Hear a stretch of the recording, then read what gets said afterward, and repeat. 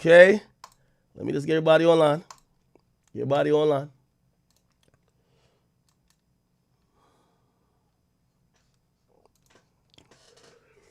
Holy! I see we live on the Academy. Let me make sure we're live on computer. Let me make sure we're live on King Academics. I know we live on Rumble. Shout out to R Block in the building. I know we live on Kick. Shout out to K Block in the building. We should be live on Meta as well. People, welcome. Day 1 of 30 again. But I'm gonna be honest with y'all, chat. I am very, very, very refreshed. Your boy done took a little vacation. I miss y'all so much. After about the 4th day, let me tell you, there's such a thing as vacationing too long. Trust, chat. Vacationing too long is a goddamn thing. Because after around the 4th, 5th day, I felt like I was trying to make up shit to do.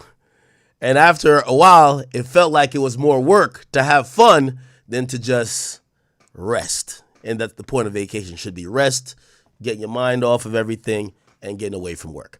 I'm very glad to be back, chat. Oh, I see y'all in the chat. Yep. Yo, this time we get into that 30 of 30. Oh, man. Yo, what are y'all talking about? Yo, y'all get y'all trolling in right now. It's all good. Oh, y'all get y'all trolling in. It's fine. Get y'all trolling in all right now. Somebody said, go get checked for what? I did come back a little bit with the sniffles, but I'm not sniffling that much today. So maybe, I don't know, maybe it was just allergies. Who knows? Somebody says YouTube been boring as fuck. Well, that's why I'm back. Somebody says, oh my God. Yo, chat, I was going for a while. I've never seen people so mad at another man's vacation a day in my life. Chat, if y'all ever know, like, this is why I say, like, the internet is like, it's a simulation. If y'all know me, when I go out, this is Act style. Act be in the club, his favorite song playing, and I'm popping it at the phone. I'm doing my thing. I be having fun. I'm on my story. I'm on vacation. I'm on my story doing the same shit. Yo, niggas has never been more tight ever in my life. Now, truth be told, I don't care. You know what I mean? Because I don't care. But it was interesting because somebody tapped me on the shoulder and be like, yo, we're viral on Twitter. They said, Ack, this vacation is viral. And I was just like, I don't know if it's a gift or a curse by God, because let me tell you this, sometimes the same thing that makes you laugh makes you cry. The things, like, for example, when I try to take a break from, listen, we were the #1 channel. Shout out to Law and Crimes, but we were the #1 channel that covered the Diddy trial. Like, average views per hour, okay? They did have the most peak viewers, and verdict time, they had higher than us. But throughout the whole trial, because we did so an extensive job for a lot of times 8 hours a day, we averaged the most amount of people. I was so happy, and I was just like, yo, listen, the chat showed up, but also people trusted me with being an informative, reliable source. And this is why when anytime there's an informative or a newsworthy thing happening in hip-hop, people come over here. So I'm like, good, we got all the attention from that. Let me take a vacation and let me go have fun. Now, granted, I'm thinking, you know, I'm still trying, like, you know, I'm always posting on my story. I'm thinking nobody gonna give a fuck. When they're telling me the things that people are saying, I'm like, holy. Anyway, y'all want a trip recap? It was a very pleasant trip. You know, I'm gonna let the internet think what they want to think. I went on a trip with some lovely people, some lovely friends. Met also some other friends out there. You know, most of the things that you're gonna think the trip was about, it was not that. It was for me, relaxation. You get what I'm saying? I don't want nobody bringing their problems. I instructed everybody, if any of y'all got a situation, y'all late on your rent, they about to repo your car, somebody ain't give, well, I ain't bring nobody, would that bring nobody kids? If your child support, bro, I don't want no problems, because let me tell you this. The #1 thing that I felt, like, vacation to me is not a place, it's a mindset. I want to make that very clear. It's not a place, it's a mindset. when every single day I open my phone, there's 20 niggas begging me for money. Everybody's getting kicked out. It's about to be first of the month. Everybody begging for money. Everybody got a situation. Everybody need this for that. There's some rapper hitting me saying here like this. This motherfucker over here hit me about this. This other. And let me tell you this. It's taxing on the mind. By the time I go to sleep, and I usually sleep for like 3 hours a day, you're fucking spent. So let me just remind y'all, vacation is not a place, it's a state of mind. When you're free of burdens and free of thought to have to deal with things and feel obligated to things. So that's the main thing I went. I know a lot of people said, why you didn't go to wireless? Wireless, as much as I enjoy Drake, and y'all know I'm a big, Vibes Cartel is the greatest, it's gonna be work. It's gonna be work, okay? I had to take a time to decompress. I had to do it eventually. I said after the trial, obviously, if wireless was next week, I'd go to wireless, but it didn't line up like that. And at some point, when you're a workaholic like me, you have to choose you and your mental state. So I had a pleasant time, and I know wireless was amazing. Next time, okay? So that's first and foremost, okay? Somebody said, welcome back. Thank you. Wait, who was asking for what? Yo, y'all never stop. But yeah, so I went out there, went to Turks. I ain't gonna lie, I did a little bit different this time. We got the jet, dipped out, and I'm gonna keep it a bean with you. It was a very pleasant time. I mean, we did everything that people would do on a vacation. But we had a good time. Was there any drama there? No, there wasn't drama. Yeah, I went with my security and a couple ladies and stuff like that. There was no drama. None of the girls fought each other. Nah, they're actually, to keep it real, because low-key, like, I realized on vacation I couldn't hang. Like, real talk, I couldn't hang. So I keep, like, y'all know my schedule. I always told y'all I get up at 7 o'clock. But, like, just naturally how my body's been for the last 10 years and how because my body's built, like, my whole life, this media shit, this job I have, is dictated my whole life. Like, my sleep schedule, I cannot get up past 9 o'clock. I would have to, like, I don't know what would have to happen. So, around, like, 3 o'clock, bruv, I don't know. Maybe I'm just getting old. I can't hit 5 clubs in a row, man. I'm good. So, I'm good. So I probably was sleeping every single time. So I heard one of the ladies said, they say, yo, this is like a girl's trip, nigga. You just sleeping. I'm like, fuck it, I don't care. But just to clarify, I had fun and I feel relaxed. What else did I do? Oh, so first night we land. I'm gonna give y'all a quick run through. I know y'all don't give too much of a fuck about my trip that much because we gotta get to topics. So first night we land, get to the villa. Yo, listen, let me tell you this. Flying private is just such a addicting experience. Like, I get the fucking itinerary. It says the plane's leaving at 12. I get there at 12:20. You feel me? Pilot got the shit gassed up. They're making drinks in the back. Nobody's checking nothing. Yo, just get on this bitch. We're out. You feel me? Like, we're out. It's probably out of, like, just luxury, one of the best things about it. There's no TSA. There's nobody inspecting nothing. They're not going through your bags. They don't care what you got going on. You feel me? Just walk onto that bitch and, I think from then on, we land, we go to the villa. I don't think we went out the first night because I think we were just drunk because chef made food. Everything is good there. Really nice scenery. We're by the beach. It's all good.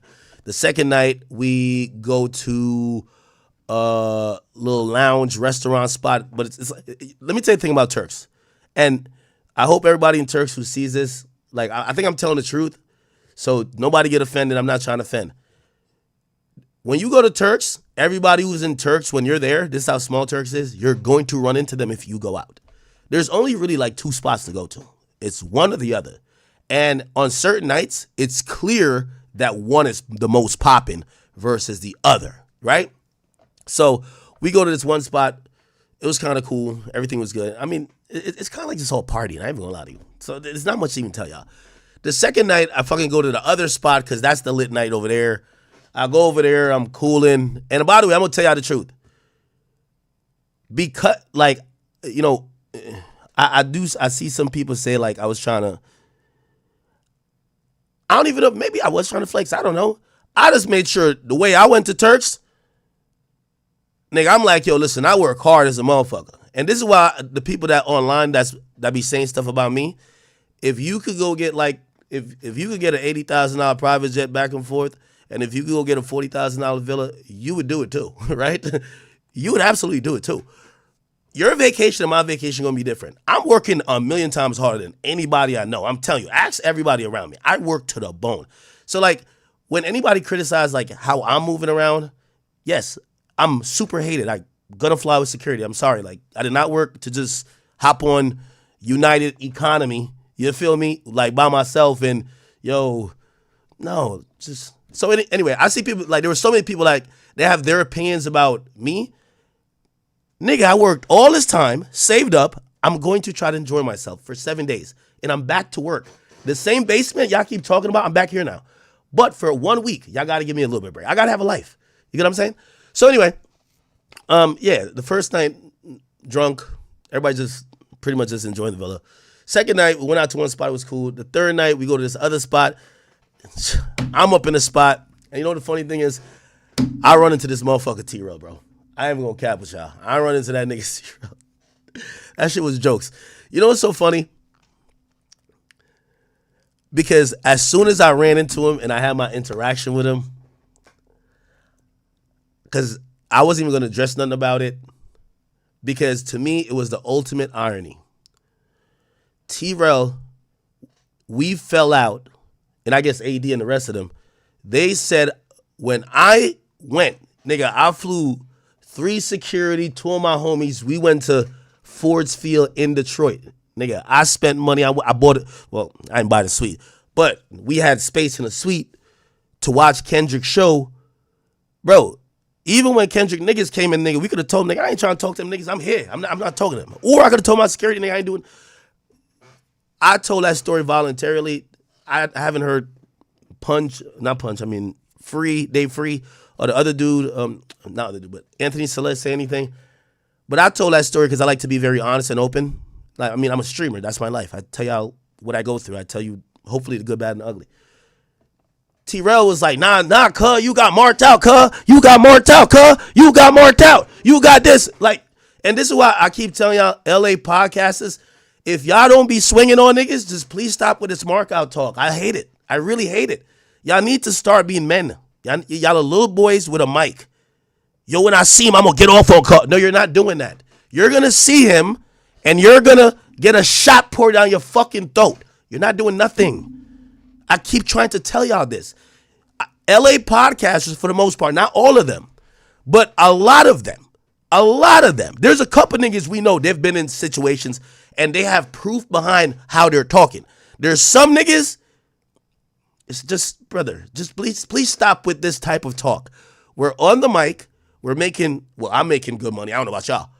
Let's keep it here and stop acting like there's gangster stuff beyond this. When we go out, no matter if it's to the grocery store, no matter if it's to the club or to Turks, we all want to be safe. You know, when me and my security part, every time we embrace, yo, successful night, we're on touch and we're safe. This idea that some of y'all be talking this violence and gangster stuff is corny. Anybody, this is why I keep calling out LA podcasters. I hate when y'all keep talking about this marked out, this, that, and third. If I can't see nobody who you've knocked out, just stop it. You're impressing. Yo, y'all remind me of when I was doing War in Chirac. You're doing it, this salacious type of talk for a type of individual who has no idea what it is to be in those situations, because I don't see none of y'all doing it. Just please stop it. That's the only thing I've been asking. And even too, because I even seen AD say something. I'm like, yo, AD, like, I can't have you talking like you're still like, yo, cuz, let's get a fade, let's get this. We seen you outside the club. Like, none of you people are living the thing you're saying. Let's just battle with words. Stop with this violence intonation when we haven't seen none of y'all be really violent. Please stop it. It's disgusting. So I'm in the club, and by the way, the reason why I don't even want to tell a story, even though I did call him to Adam. Adam was so excited. But I called him to Adam, and I kind of explained. I don't even want to tell the story because ask Adam. The moment all of this happened, I texted him, and I said, checkmate. Beef over. I'm done. So whatever y'all back on fig niggas want to do, community niggas want to do, y'all are the tough guys that was posturing like, yo, listen, you can't come outside. I came outside in the biggest way. Flew private jet with all my peoples, have fun, and y'all niggas came up and we poured a shot for you. It's all good. It's over. That was checkmate. It's done. I don't need to talk. I don't care. So I'll actually, you know what I'm going to do? And I'm going to skip. Yo, Tag, give me about like 15 minutes. I'm going to try to skip past all this shit. And then we'll get into this other shit because we got to talk about SZA and we got to talk about Nicki and all that. But this is how, let me tell you how unbothered and just how I know. And this is the reason why I'm even playing this. And by the way, Trell, I'm going to send you an invoice for this one. Okay, brother? I'm going to send you an invoice for this because I'm going to play your version of the events because here's the thing. Anybody with a brain could tell there's no way you look good in that situation. Anybody with a brain could tell there's no way you could remix this the same way how you said I got marked out. So I'll let you give your version of the events and I'll actually just laugh along with you. Whatever you claim happened. Listen to this shit. Listen to this shit, chat. This is, so hold on. Oh, I got to play. Let me play.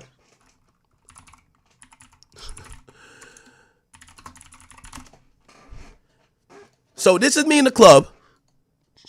By the way, let me tell you this. Like, no disrespect. By the way, I ain't saying I got more money than nobody, but I went on this vacation to, like, I'm doing me. So in every place I went, I'm doing my thing. Trell is like the little homie for Paul Pierce. That's the +1. He barely getting in the club. He's, I feel like I'm telling a story now. This nigga in the club hitchhiking like, yo, who got a bottle? Oh, the sparklers went over there? He's over there. He's just flying. They're just following the bottles. I'm like, okay, all right. I don't even know if he got a section. Everywhere I'm going, I'm telling the owner, I need the biggest section. Yo, I need the biggest boat. I'm in there chilling because listen, I worked hard for my money. I'm going to spend my money. Like, I'm not here to piggyback off another. This is my vacation. I work hard for my shit. I'm going to spend my shit. I'm good. Okay? But this is what happened if y'all haven't seen it. I think most of y'all have seen it. But remember, and here's the thing too, because I've seen a lot of people, even my assistant was like, yo, why did you react that way? And I said, for me, I don't kill these niggas with violence. I'm not a violent person. I kill these niggas by little broing them. I'm always going to little bro you. Always. You feel me? So I let you talk tough. But when you talk tough and you see me and the toughness evaporates out of you and you turn into a fangirl like, oh my God, act! I already won. So of course we gonna dap it up. It's okay.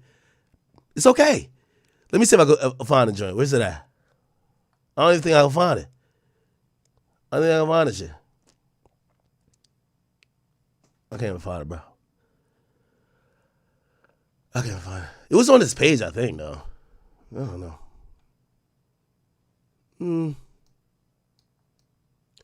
Where is it? Does anybody know where it's at? I posted to my Instagram, but this page reposted it. Oh, here.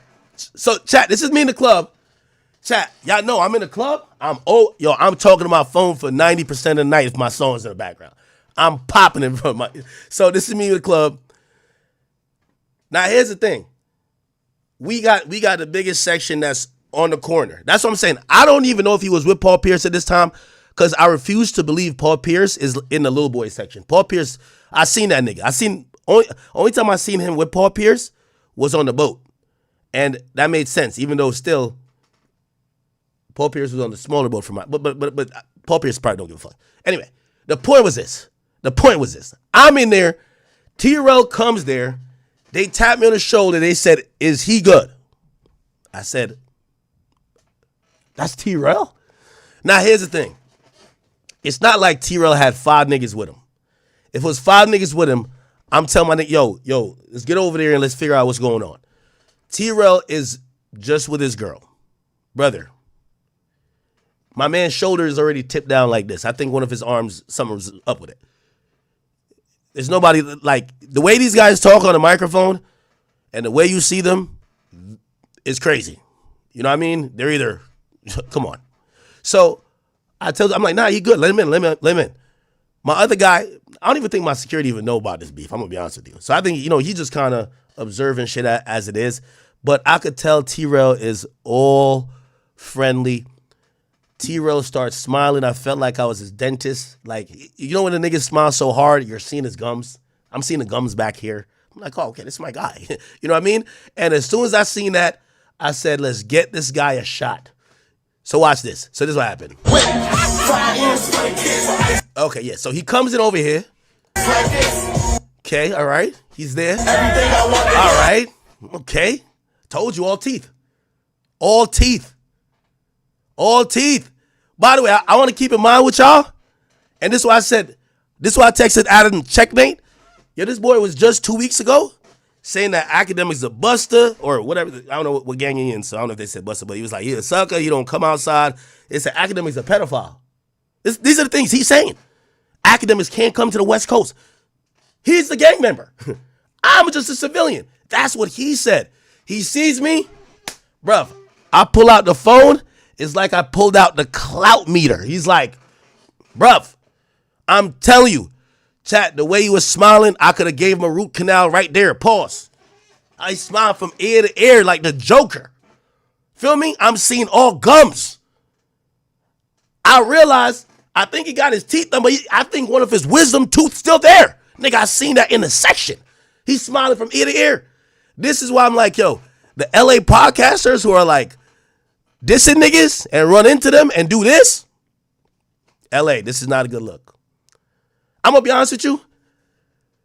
I fuck with Trell because you couldn't have given me the easiest win in history. Bruv, if me and you was in the club, I hate to give niggas how they could have played it, but nigga, I would have not came over to my section. Nigga, you see my section. Nigga, I'm ordering bottles every 20 minutes. Every 20 minutes. Yo, 5 more bottles for academics. You going crazy. Oh, shit. Yo, they're making an announcement. Oh, my God.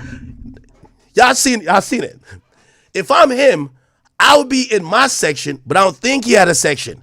He was in the club hitchhiking. Yo, anybody can put me in a section? Yo, could I get... He's hitchhiking. Real talk. So... He pulled up, hitchhiking.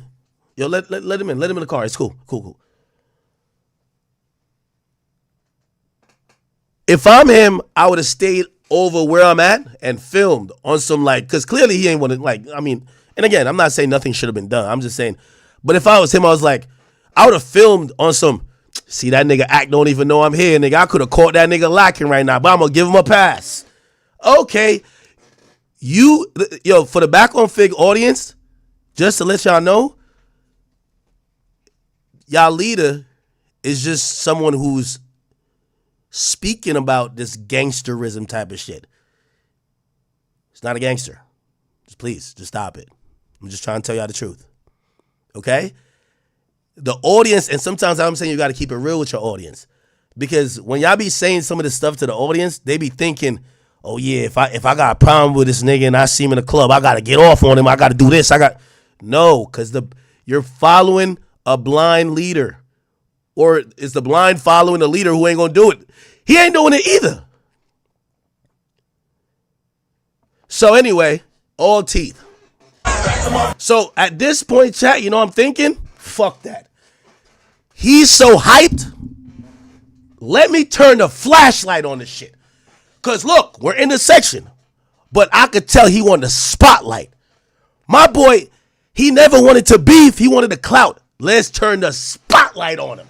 So now I'm going to turn the light on his ass. The light's on now. Now I tap one of the girls next to me. Yo. Stop the twerking. Stop it. That nigga right there. Because what happened is I bought Don Julio's for everybody. So everybody drinking out of their own bottle. I ain't gonna cap with you. Everybody got their own. We ain't using cups, okay? Everybody got their own bottle of 42. Everybody. One for you, one for you, one for you, one for me. Yes. Then we got some community shit, but everybody. So I'm tapping shorty. Give him a shot. Feel me? Little bro is in the, little bro is in the building. Give him a shot. Yo, T-Street, get over there.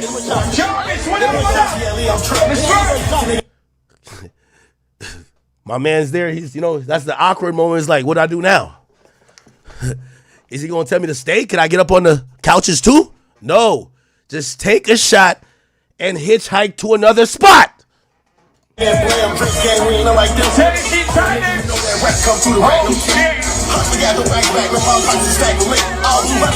Now, by the way, I'm going to listen. This is, because I believe in content. And again, I'm still not talking on some tough shit because I am not tough and I'm not a gangster. I really don't want to. This is his wife. I don't want to speak about her, honestly. So, people told me she said some nasty stuff. I don't want to speak about her. That's his wife. And I think that's the way to get it off of content. Because I'm just going to say, my whole thing is, Back on Fig is, they're just cosplaying gangsterism, but they're really just doing content, right? So when they're telling you all this gangster stuff, they're just like Traplo Ross. Like, it's no different, bro. I don't know if y'all think it's some extra shit. They're just like Traplo Ross. They're just like Flacco. They're just like me. You know what I mean? Like, come on now, Let's go! Now, here's the thing. Right when they're passing the bottle, he looks up, and I seen, like, low-key, because this is happening in slow motion for me. Low-key, I see him almost try to do the Chris Bosh, like he was trying to, like, put his mouth on it, like, not pour it in my mouth type shit. And then, shorty couldn't reach. So, he finally got the bottle. Here we go. And you got to remember, the one hand don't really kind of work, so it don't really lift up, I think. Now, the way this nigga moving in the section, so you gonna drive the boat himself. The way he moving in the section, my security is looking at him like, yo, this nigga dancing more than the bitches. This is crazy. Like, he's dancing more than the bitches. Look. Yo, the nigga took the bottle, he ain't even offer his wife any. Nothing. Immediately. When I seen that man, I told y'all I knew he was parched. Boy came in my section parched. Look. Still ain't give his wife nothing. Yeah. Look at my security, yo. Yo, my nigga looking at him like, yo, bro.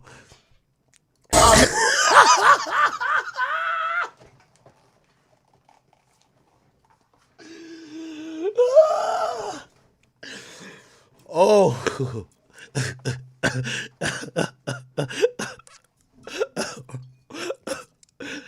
Yo, he's dancing more than the bitches. The girls are just chilling right now. They're like, oh, this is some G Herbo. He cool, but it's not like whim whammy. It's not one of those. It's not like some big glow. It's not sexy red. They're cooling right now.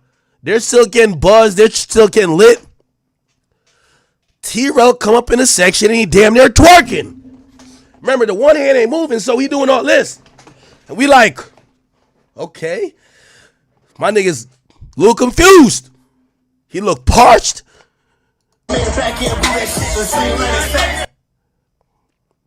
And again, and this is why I said I love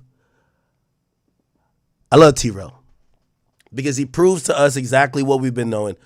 That we're all contenting. The extra tough guy shit is just all cap. And he said, my nigga. And as soon as he said that, my nigga, I hope you enjoyed the shot. I would have given him a second shot too. Trust. Yeah. So anyway. Makes you feel any better? Yo, the funny thing is, you got to hear his recap of the situation. Please, watch this. That's what I said. That's what I'm saying. Yo, this is when I realized, shout out to y'all people who watch Back on Fig or Fig Community World.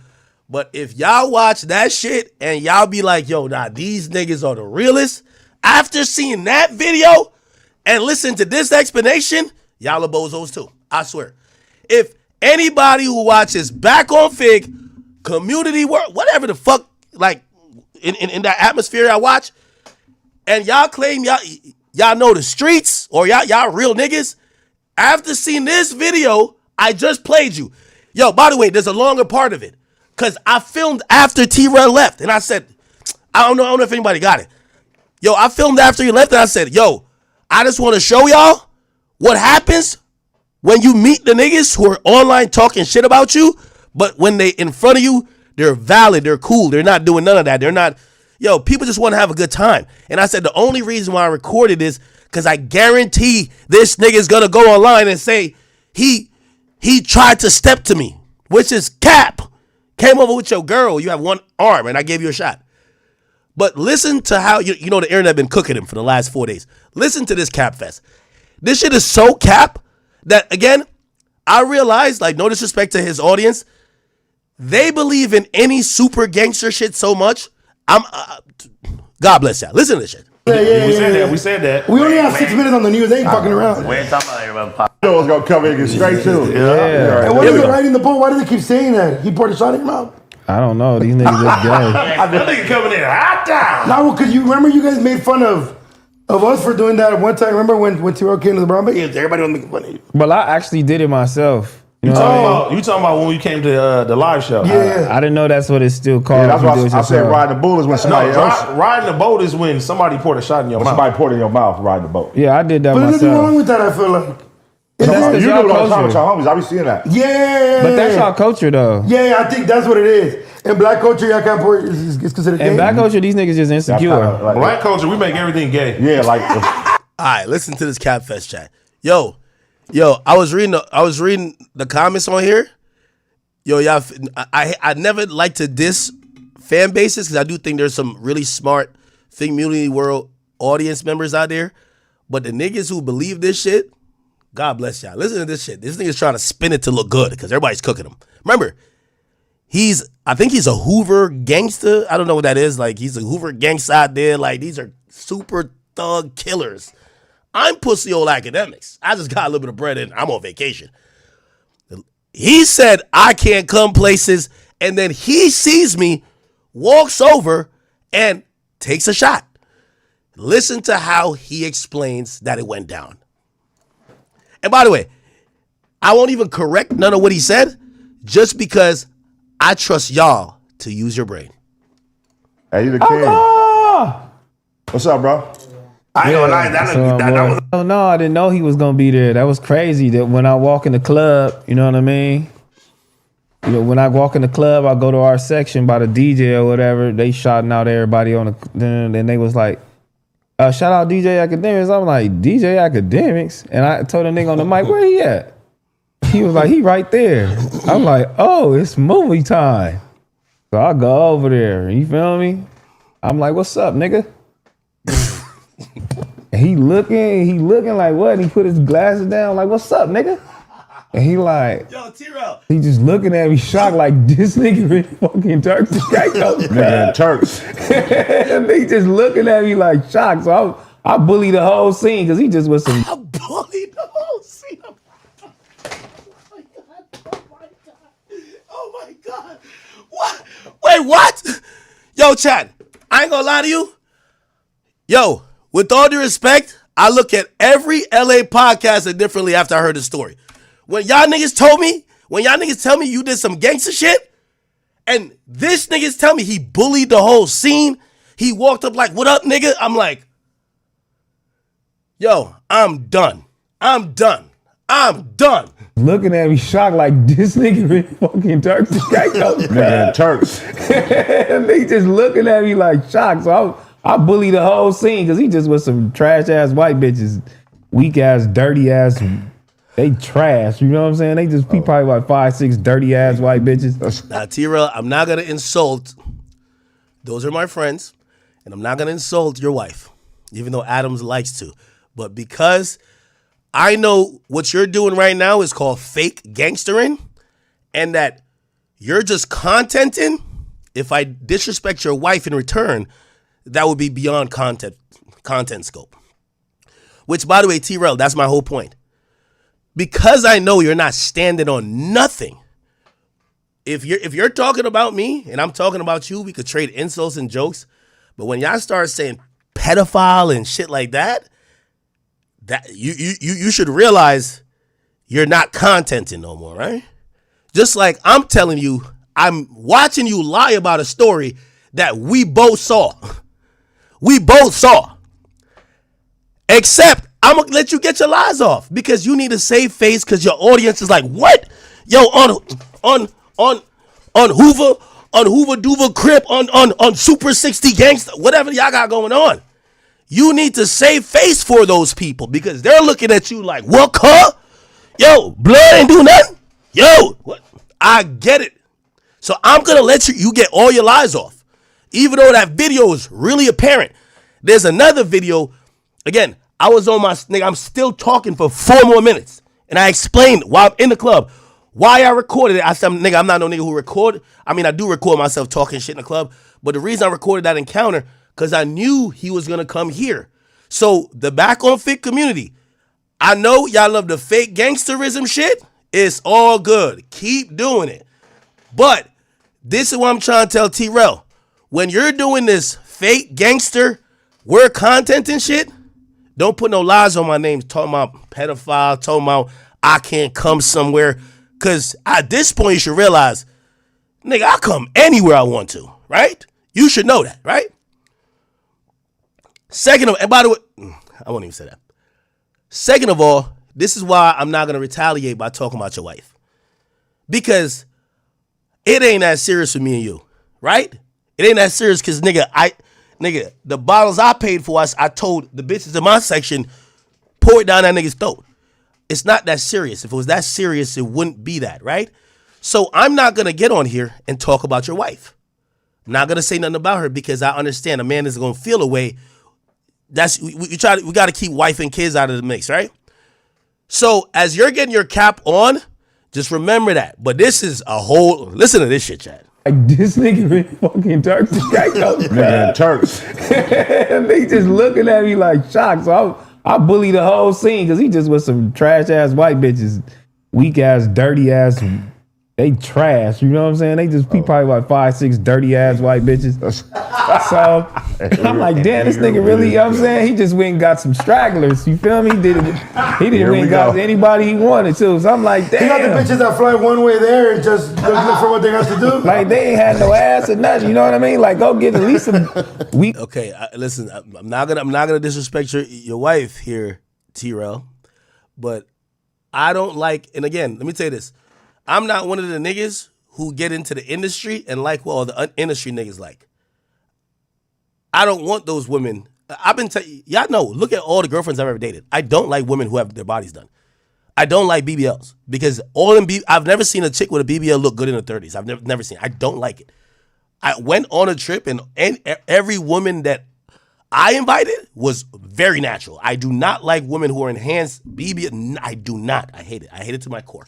I really think you hoes is just like to look at, maybe for one night to fuck on, but like I don't really want to be around y'all bitches, man. I can't even lie to you.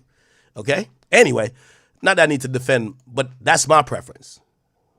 What they got to do? Like they ain't had no ass or nothing, you know what I mean? Like go get at least some weak ass bitches with some ass, you know what I mean? Like, so I'm like, whatever, I'm bullied. I'm like, what's up, nigga? He just looking at me, and I'm like, he just looking at me like shocked, and I'm like, and I just smile like, nah, it's good, my nigga. You know what I mean? So we talking or whatever, it's talking just a little bit. You know what I mean? That's when he like, oh man, get a shot, whatever, because now we good now. You know what I mean? I'm like, it's cool, we good, you feel me? Don't even worry about that shit, bro. He like, you a troll just like me. I'm like, hell yeah. He like, I'm finna troll, yeah, too. I'm like, go ahead, I don't give a fuck. You know what I mean? Yo, Tira, I don't know if you got kids, but I know you got a mother. Again, I'm gonna let you get this cap story off. Put it on your children's life. That conversation happened. You gotta put it on your children's life. This happened, brother. If you like, and I only want you to do that just to see what type of dudes you are. Because at this point, I get it. We're contenting. So this cap story is because Yo, there's a couple niggas like, you know all them, I got time, cuz. Like, all them niggas who watch back on Fig, they're looking like our hero ran into a nigga who he was acting like was his op and took a shot? Yes. Yes. The fuck? Who do you think? Y'all think this thing was King Von? Yo, the fuck is Trell, the handicap podcast. What the fuck you talking about? Yo, the niggas said that we said to each other in the club, you a troll. We talked about nothing. You came in there smiling. Niggas say bullied his way. Whatever. Now, I'm gonna let him get it off. I gotta let him get this off. Niggas say I bullied my way into the spot. I bullied him. I'm like, what's up, nigga? He just looking at me, and I'm like, he just looking at me like shocked, and I'm like, and I just smile like, yo, chat. Let me tell you this. I know some people like, yo, act why you fly, like, cause I ain't gonna lie. It's, yo, why you fly with security, why you do the most, it's for situations like this. Because if this nigga is capping about a situation he could never possibly have the ups in, imagine if I was out there with just one girl and him in, because really, I'm gonna be honest with you, you could tell Paul Pierce was flying down there to do whatever the fuck he was doing and just kind of invited this nigga. Like, this nigga it was all Paul Pierce shit. You feel what I'm saying? Like, come on. Let's say he had two of Paul Pierce homies with him and he was like, oh, Axe there by himself with a girl. Let's walk on over. You get what I'm saying? This is why I move the way I move. Because you're gonna go see a nigga like T-Rell, and if he ever really has an advantage, if this nigga's lying about a story he has zero advantage in, imagine the story he gonna tell when he got the advantage. I'm telling you. Listen to this shit, bruv. So I'm like, whatever, I bullied him. I'm like, what's up, nigga? He just looking at me, and I'm like, he just looking at me like shocked, and I'm like, and I just smile like, nah, it's good, my nigga. You know what I mean? So we talking or whatever, it's talking just a little bit. You know what I mean? That's when he like, oh man, get a shot, whatever, because now we good now. You know what I mean? I'm like, it's cool, we good. You feel me? Don't even worry about that shit, bro. He like, you a troll just like me. I'm like, hell yeah. He like, I'm finna troll, yeah, too. You know the craziest part about it? And shout out to Duno, because Duno, I can tell Duno just be just joking around with everything. I really gotta look at the faces of these niggas to see if they believe him. Yo, this is a nigga. Yo, this type of habitual liar will lie that this is the type of nigga who lie on his dick. Of course I fucked her. Nigga, of course I fucked her. When you know for a fact he never fucked her.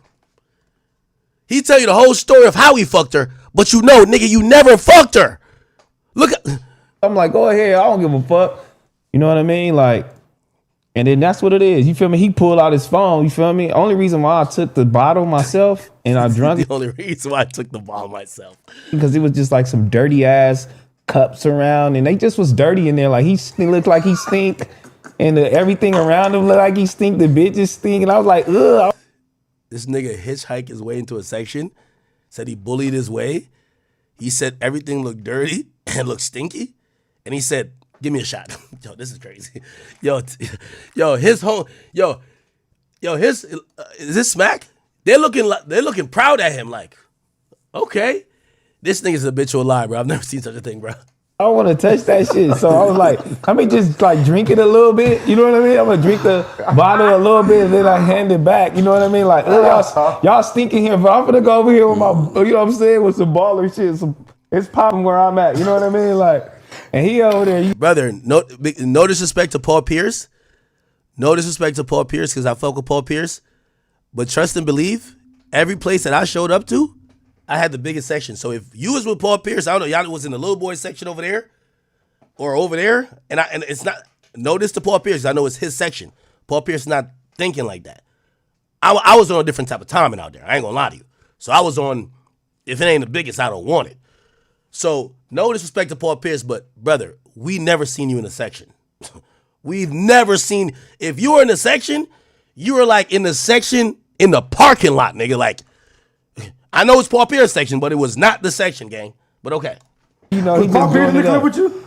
Yeah, Paul Pierce is there. Like, I'm with football players. It's like, it's popping where I'm at. You know what I mean? Like, and he... Well, that's a fucking disgrace. You with a former NBA retired legend, a bunch of football players, and you and act who, again, there's nobody piggybacking it on the bill with me. I got the whole thing. And I'm stunning everybody up in there. Cause nigga, when I got up in every club, nigga, I'm stunning everybody. I'm not playing around. Like, it's like stinky over, you know what I mean? Like, it was stinky all on the table and shit. It was nasty. You know how like nasty section? You know what I mean? And he trying to get them to agree. You know the funny part about it? These two brothers, these are the type of niggas, they know you lying, but they just want you to stop lying to just laugh at the joke, bro. Or, I don't know, if they actually believe this is crazy. It's crazy. You know what's crazy? Everywhere, you know what's like, crazy? I definitely know what you mean by a nasty section. You know what I mean? Like, I've been in some nasty sections. Like, I gotta go, cuz. it's like cigarette shit all on the table. Like, bitch, Ain't nobody smoke, and I don't smoke. What is he talking about? like such a no cup off this table. Why you pour that smack? You smoke cigarettes in the cup. There's cigarettes in the cup. I smoke cigarettes. You can't be smoking cigarettes in the club. My man. nigga, that shit looks nasty. It's my section, nigga. You In don't the- like in it, that get your club? bitch ass away. Oh, Bruh. well. Nah, you can't smoke no cigs in the It was club. outside too. Indoor, but, outdoor. Indoor, outdoor. Well, It was outdoor. Outdoor is cool. Outdoor It is was fine. outdoor. Outdoor if you overseas or something, that's cool. It was outdoor. LA, I'm not doing indoor, that's kind of crazy. It was No, outdoor. indoor LA is crazy. But if you're outdoors, Motherfucker. Yeah, We y'all blew cigarette something smoke. He had one guy that was acting hoes with him. You know what I'm saying? That was tight. Yo, now watch the dry hating here. Y'all ain't gonna lie, T-Rell. Yo, just for your audience, because I ain't gonna lie, I think, Adam, I destroyed back on Fig. Like, I don't think there could be no back. If somebody tell me they were back on Fig, back on Cap. That's all I know. Back on Cap. If you watching that, you watching fan fiction. You watching niggas telling, yo, superhero, yeah, and then I popped out the car, nigga, I pulled out a gun, bap, bap, bap, shot 3 niggas, rolled over, I did a backflip, bop, bop. That's the type of shit. Whatever Soulja Boy was saying when he gave his story, that's all y'all on. So I think I killed the whole fan base. Adam, I'm gonna send you an invoice too. Because after what happened and T-Rell capping like this, if you were back on Fig fan, you're back on Cap. Listen to this. So now he got a dry hate a little bit, or like backhanded compliment. Watch this.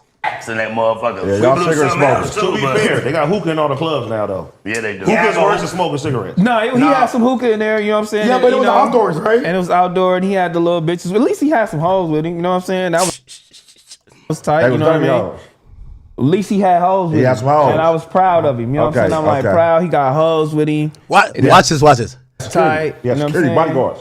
He had one guy that was acting as a security, but he was really his friend. Like nobody's like here to like nobody's taking pictures of you. Nobody cares. Yo, T-Rell, when I'm going out where I'm gonna see any of y'all niggas, trust me. Listen, I rather tell people I ain't going. I'm going with the people who, if y'all get froggy, he break the other arm. You know, one of your arm don't work, but if you get froggy in the club, he break the other one. You just walk around like this. You feel what I'm saying?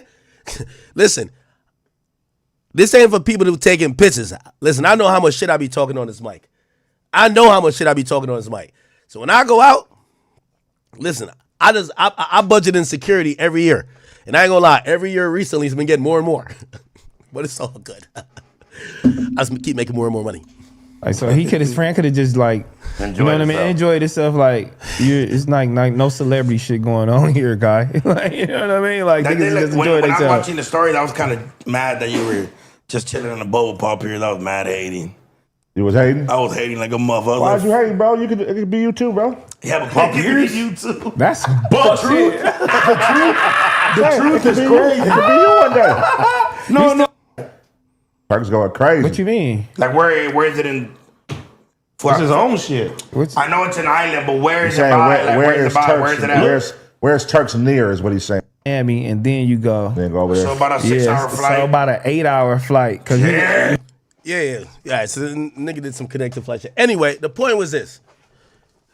So that was that night when you know, had a boy driving the boat. The next day, we calling around. We need the best boat on the island. Like the best boat on the island. So, cause it's Noah's Ark. That's the shit Drake be doing. Like it's like, by the way, respectfully to Turks, there's only like few spots. If you're going to Turks, don't do what I did. Go there for 4 days. I was there too long. Go there Thursday, leave Monday. Okay? There's 2 spots, SZA, Shisha, and on Sunday, it's like, that's the way, that's live on Sundays, basically. Everybody's at Noah's Ark, right? Drake, what do you call? They actually shot a whole video there. What's that shit called?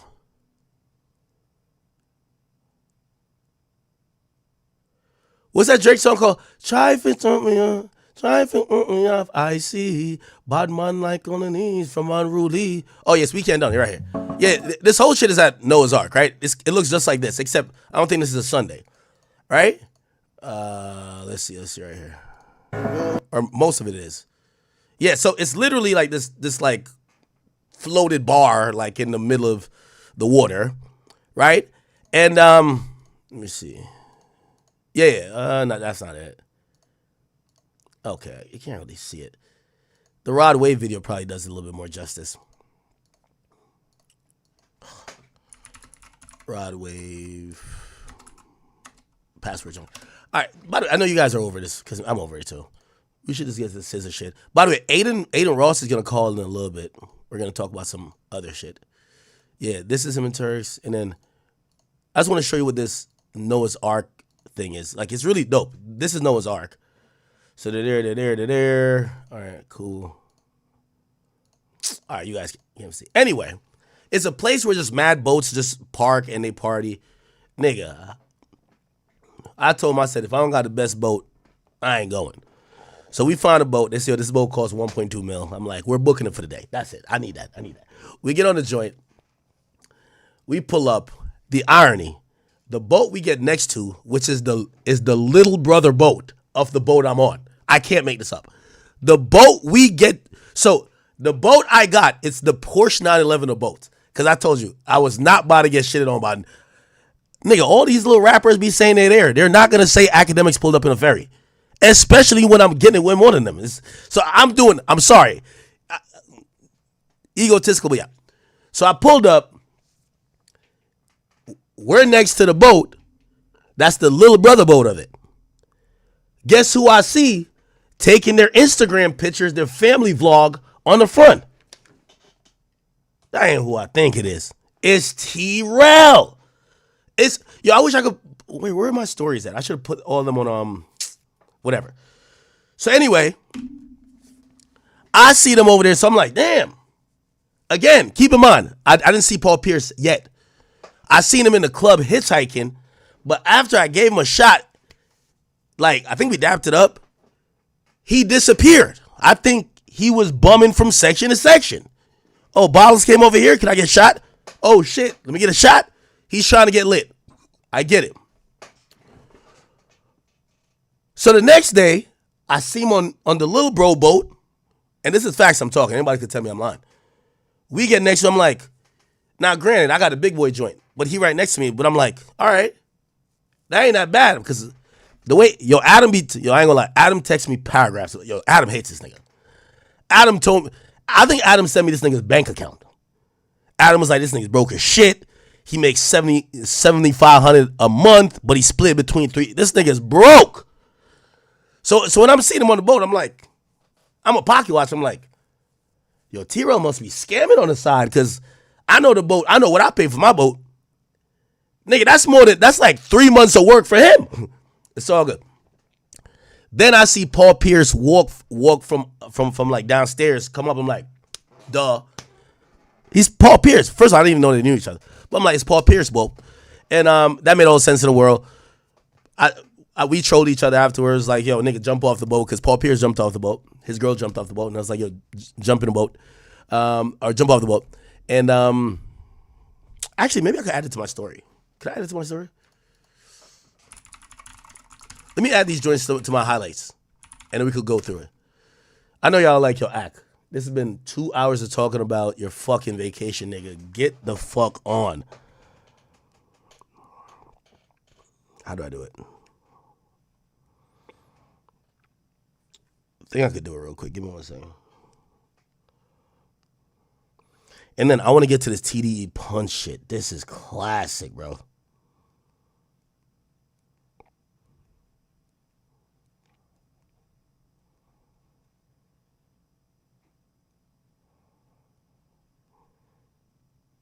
Actually, who cares, bro? I don't care, bro. Like, it's over. Yo, back on Fig. I made y'all leader, my son. Just remember this. The next time your man's popping shit and he decides to be a +1, or I guess he got a +2 because he brought his girl on vacation, his op better not be popping it and also big dogging everybody on the island. Straight up. And if he do see the nigga who he was acting like was his op, tell him don't drink from their bottles and don't bitch up, okay? Other than that, you know, just keep it gangster. Do what y'all do. Keep it gangster, all right? But other than that, back on Fig, I'm gonna be honest with y'all. Y'all all my sons from now. It's over. Y'all my sons, okay? Checkmate. Y'all are my sons. I'm gonna make that very clear. Y'all are my sons. I told y'all would be no back and forth, and nigga, I cemented it by making sure the bottles I paid for got poured down y'all leader's mouth. Now, he probably still got a little hangover from that. The one hand, I think it started wobbling a little bit more. It's over, right? Listen, we're all doing content. T-Rell, stop talking tough. It's clear you won't bust a grape in a fruit fight. The rest of y'all niggas who are in LA, stop talking about marked out. We don't like them terms. These terms, we ain't never seen you slap nothing. Stop with the marked out shit. Stop with that bullshit y'all talking about and entertain people with words, okay? LA, Big Act gonna take this one, and until next time, all right? Get up with y'all. It's not even LA. It's really just back on Fig. Back on Fig, my sons from after that, man. Okay? You know, the next day, I was trying to get that nigga some 1942. Except here's what happened. After Paul Pierce jumped off the boat, so Paul Pierce jumped off the boat, right? When he jumped off the boat, I think he had on some like Cartier glasses, like they fell in the whatever. For whatever reason, I guess he wanted to dip. He just left. And I could tell, like, I don't think T-Rell was ready to leave, but he couldn't do nothing. It's not his fucking boat. You know what I mean? So, T-Rell, I had another 1942 shot for you, bro. The next time we see each other, I got some 1942 and Casa Azul for you, brother, okay? And next time when I give you the bottle, be actually a gentleman. Pass it to your girl first, you dummy. Don't just shark it down your fucking throat. You came in a section with your girl. Give your girl a shot. Ladies first. This nigga drank up the liquor. Did not give none to his lady, man. This man is crazy, bro. This man is crazy.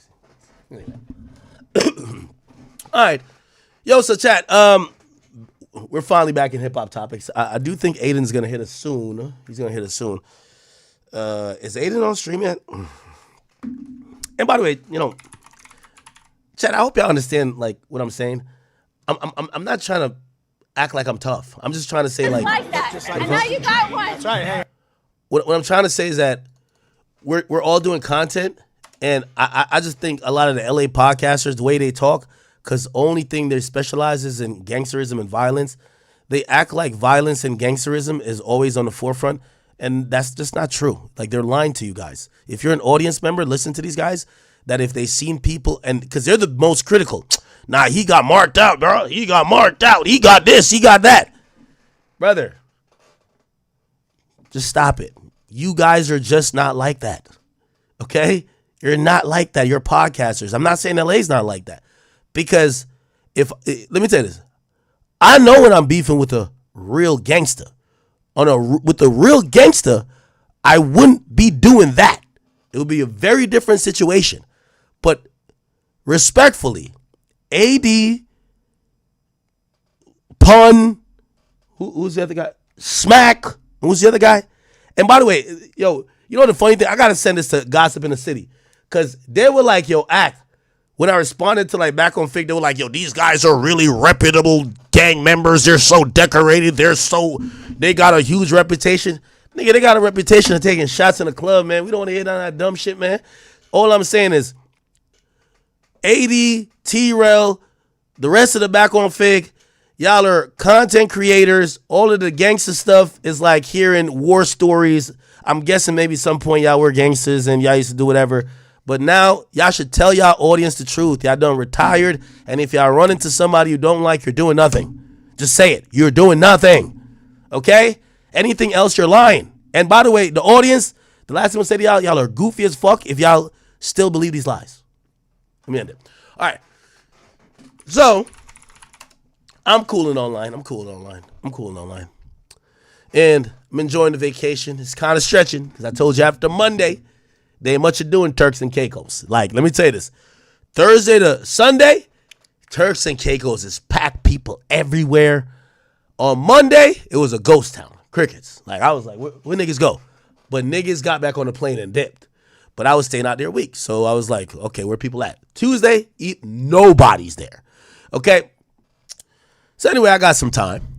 And all of a sudden, I see a beef get kicked off. Now, let me see if I could catalog this entire beef, because Nicki Minaj, who has been going at and defending herself, I would believe, against Roc Nation, she took aim at none other than SZA's manager and TDE's guy, Punch. Okay, now Punch isn't the president, I think, but he's like, I don't know what he does actually. Like, I just know him for I don't know what he does, bro. I know Top Dog owns TDE. I think his son is the president. I don't know what Punch does, but he's the manager of SZA. Anyway, Nicki Minaj, in her rants, eventually called out TD executive Punch. Nicki says, hey, this Justin, oh my God, Bieber? No, this just in. TD executive allegedly went to Dr. Now for his weight loss journey, and they just called him and said it's time to do the loose skin part, allegedly. So this is, I believe, TD Punch.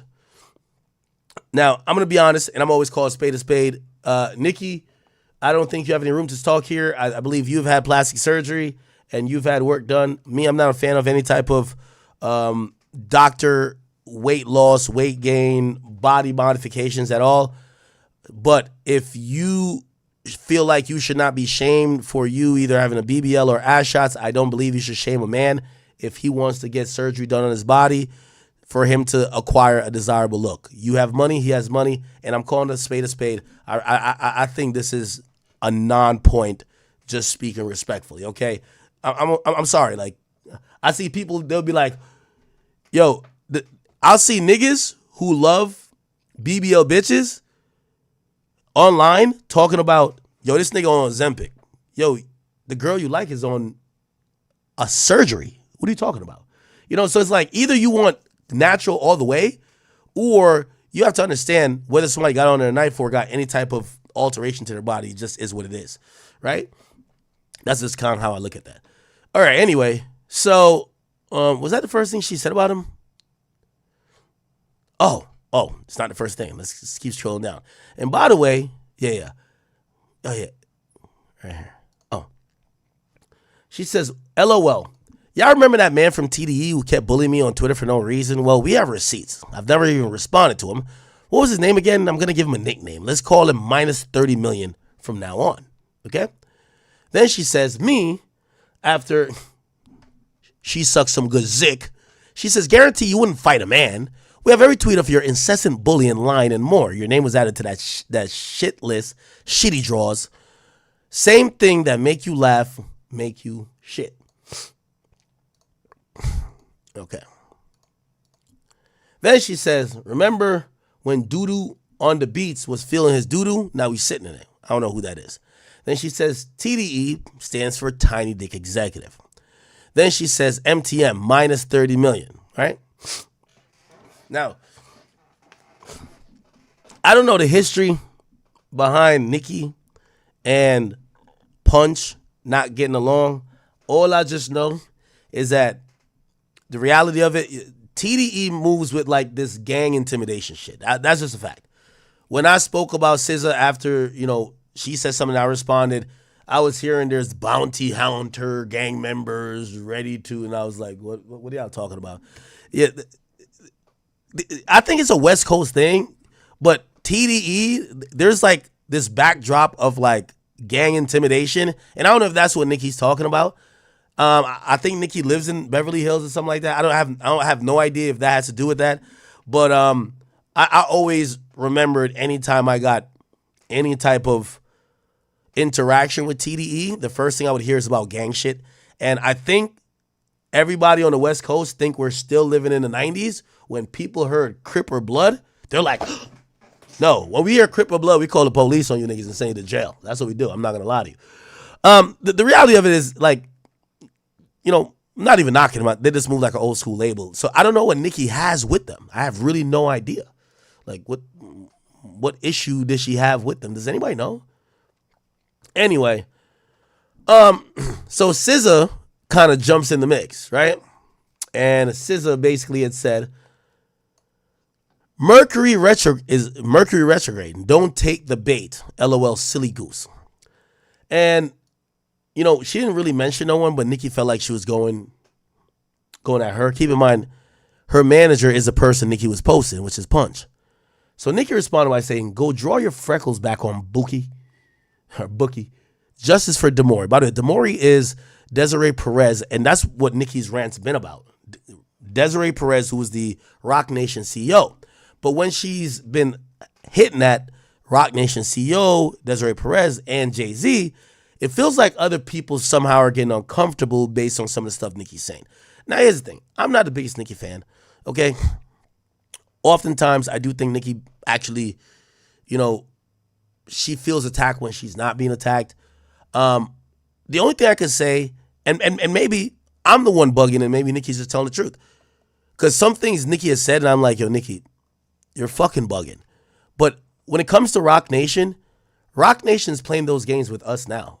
Roc Nation is playing those games with other people. Milagro, playing these games with a lot of different people. They intimidate you. They bully you. They do it through legal means. They do it through behind the scenes. They try to, you know, stifle your reach. Roc Nation's, they're playing really dirty games in this industry. So maybe that's why I'm validating what Nicki's saying now, as opposed to otherwise I'm like, yo, she's bugging, because I've experienced the same thing that she's talking about.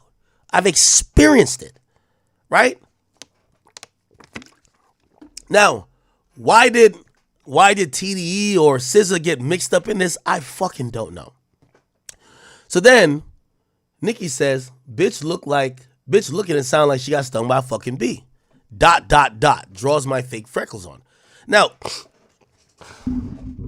if you don't know the story about SZA, and I guess we could speak about it now, because every time I've spoken about it, like these TD like little gang member niggas always like be threatening to kill me. Like honestly, that's how it always came through.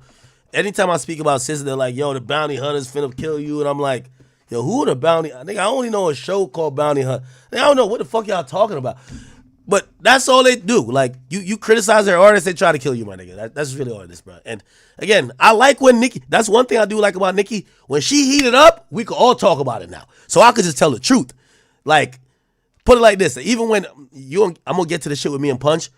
Nigga, the last time when I talked about SZA and she was crying for 2 days, nigga, I was hearing, oh, the bounty hunters got money on your head. They got this. They gonna do something to you. They gonna slide. Yo, you still live at this spot? I'm like, yo, what? And even then, I'm like, I'm not dealing with no gang members thinking they're gonna bully me into hip hop shit. And Drake called me after that, and that's when I cooled it. But that's really their little MO, like these little, you know. So SZA, which ironically, SZA's from Jersey. And really, I had no problem with her. SZA's from Jersey. I don't want to go into the spiel about me and her again, but like, SZA's from Jersey. The reality with SZA is that SZA's really insecure. You know, I don't want to validate or just question why, but she's the most insecure artist in the game. Most. Okay? Some people will say she looks absolutely beautiful, but a lot of people say she looks really insecure.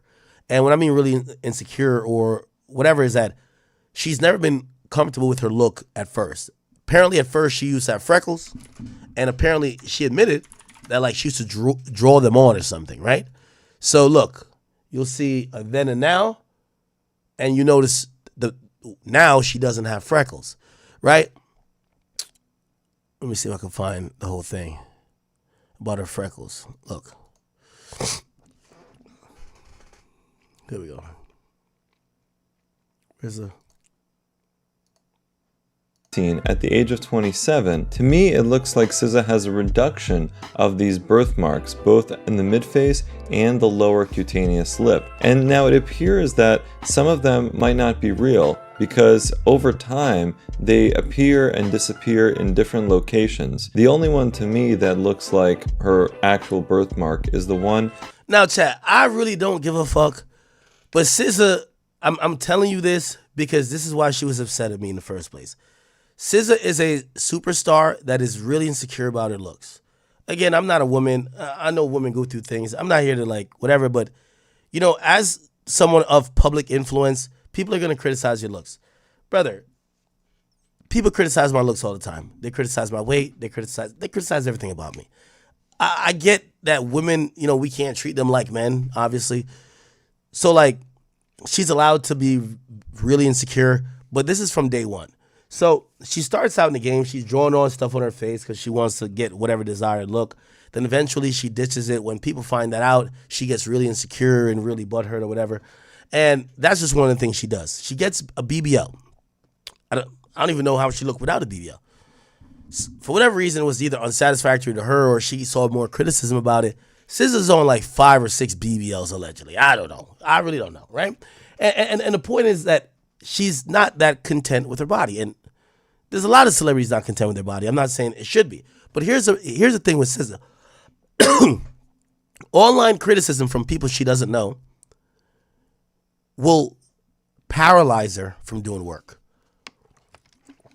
I heard a story that after one of the botched BBLs she got, fans and people were roasting it. They were posting it everywhere. She refused to leave the house, wouldn't record music, and was just paralyzed. Again, I'm not trying to not validate her feelings or nothing, but you're a public figure.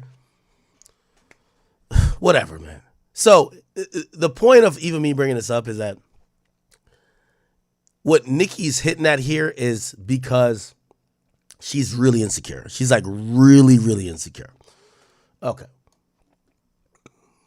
Which, by the way, the reason why she was trying for 2 days and didn't record Slime You Out and what's the other song called? Rich Baby Daddy, before I went back online and tried to walk it back, was because she was in her feelings, because I said, me and SZA got the same body type. Her doctor just cuts the fat off her back and puts it in her butt. But SZA fat too. That's all I said. I said, SZA, you know you big back. That's it. It's cool. We the same. You know what I mean? Like a lot of y'all BBL chicks, y'all hefty, y'all big body, y'all big backs. Y'all tell the doctor you'll cut the lard off here and just put it by my ass and shape it, like mold it like a basketball. And they do it. And that's just what it is. So when I said that, she was in her feelings and crying because remember she had like 4 botched BBLs before. So she was like really upset. So that's why I walked it back, because I don't really care like that, bro. You know what I mean? Like, you know, I don't care. But yeah, so that's why I see Nicki using that angle. I'm like, okay, Nicki's smart. Then Nicki says, oh, then SZA responds. SZA says, yo, chat, like, bro, I'm not even dissing. No, it's true. Yo, all these, if you've done 4 BBLs, a BBL is a fat transfer to your butt. That means you had to have some fat somewhere else. Me, I never had my fat transferred nowhere. So wherever you see it in the back, wherever, it's just where the fat's at. All I'm saying is, me and these bitches, we're the same people. They just got the fat, and this is why I don't like when y'all even get at Kevo, talking about BBL Kevo. These chicks, they don't look like that by God. Yo, one of SZA's BBLs looked like it was, that shit looked like an octagon at one point. The shit was not looking right. It didn't look right. The doctor botched it up. I heard she went to a wrong doctor, then they had to give her to the next doctor. You feel me? But it wasn't Dr. God. They're going to Dr. Oz, Dr. Phil, Dr. Seuss, Dr. Dre. They're going to every doctor but God. And they don't definitely go to Dr. Jim. So that's all I was saying.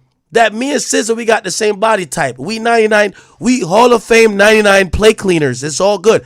Me and SZA, you put us at goddamn Thanksgiving dinner, we're both going ham. Crazy. Give us a plate of oxtail, she's hawking it down. Probably quicker than me. That's facts. SZA's a big back. It's all good. I'm on my, like, it's taking a little while, but I'm going to hopefully get there. Ain't nothing wrong with it. Shout out to the plate cleaners. We doing our thing, but SZA's one of us. 5 BBLs, come on, gang. 5. Nah, I'm going to say allegedly, because you know how TDE claim they don't like to sue?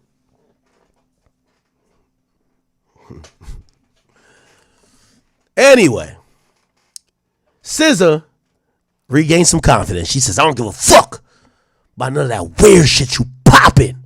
She responds to Nicki. Oh, my God. Now, I ain't going to lie. That was a fatal error, chat.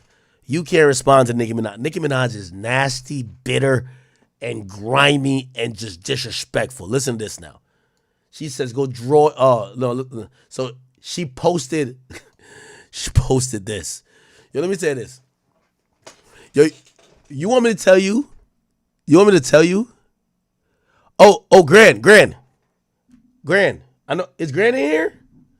Grand, delete this off my page, gang. Delete this off my page. So, chat, let me tell you how insecure SZA is. This is why I'm saying, like, these little TDE gang members and shit who be threatening to kill people over comments about SZA like she's not a public figure. Let me tell you how insecure SZA is. All of the bad pictures of SZA with botched BBLs or pictures like this where niggas like, you look crazy. SZA spent thousands of dollars to, no, from what I hear, tens of thousands to buy the picture exclusively that if anybody posts them, she could take it down. So, Grant, delete this post off my page. Delete this post off DJ Academics TV, Grant. Delete this off of there. And again, I mean, chat, I know people think I care that much. I really don't. Especially about SZA, I really don't. My only thing with her is like, how you so offended by what I say when I was down to get on the phone with you and get an understanding with you and you were like, no, fuck him. So if it's fuck me, just block me, which you do, but you should never hear me. Like, don't worry about what I got going on. Yeah, so SZA reportedly spent like tens of thousands of dollars to buy the pictures that she don't look good in to be able that if blogs posted them to say, I own this picture, I could take it down off of your page. You get what I'm saying? So this is how insecure she is, right? And by the way, she's in DMs. Matter of fact, you want me to post a DM? Yeah, let me post a DM. I got a DM right now.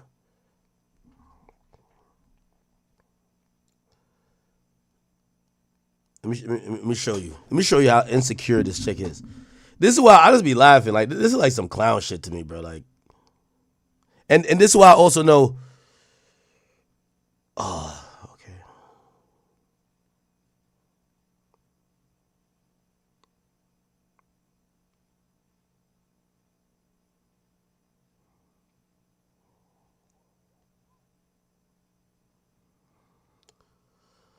Hold on, chat. My bad.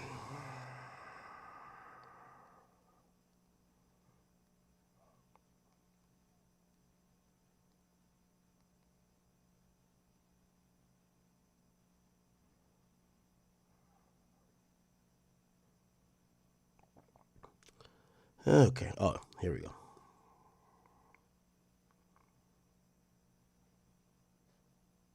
Ooh. Ooh. I almost dox my plug or dox one of our, you know?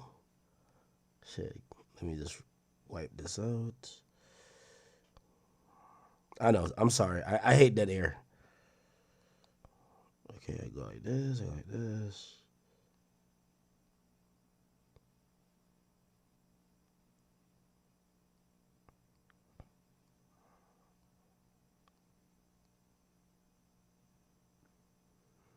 I think that's whatever. Okay, cool.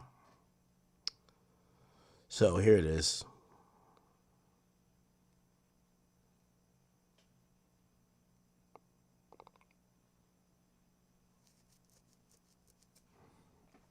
Okay. All right. So This is SZA, bro. SZA, hey, I purchased and legally owned those paparazzi photos you posted. Please delete them. It's copyright infringement. Bro, she's mad insecure, bro. Like, just mad insecure. Like, bro, she's buying bad pictures of herself to try to hopefully scrub them from the internet. Please delete this. Delete this. Delete this. Delete this. This don't make me look good. This don't. Whatever, bro. So this is SZA, right? This is SZA. And I think clearly, you know, Nicki knows this because Nicki's getting at that same type of thing with her, right? All right, let me kind of fast track through this because I don't want to drag it. Okay. All right, here we go. What else? Okay. Okay. Wait, where is it? All right, cool. So SZA responds, and then Nicki responds again. She says, is this a hoe tour or her bro tour? Okay? So she's basically, she uses like, there's a thing that says when Kendrick is done, because I think SZA pretty much almost ends the show. It says the amount of Kendrick fans leaving every time SZA came on. So, it looked like, they come on alternating. So when SZA gets on the stage, I guess they're claiming that people go to a bathroom break or some shit, right? Okay. Nicki didn't stop. What else she say? Then she said this about Punch. Then she says, now I don't know what this is about. Oh, she said this about Rich Baby Daddy. She said, I wonder if she know I turned down being on that Shake That Ass for Drake song. He wanted me and Sexy on it. I still have the version of just Drake and Sexy. I said I want to wait for PF2 for me and him to do a Dricky song so it felt more special. Like, this woman has been trying to tell the world she wrote for Beyonce every other business day it would appear. I remember me and Beyonce was going back and forth on the phone about a part of the song. Bey was like, you sing it. I was like, no, you sing it. She was like, no, you sing it. I was like, please, I can't sing. Y'all, why? Beyonce said with a straight face, yes, you can, in that calm Texas drawl. None of us wanted to sing those shit lyrics. Beyonce's voice was already on it. I re-sang it and sent it to her and sent it back with her vocals under mine. Thank goodness. She also added her vocals under my third rap verse. G. Roberson gave me that song with Beyonce voice on it. Then Beyonce convinced me to re-sing it, that cooking up the bass part. Oh, and cut it out. It took that bitch 2 days to be coached on what to say and do next. These bitches have no identity. Can't think off the top of their heads if you pay them to. What song is they talking about?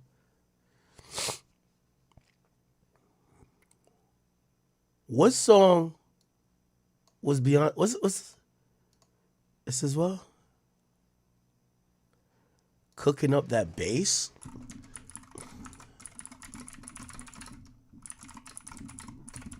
Nicki Minaj, Beyonce?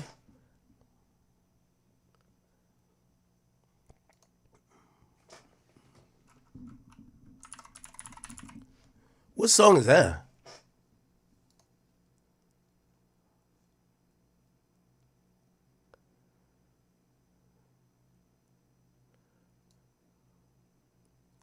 Oh. SZA claimed that Nicki Minaj wanted her to write for her? Let's see.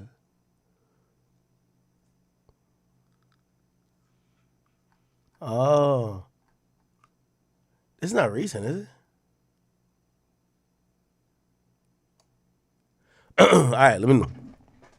About one day after Minaj first started taking shots at SZA via multiple messages on X, the latter chose one of the former most recent snipes in which the New York native called SZA a fake girl's girl and replied late Wednesday, Nicki, you know absolutely my music and what I contribute because you've asked for features twice with no response. Oh, so this is a tweet by SZA. I'm blocked by SZA because I can't see him. In addition to rapping, the fuck is this? Your Billboard, what the fuck? What the fuck? Your Billboard got too many ads. Okay. In addition to rapping my lyrics on feeling myself. Oh, it's feeling myself. Cooking up the bass, looking like a kilo. SZA continued, you're having a moment. I'm not sure why, but be blessed. The singer also shared a screenshot. Let's see the screenshot of the alleged text. Can I see it? Oh, I can see it. I can see it. Hey, it's Nicki. And she said, Minaj? She says, yeah, how are ya? I'm good money. What's popping? And congrats are in order. Thank you. Thank you. Is SZA recording right now? Got this hook I think she'll be dope on. Yeah, she's heavy into her album. Send it. Says, okay, I'll just send the hook first. If she fuck with it, I'll send the files through an email. Give me a sec. And then this is the hook and the outro. Ah, okay.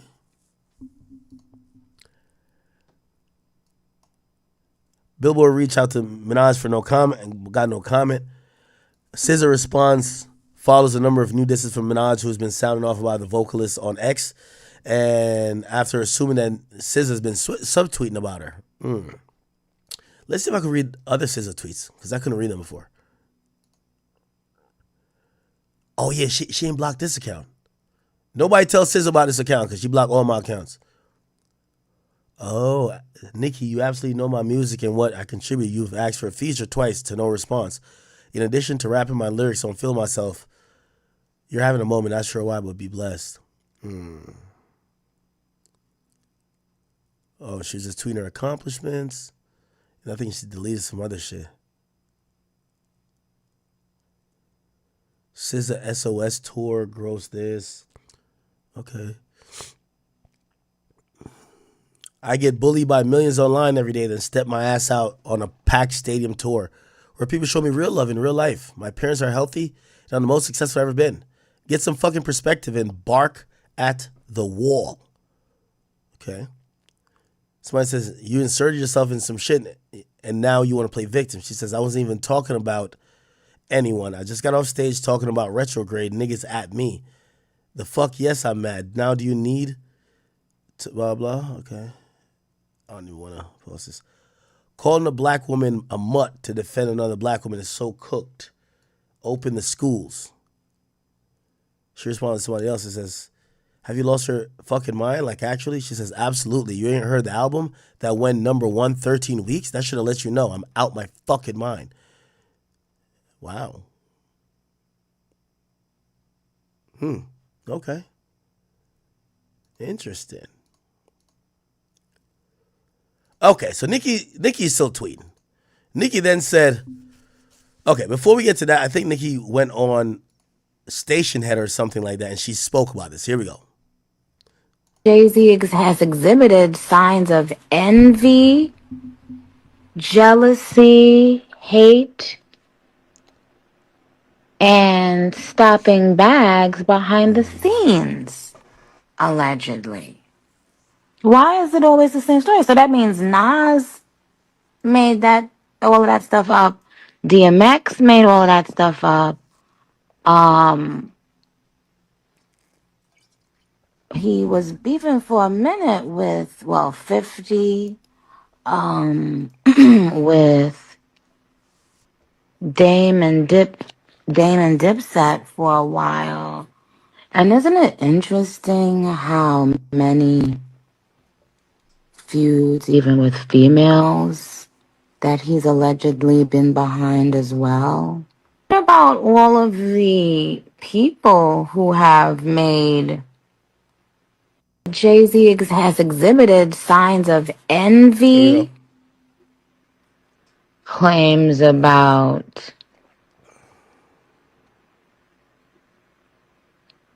their businesses, or accusations about some business practices, allegedly, of course. Are all of those people, even currently right now, are they all making it up? Okay. 55 with bots. 55 and too insecure, too crumpled up on the inside to face the real shit motherfuckers gotta say about your ass. 65 years old and having to rely on bots. That's closer to 100 years old. Okay. Anyway, then this took like another left turn, people. I know this is a long, it's a long thing. We're gonna get to Tde Punch afterwards. Tde Punch and Drake. But there's a guy named Mac Wop. And Mac Wop, he's like a guy on Back on Fig. Like, I ain't gonna lie to you. The whole Back on Fig, bro, it's like markedout.com. Like, I see Trell, I gave him a shot. I own Back on Fig. Yo, listen, Nicki. Have Big Zoo just give the nigga a shot. I'm telling you, that's all you need. Chat, I keep telling you.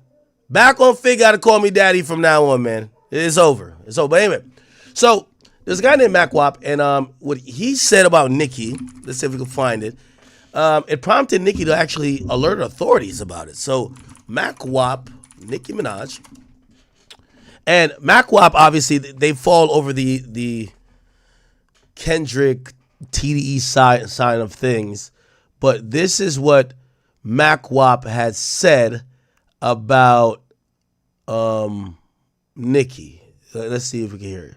Been on the internet, and I'm like, not Nicki. Not Nicki. Like, and truth in the details, chat. I felt, if I'm being completely honest with y'all. So, this guy is TDE. I ain't gonna lie to you. Yo, Top Dog. Attention. PSA to Top Dog. Fire everybody with TDE. How KENDRICK, quote, unquote, won the beef, but everybody else is making it look like TDE's down bad. Y'all are supposed to be the winners. Just to let y'all know, y'all can't be the winners, and then people are looking at Dave Free to say, yo, why is Dave Free so upset? Ain't he win? Why is this guy so upset? Ain't they? KENDRICK did the work, and now all these guys around TDE, they're undoing it. Not gonna lie to you. Mac Wop, I don't know who you are, but whatever you're doing, this is a TDE top level situation. You should have stayed out of it, buddy. KENDRICK gave y'all the win, and by the time y'all are done with it, the ancillary dudes, it's going to look like TD's down bad. If I'm Top Dog, I'm telling every single person, stop fucking speaking on anything to do with us. Dot did his big one last year. Stop it. You're making us look bad. Honestly. So, listen. So this guy is the TDE podcaster. What's going on? You tripping on the internet. And I'm like, not Nicki. Not Nicki. Like, and truth in the details, chat. I felt, if I'm... No, chat. I don't know. No, I know the Keem guy, right? Or did I talk to Mac Wop? I talked to one of them. I think it was Keem. Did I talk to him? If I talked to him, let me know. I think I talked to Keem. There's TDE Keem, but this is TDE Mac Wop. All I'm saying is that, yo, TDE, bring these niggas on tour. Just have them delivering drinks backstage to SZA and tell them to get off the podcast mics. All they know how to do is threaten violence, do nothing. Get at the best female rapper of all time and just get the streets hot. TDE, shut down the podcast division immediately. Mac Wop, Trell, Smacky, they should be nowhere within a 100-mile radius of a podcast mics. Bring them on tour. They could be ushers. Hey, you're sitting in row 101. No, you're sitting in section 101, row B. Yeah, let them do that. TDE, Top Dog, I'm giving you advice. Shut down the podcast division. These niggas are trying to fuck up what Dot done did. They're not saying nothing right. They're cloud chasing. They're talking gangster and taking shots in the club. Dismantle it. Yo, go have him build a house.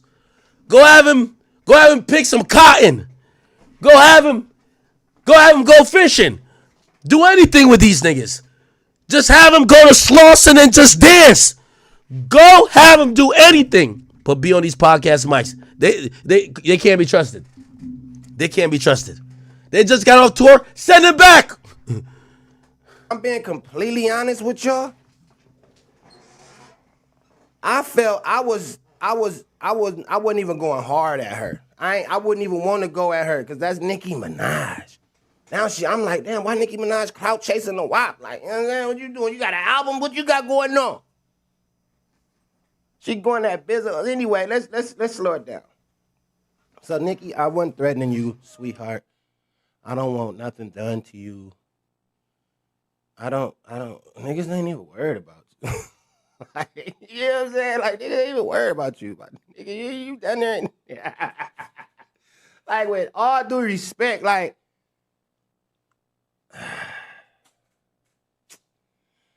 I ain't, like, Nicki, niggas ain't worried about you, bro. Like, honestly, we love you. Now, I'm pausing this to say what happened was he said something to the effect of, yo, you know how these West Coast things, yo, cuz, I think, yo, cuz, your blood, I think we gonna put Nicki in a blender. But I think it was a coded term that was like almost insinuating maybe a threat against Nicki. Nicki does live in LA. And again, I'm telling you how these TDE niggas they move. Like, they quick to tell you that they blooded and crippin'. Like, they quick to tell you that they'll kill somebody. I've been waiting to see the list of niggas they kill, but okay, I believe him. You don't gotta tell me twice. I believe him. You know what I mean? But maybe that's why Nicki's acting that way. So he said to her something coded that she felt was a threat. Then Nicki went crazy. And Nicki at a congresswoman and said, this man just publicly threatened me. I've notified the FBI and CIA. I want this thug locked up. And I'm ready to talk about everything that these people have done to me. Like, honestly, we love you over here, man. You the queen. You doing it up, bro. Like, you just got... And I got at the Barbz. If it's any Barbz in the chat, I need to holler at the Barbz real quick. Because I feel it's the Barbz fault that's empowering all of this fuckery right here. Like, I feel like when she did this, the Barbz should have been stepping in. Like, at this point in Nicki's career, we ain't... Like, the Barbz, y'all been leading Nicki down this dark alley. I'm gonna be honest. Y'all are leading Nicki Minaj down a dark alley to the point of no return. Y'all are not letting this lady age gracefully in hip hop. Y'all not letting her age gracefully. Like, when I'm looking at Nicki Minaj, I'm like, damn, why Nicki Minaj ain't in her Clips era?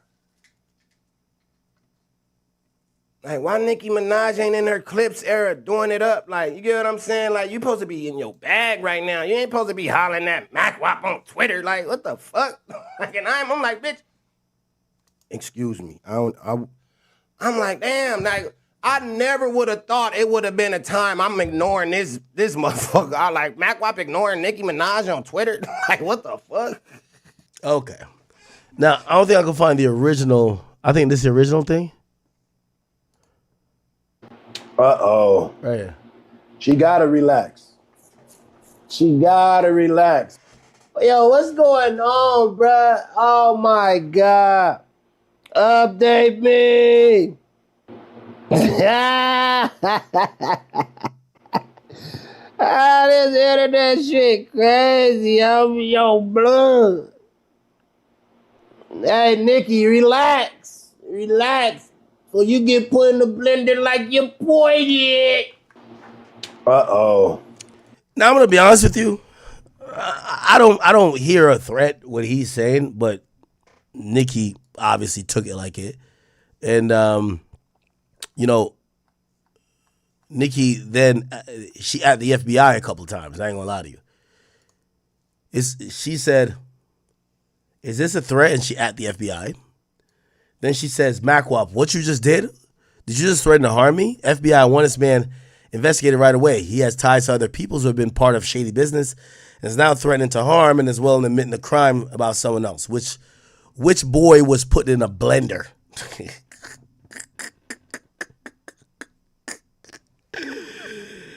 Yo, I ain't gonna lie. This is why I like women. Women could be super tough and thugged out because Nicki be like damn gangbanging. I don't know if y'all niggas know.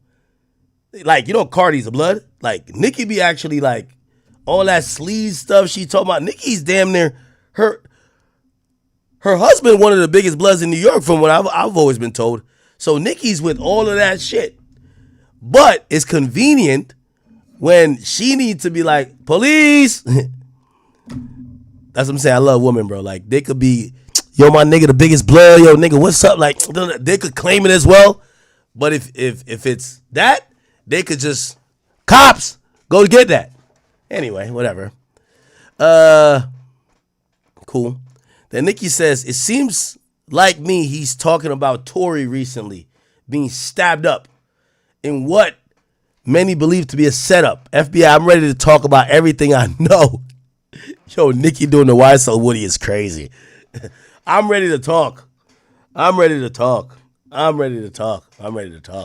CIA director, these thugs have gone way too far.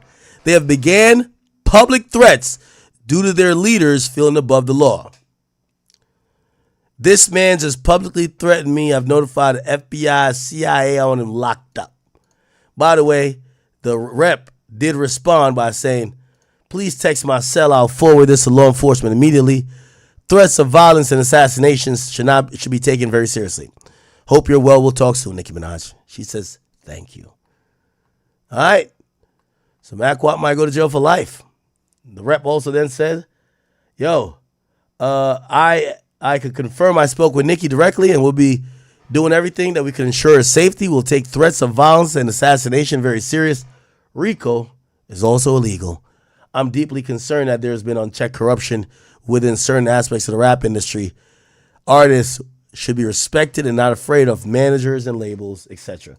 Yo, y'all TD and niggas finna catch a RICO, man. Clearly, man. All that bounty hunter shit y'all was talking about, Nicki just put the feds on y'all. I ain't gonna hold y'all. That's a fact. Yo, listen, I guarantee them niggas don't throw up one gang sign for the next 3 months. That's facts. Yo, all of that shit, I don't know if Nicki was getting it, but like them niggas be hitting them with all this type of gang shit, like threatening niggas. Nicki done put the feds on y'all, bro. Like, y'all niggas stop claiming y'all gang for like a little bit if y'all want to stay clear, okay? No disrespect to y'all. No disrespect. I love y'all. I love y'all bounty hunter guys. Like, I want to be a bounty hunter too, or whatever y'all do. But Nicki done put the feds on y'all, all right? Nicki put the feds on y'all. This is crazy. Holy. I'm telling you, this is why females could do whatever they want, man. All right, so that happens. What's this? I'm told. All right, cool. All right, bet. Anyway, I really don't know if it's just like an impromptu thing while it went left with Nicki and SZA and TDE, because it felt like she was going at Rock Nation mostly. But let's get to the main event if you don't know. The main event is really Tde Punch, who looked like he is one of the people who had a problem with, something that was posted via Academics TV. So what Tde Punch tweeted a few days ago, because he was kind of in the middle of whatever, actually deleted it. He posted something. Why he deleted it?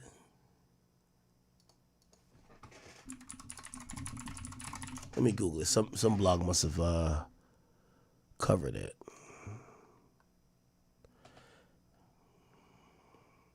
Okay. Yeah, I think he deleted his tweet. Chat, y'all notice these niggas be like deleting tweets and shit like that. When I tweet it, I leave that shit up.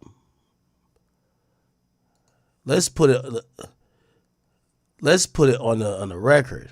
Okay. So anyway, I guess I can't find this. I'll just go off what I could find.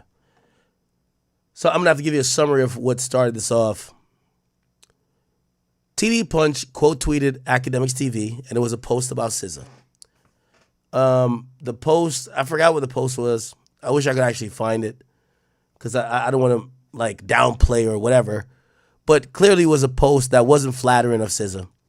And Tde Punch said, and he at me and he says, yo, didn't you say that, basically in the roundabout, didn't you say that homeboys are one to be writing these captions?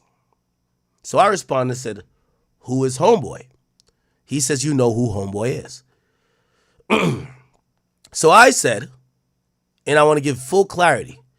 And it's so funny because at this point, I keep telling you, TDE sat there like policemen recording our conversation because I did not recover it. No, it was not TDE. It's whoever Dave Free came with. They recorded the whole conversation. Anthony said that conversation I don't think is recorded because we sat next to each other, right next to each other. We were just talking, right? And by the way, I still keep saying both conversations were respectful. But there was a man recording the conversation, which, you know, obviously now you got to have a increased sense of, because you never know, like these little rap niggas is trying to like, oh, we have the video, you'll swing on him or some shit like that. But, you know, maybe they just wanted to record for the conversation. Like them niggas had like a camera, bro, recording the conversation. So this is why I keep saying this conversation has been the subject of public discussion for so many times. If they're not agreeing with anything I'm saying, they should drop the video. I've offered, I've requested, I've begged, drop the video. But I have a sneaky suspicion why they won't drop the video. I don't think the video makes a bunch of gang members from LA confronting a blogger who's standing his ground. I'm not intimidated. I'm not intimidating them. Nobody's intimidated, but we're talking like men. And if you listen to the conversation, if I want him to drop the video, I don't think the video makes nobody looks good, especially gang members. Keep in mind, I keep telling y'all, in every encounter I go into, I'm probably going to be the winner publicly in public perception because I'm not a gang member. Nobody expects tough guy shit from me. And I don't say I would ever do tough guy shit to nobody. So the tough guys having a conversation with me and either dapping me up, taking a shot or whatever, they look crazy online. To me, they don't look crazy because we're men. But niggas care about perception. So I think that's the reason this video hasn't came out. Because I wanted the video out. That we could just stop speculating because now I'm going off memory. Bruv, like what I'm supposed to remember this conversation word for word and y'all are telling this guy and like now I actually believe that they probably told the back on fit guys who are now my sons, I believe they probably told him maybe a different version. Because Punch is coming with a different version as well. And Drake asked me something what SZA reached out to him about. So there's everybody playing telephone, and I really dislike it. Dave Free came to me to have a conversation, brought a man to record a conversation like a police officer. Like this is the only way I could describe it at this point. You came to me to have a conversation like a man. You have security.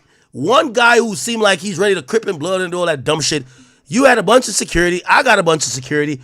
We're just sitting there talking like, man, nobody's doing nothing to each other. There's a guy over there looking like a police officer recording the whole thing. Nothing ends up happening, but we're hearing 15 different stories of the thing. Dave Free, please tell the guy to release the tape. Please. Like, just please, like, brother, just release the tape of the conversation at this point. Like, y'all are the gangsters. Yo, I've lost so much respect. And this is why when y'all say Ak is popping shit, it's because even the gangsters, I've met certain niggas in hip hop that I know is real life killers. And every time y'all see me meet them niggas, it's very different. Ak got a different tone because they're killers. The rest of these niggas, every time I meet them, and what I hear about them, I'm realizing that's not what they are. So that's why I keep popping it. I've been telling y'all, I met Casanova. I was on my best behavior. If y'all want to say he checked me, pressed me, whatever, he did. Cass is a gangster. My man doing time right now. Hopefully get out soon. But a lot of these other guys, they're not. So when I run into them, I'm just, oh, okay, you're just like me. Okay, great. And then, what the fuck? Just tell you the truth. So I hate to keep recapping a conversation when Dave Free had a man recording on the side. Dave Free, please have your videographer or whatever this guy was, just drop the video, bro. Like, first of all, already, if you show up with a videographer to have a conversation with a civilian, it is crazy to me. Like, it's crazy to me, brother. You're the gangster. This is why I keep trying to tell y'all. I ran into, and don't tell me, like, all these niggas is claiming some type of gang, my nigga. They're all claiming some type of gang, bro. Okay? I ran into y'all, and I don't have a secret phone recording. My cameraman was there. He don't know how it's going to go. He don't got his camera up because this is not content. We're having a man conversation. Dave Freeman's has his camera up like this. It wasn't even like, the nigga got like some other shit, like just recording it. I'm like, okay. Even my security had to be like, yo, you know that other nigga? Because when we went back in the suite, the cameraman went back around like almost like still video, like, I don't know if like my facial reaction or to see if like we spooked or some shit. I don't know. But my only point of saying that is that y'all done recorded the conversation. Could y'all please just, and y'all clearly are doing telephone saying, Axe said this or nah, his demeanor was that. Just drop the tape. That's all I'm asking y'all to do. Because at that point, I don't care how it looks. This is what these gangster niggas don't realize. I'm academics. Nigga, as long as I don't die, I'm still gonna come back and pop it. It don't matter. Could be 30 out that jump me. I'm gonna be like, yeah, it took 30 of them bitch ass niggas to do it. There's no expectations of me. And you know why y'all will always lose? Because I've never seen y'all pull up on another nigga that's gangster. So when y'all pull up on me, and even the fact we even standing and talking, y'all look crazy already. Y'all lost. Y'all lost. So please, if y'all got this bullshit ass video, just drop it. So anyway, Punch, it looked like TDE's doing a bunch of gossiping off of what this conversation was, right? So he's saying, you ain't tell the homie, Dave Free, that homeboy writes your captions saying he really means Drake. So I said, oh, I love this. Let's clarify and set the record straight. Now, here's the thing. I don't know if they're looking at the videotape of the conversation we had, or Dave Free is saying when he was talking to me, his interpretation of what I said is that Drake writes my captions. So, again, if that was his interpretation, it might be just a mistake on his part because, you know, he thought that. So I'm here to clarify, right? And if they have it on tape, I would love for them to put it out because if I actually misspoke and said something that even was close to that, I would apologize. I'd be like, no, that was wrong. And so I'm going to repeat one more time what actually happened, right? But I'll just read my tweet. I said, let's clarify and set the record straight. Drake never wrote a caption on my page. I have a team that does it. Now, let's be clear. We're talking about the team that runs my secondary pages. DJ Academics TV on Instagram is a secondary page. Everything on my page from my Twitter, this Twitter right here, is written by me. There's no team. It's just me. Everything on my main Instagram, no team. Just me, okay? Everything on my secondary pages, I have the logins to it, but I don't write those things. I've hired a bunch of fans that came from the chat nigga community, giving them jobs. And I don't like saying that because these my niggas, they bosses too, and they run really a lot of the internet. But that's what they do, right? Yes, they've been getting better at media. Like sometimes they've been incorrect. Do I understand that the brand of academics stands over everything? Yes. But I'm going to be honest with y'all. The way I'm looking at media is that all of these guys have fan pages, stan pages, hater pages, whatever. So if you want to hear what academics thinks, just stay on my main Twitter and my main Instagram. If you want the world of academics where fans and other people are contributing, the Academy, you're going to go to my other pages. And yes, they are going to editorialize to some bit, right? So I said Drake never wrote a caption on my page or ever wrote a caption on the page that I got my team running either. I said I have a team that does it. Yeah, they're all like me. Like, and by the way, I could say some of the names. Like Grand Wizard runs the majority of the team, right? So he's, he would report to me. That's my guy. If, he has a team of his own, right? I said, what I said last time, and this is where I got to explain it. So again, if they're not hearing it from a video, I got to explain it again. And if Dave Free's watching, hopefully you understand this explanation. What I told you then, and I'm telling you now, right? I said, Drake communicates with us. Not about posts, but he communicates with us. We might ask him about a song. Yo, bro, is this true? Is this happening? Other people are reporting it. That's how we get the drop on certain exclusive stuff. Drake only fuck with a few people. We're one of them. It's not just me he fucks with. Drake speaks with my team more than he probably speaks with me because they're always running stuff that needs clarification or confirmation if it's true. They might hear, yo, Drake, is Iceman the real title of the album? It might be some shit like that. Who knows? Like, my team is going to ask him that. Like, I might ask him that too, but like, I'm not regularly hitting a nigga for info. They would. So he speaks with them a lot, and he knows that, yo, Drake and Grand, they're cool, okay? I told you, Drake got back Grand's page for us. You get what I'm saying? The point of what I was saying, and I'm kind of getting off my tweet here, but I said, and this is what maybe Dave Free misunderstood. I said, Drake knows what we be posting. I said, if Academics TV has posted anything about SZA that's unflattering, Drake must not give a fuck. Why? Me and Drake has had a conversation about how much he cared for the woman at the time, and I walked back some of the stuff I said about her. It was on stream because she was crying in the studio when he was trying to do an album. Since then, I did not talk about her on stream.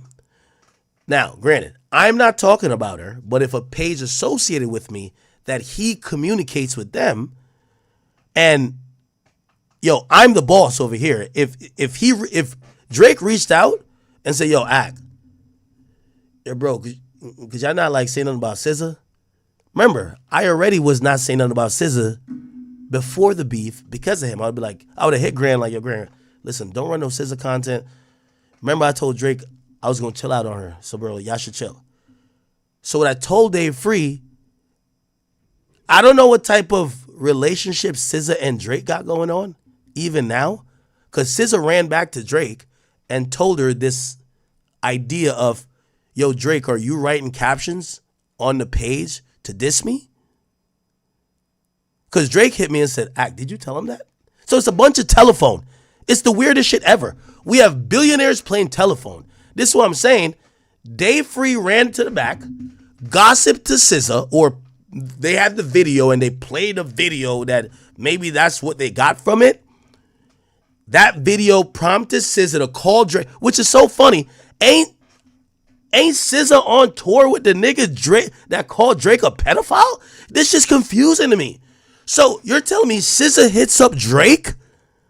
SZA hits up Drake recently to be like, yo, Drake, are you writing captions dissing me, bro? Huh? How does SZA find it out? Dave Free goes to the back and tells her? I went to the concert. These niggas is trying to look for me to have a conversation? Huh? Bro, I don't know. This rap shit weird. So, I don't clarify this shit 5 times, but I'm telling y'all this Dave Free nigga has a video. Just out the video, bro. Just out the video. But I don't care about the video. Well, I mean, I do want you to drop a video because it's too much back and forth. But I'm clarifying for once and for all. If Drake hit us up right now, yo, when I heard, so when I went off on SZA, I heard the bounty hunter niggas put a bag on my head that was gonna kill me. That's what I heard, my nigga. I don't know. Bounty hunters must be some bloods, and I don't give two fucks, my nigga. Like, brother, I'm in Jersey, my nigga. I'm not like in Slauson or whatever the fuck y'all got going on the West Coast. I'm just not scared of y'all gang tactics and intimidation shit. I don't care. Okay? So this whole like, yo, the blood, yo, the bloods, we about to kill you. Gotta kill you, blood. I'm like, y'all about to kill me over SZA? Like, you're telling me that I'm gonna be deceased because of SZA? Whatever, brother. Okay, I guess so. I imagine the killer running in like, I'm shooting you because of SZA. Blah, blah, blah. All right, whatever, cool. So, nigga, I just ignored it. Like, I ignored it. I'm like, these fucking idiots. Like, bro, she's a grown woman. Like, come on, stop it, right? But then I told you the only reason why we stopped it was that I wanted Drake to finish his album For All the Dogs. I did it for a selfish purpose, honestly. I wanted my favorite rapper to do his album. And she told me he can't get 2 records cut. So I agreed. So, again, for people who think that, like, Drake controls me, no. I'm telling you why, before this battle, I stopped talking about SZA, right? Because I wanted the nigga to do his album because I wanted to hear the album, right? So, that's what I was communicating to Dave Free. And I said, I've been on a truce level with SZA personally, because me, like when Savage put me on the phone with Meek, I'm like, I always looked at that as that's truce. Like, bruh, like we talk is truce until I see Meek diss me again online, and then I gotta go back in, right? It is what it is. But I'm looking at it as a truce. So I was looking at the SZA thing as truce, right? Now I get it. My alt page is making posts that might not be the most positive thing about SZA. What I was telling Dave Free, because remember, Dave Free is asking me, is Drake paying you? Like, how much is he paying you? And I'm like, brother, like, what do you mean he's paying me? At first I was like, wait, you think he paid me to show up here? And then he was like, no, how much he's paying you, period. And I was just like, he's not paying me nothing. And I explained that dynamic to him. I said, let me tell you how it works in media. I said, just that you also know, 6ix9ine never paid me. When you're the closest outlet to one of the most biggest or viral superstars, and you get all the exclusives and all of these things work in your favor because you're the closest outlet, you are going to get your weight in gold by doing your job, not by extorting them for money or charging them. You get what I'm saying? So put it like this. This is just reality of things. And I'm always very honest with it. The people who think, why would I need to, Drake's the biggest rapper in the world, right? Now, the amount of promo I've given Drake is probably about like $4 or $5 million, right? Here's the thing. I'm going to get that $4 or $5 million because the price goes up on everybody else. The same with 6ix9ine.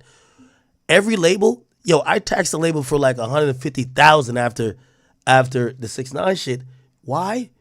They wanted me to get cool with their new rapper they were trying to pop off to create a new 6ix9ine. You can't create that. It's organic. Friendships are organic. But labels think money. So I don't ever need to charge Drake. I'm just going to up the price on everybody else. I do charge people. And I'm very honest about it. I do consultancies. I do fucking promo. Yes, that's a fact. But the idea that Drake pays me, I don't get paid by Drake. That relationship is worth its weight in gold because of when I hit him, we're going to get exclusive info that nobody else is going to get. And especially in a time like now, he's isolated where he's not going to talk to a complex, doesn't want to talk to GQ, Rolling Stones. We kind of got him to ourselves. Pause. That's worth it. Like, if you are the only media outlet that would talk to the president of the United States, you're infinitely up. That's what we are. I hate to have to explain media, but I sat there in Ford's Field explaining this to Dave Free. He's a businessman, I believe. I explained this to Dave Free. If Dave Free remembers, I explained this to him. I said, we get our value by having these associations. Young Boy's my friend. Young Boy don't really fuck with the most of these niggas. Me and him, matter of fact, I gotta hit him back. I think they hit me yesterday. Oh shit. Oh yeah. We're gonna go do some shit. The the value of me and his relationship, or whatever you might think is the promo value, I don't have to ask YoungBoy to give me a chain or something. It's worth the value by being that person. Same with Cardi. I've always treated media like that. I explained this to Dave Free while he was sitting there, puzzled why I supported Drake. I also told him we prefer Drake. Overall, the conversation turned into he was upset that Drake said, I think them kids might be Dave Freeze. He was upset about it. He admitted, he said, you know what? I was pacing. This is his own words. This is why I keep saying drop the video. He said he was in the back pacing. I guess because Anthony Saleh came out first with like a couple, like 2 dudes. And then he came out with like 4 dudes. And he said, I was pacing in the back because I was thinking about how to handle this. And he's like, I realized my issue is with Drake, not you.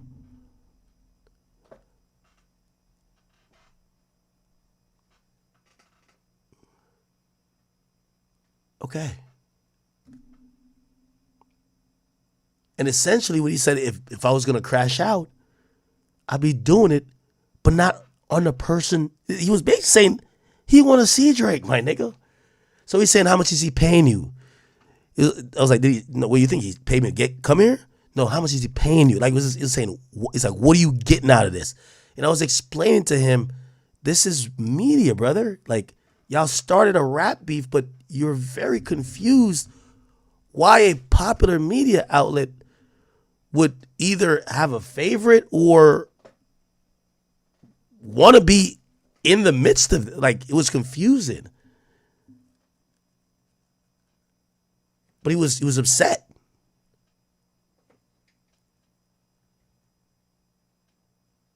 So anyway,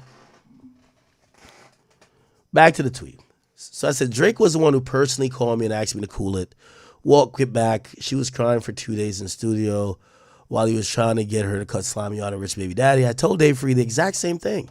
And I said, if Drake hasn't hit us about it, right? Because I'm going to be honest with you. Like, the team that kind of work, they don't really care about what TDE feels. Just like how I don't think TDE cares about what Drake feels. My whole thing too, and I told this to Anthony Saleh, because he's the one who, when sitting next to me, he says, Ak. And by the way, you know, some of these things I was going to keep off the record, but I'm going to put it on the record. This is not recorded. I know this call, not call, but this conversation is not recorded, but we're playing telephone now. And we're grown fucking men. And everybody could get on the phone. But nobody wants to get on the phone. So if we're going to play telephone in the media, I'll tell everything. Anthony Saleh said, because he says, you're posting. He said, you're posting a man's wife. You're talking shit about his kids. And I said, brother, when have I talked about Kendrick fucking kids? And he said, y'all are making jokes about this, that, and third. And I said, all right, give me the examples. So now he comes into the street, he said, give me the examples. And he said, bro, what I'm really trying to say is the Academics TV page. And I said, okay, what about it? He says, they're constantly taking shots at people who shouldn't be taking shots at. And I said, okay. And then we both agree on this one point.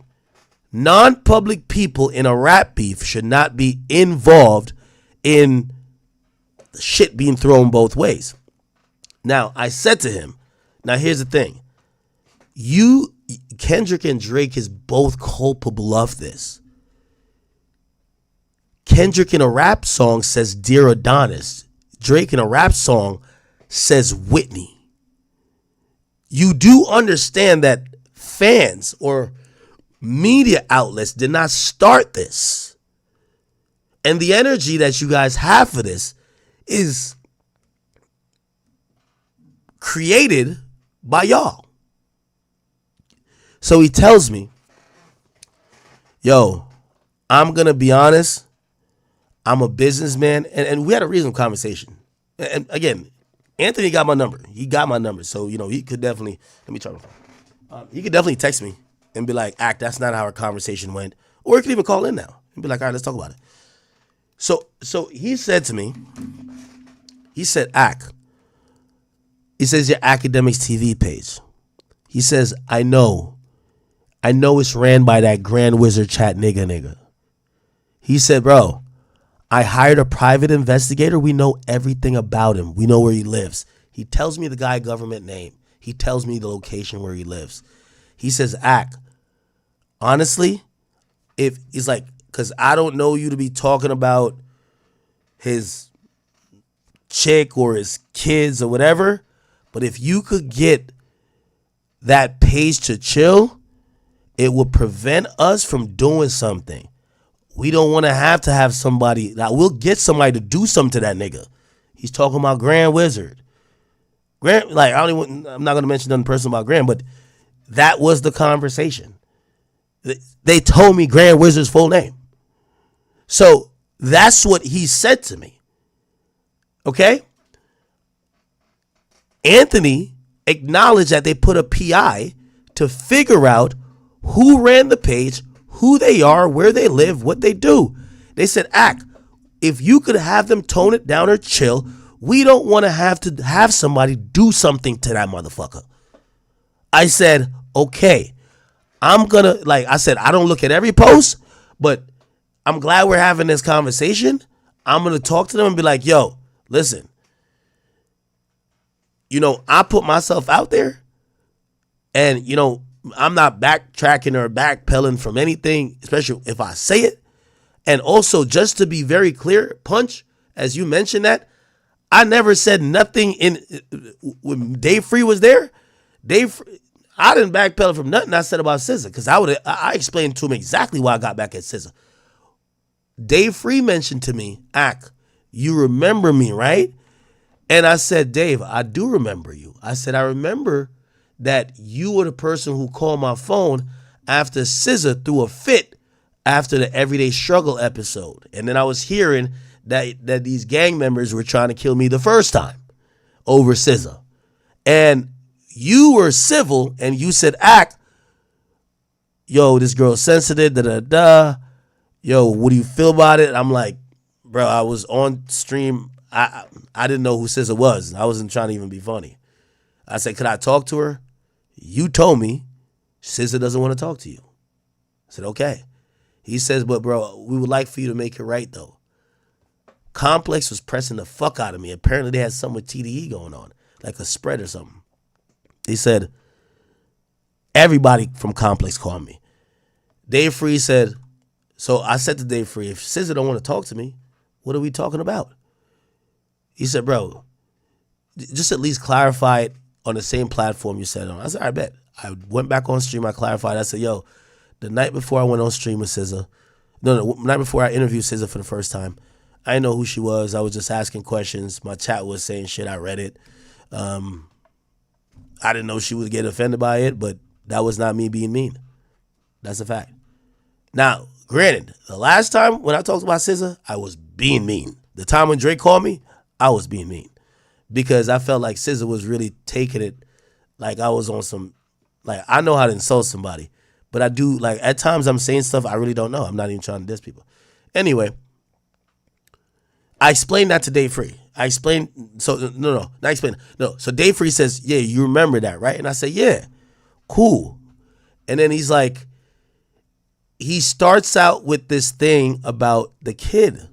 And I'm telling Dave Free, I said, bro, yo, like y'all call a man a pedophile, bro. Like him saying that, like why y'all not getting at him? So essentially it then becomes, well, why are y'all posting this? And I'm like, bro, here's the thing. The reality of it, we're a media outlet. I'll give it to you. We chose Drake's side. Yeah, we definitely chose Drake's side. That's a fact. It just is what it is. But we still try to be fair. But we definitely chose a side. Then he falls back off of that point because he acknowledges his problem about the stuff about the kid. He said, Act, I was pacing in the back. I really, like, if I would have came out here and just crashed out, I'd be doing it when my problem is with Drake. And that told me everything I needed to know, right? So then he starts piggybacking on the Anthony Celeb point, which is, yo, your pages, sometimes they're wildin'. And we had the same conversation I had with Anthony. I said, yo, I do believe that non-public people should not be mentioned or should not be the center of conversation in a rap beef in the media. But I kept continuing to say, eventually you grown men have to start bridging the gap and either have a conversation or put it out there to de-escalate fans. It's not nobody else but fans. You have Kendrick fans who are doxing people. They've doxed me. They have doxed other people. Like, they've doxed women. They've doxed a lot of people. You have Drake fans. They've doxed a lot of y'all. This isn't a, yo, oh, well, could your page not say this mean thing about, no. This is an atmosphere that was created by y'all two rappers. And all y'all need to do is just say, yo, listen, yo, this battle is over. Yo, listen, we need the fans to cool out with it, because what y'all are coming to me with is saying that y'all families are being affected by this. That's what Anthony Celeb was saying.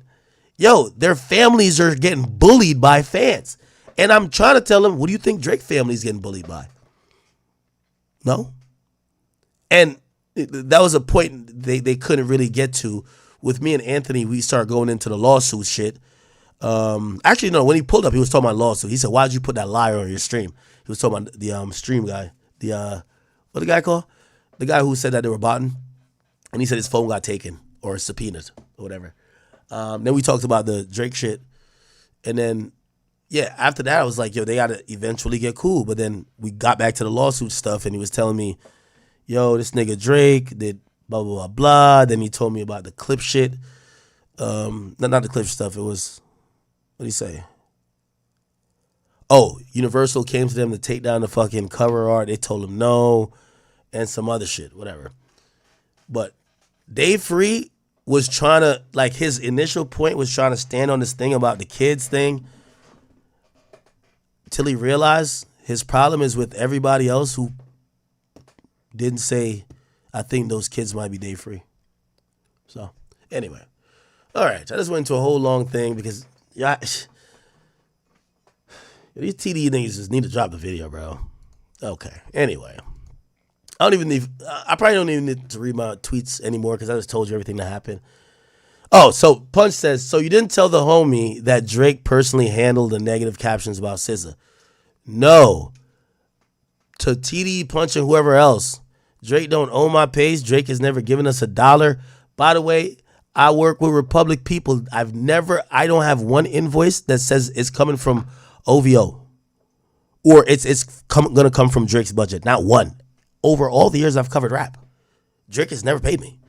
Drake has never sent me some crypto. I wish he would. Drake, I might have to clip this and send it to you, bro. Like, gang, I've seen you give mad people bread. Like, send me some money. Feel me? I fuck with you, right? It's all good. But no, he's never has, right? By the way, I've always said Drake don't pay for promo.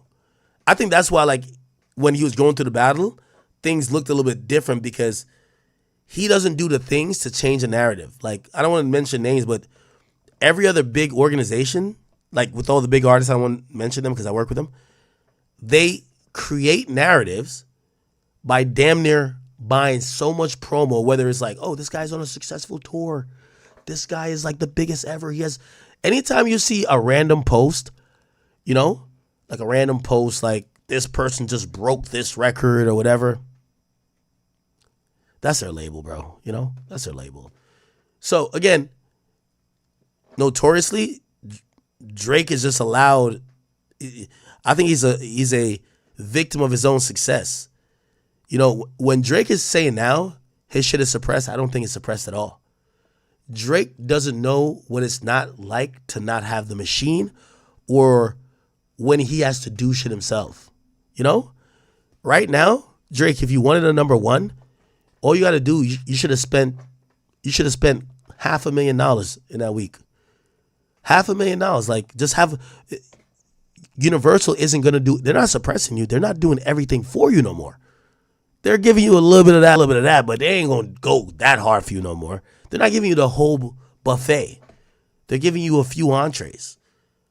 But if you're smart, because they're going to gain more leverage over the span of the lawsuit, they're going to kill the perception of your career by not having you have a number one. You know, if you're smart, bro, you're spending $500,000 on bitches and everything else. Just take $500,000 and invest it into some like actual promo for your records. Universal ain't gonna do it no more. You got to do it. They're not suppressing you. But again, that goes to my point of just telling y'all Drake don't pay for shit. Like he one of them people who have been lucky enough that he's never had to pay for shit. Trust me. So the idea that you know Drake controls or owns anything, like when it comes to my media company, no. But Drake, you know, I tell y'all, Drake gives us info, 100%. Like, bro, I'm mad honest. Like, what's that nigga name? Elliot Wilson was talking some bullshit. Drake hit me directly and say, you could tell these people I ain't talked to Future, nigga. Just don't tell them I told you. Well, I'm telling you, I know he told me. But Drake told me, like, Drake's gonna give us the info, right? But he's not gonna say, post this like this. He's just gonna be like, and matter of fact, he don't even want shit cleared up on a post. Like, if he's gonna tell me something, I'm gonna say it on stream. He's not gonna tell me something for a fucking post. You think Drake is like over here like thinking about, yo, read some of these posts. That's just Grand's language. You know?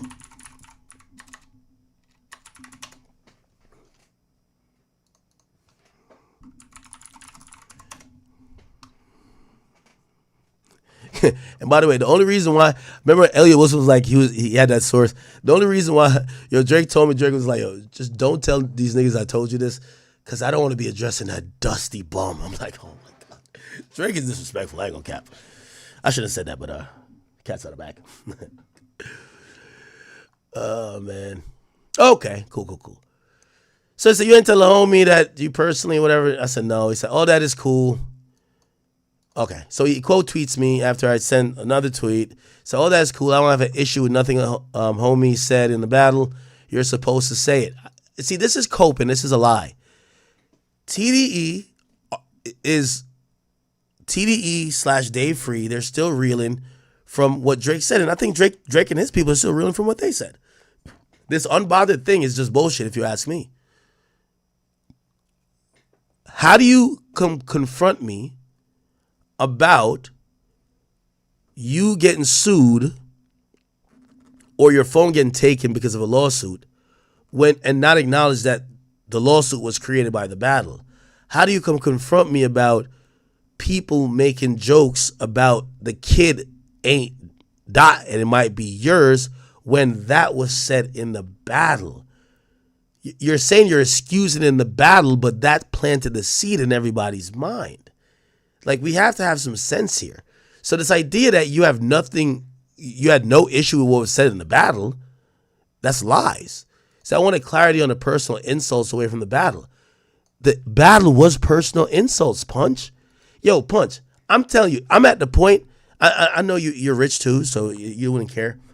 But I would pay money to debate you. Like, I would love to sit across. I wouldn't do it with DJ Dickhead.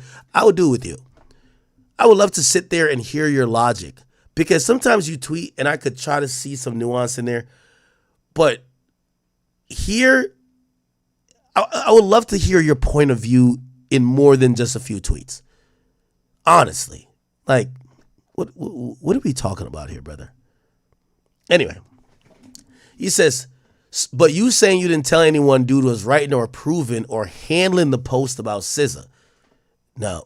I said, if Drake wanted us to cool it, because he told me to cool it before, because I was his friend during the album time, and for me, if I think, like, truth be told, I think Academics TV and the team that runs that, I didn't even tell them to talk bad about SZA, because I wasn't saying nothing bad about SZA, because I spoke with Drake. Remember, I'm honoring every truce. But I think when the battle happened and SZA becomes more distant and then she's going on tour with him, Academics TV becomes a little bit more liberal in making these pot shots at SZA. The point I was telling Dave Free is that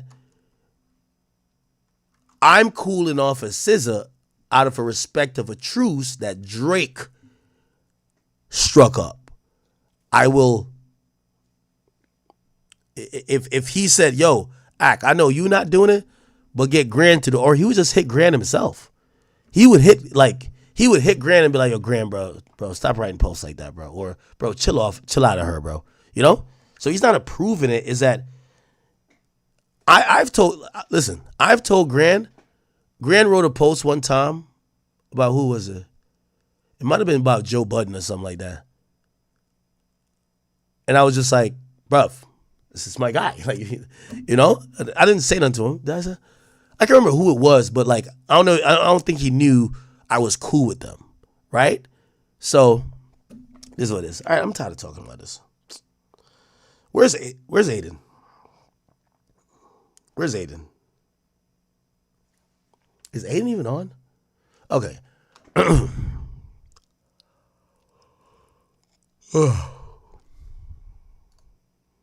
Oh, somebody just said it right. Are you sure you're not mixing up Drake handling Axe on-stream comments ahead of this with this? It sounds like a game of telephone. It's definitely a game of telephone. Yo, a lot of times when I got the source, I'm not getting the source from the other guy. I'm getting the source from the guy, right? So y'all could assume the source. Unless, and by the way, if it's a source not from him, I'll clarify it's not from him.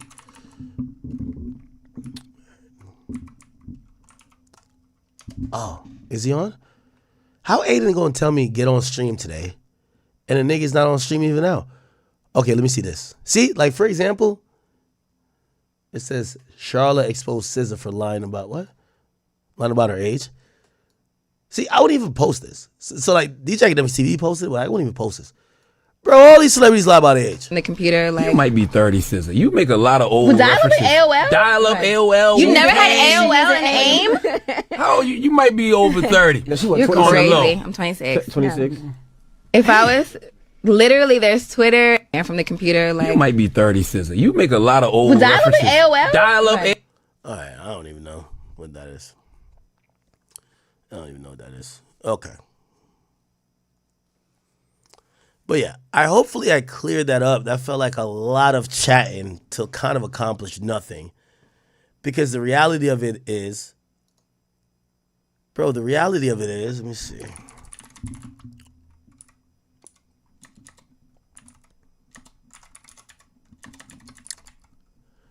The reality of it is Tde Punch ducked all the smoke with Nicki. And then as soon as I try to give him some clarification, he stopped responding. So it's like, I don't get it, bro. I don't get it. Eventually, I hope Drake and Kendrick, if they care about their the other people that's around their orbit and what they do and what they got to deal with, I hope they try to dead their beef or at least put out a message to the fans like, yo, we're not beefing like that. This shit is not that serious. Because I'm telling you right now, yo, you know what's funny? You know all them times I was getting like pizzas sent to my shit and I get swatted? It's the fucking Kendrick fans. So like, do you hear me sitting here and crying like, oh my God, yo, it's because of the pride? No, nigga. Like, it just is what it is. So like, this is why I'm saying, like when Dave Free was doing all that extra shit, I'm like, what the fuck is he doing? Like, bro, there's mad like unintended casualties that came out of this dumb shit that y'all did. But the good things that came out of it, everybody's eating from. My platform increased. I made a lot of money. Kendrick is on a sold out stadium tour. Drake is still the biggest artist in the world, and like, how do y'all want the end result, but y'all hate all the side effects?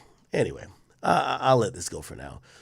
What else has been going on, Chad? I feel like I haven't been on here for a week. We should go. Let's go in Shade Room and figure out what's going on. I should go on Say Cheese, actually. Oh my God, yo, the Clips. Did y'all listen to the Clips album? I didn't listen to it yet. They actually did 90K. I'm actually shocked. The Clips album sold 90K first week. I ain't gonna lie, they did a rollout filled with talking about beer men. Listen to this. In a word or a sentence, Pharrell, innovator, revolutionary. Kendrick, Top tier lyricist. Craftsman. Jay-Z.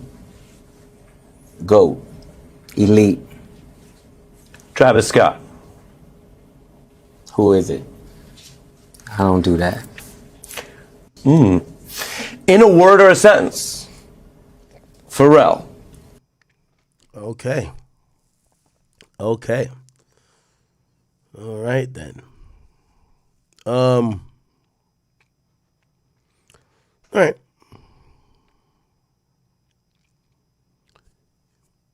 Yo, when I get to like non-hip hop topics, I got to talk about that CEO who got exposed for sleeping with his HR person. That shit was hilarious. Okay, so a little bit more about Rock Nation and everything like that. We're beating a dead horse at this point. You know, I listen to other outlets talk about this stuff, and I mean, the message is clear. You know, I challenge other outlets to talk about some of the stuff that we're doing.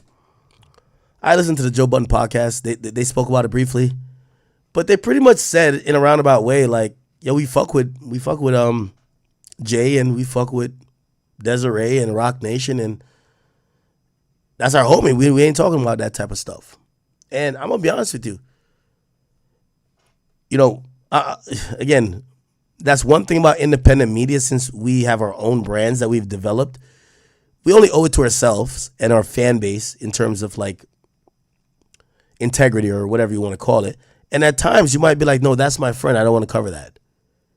I don't want to cover that. You get what I'm saying?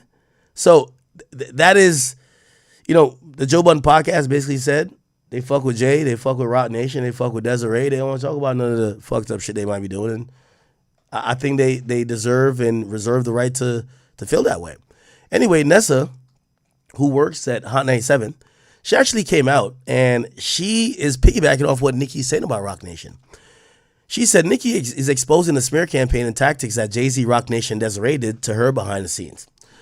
It's very similar to what I was told they did to Colin Kaepernick when Jay purposely co-opted his protest by siding with the NFL to help their image after they blackballed Colin for his protest.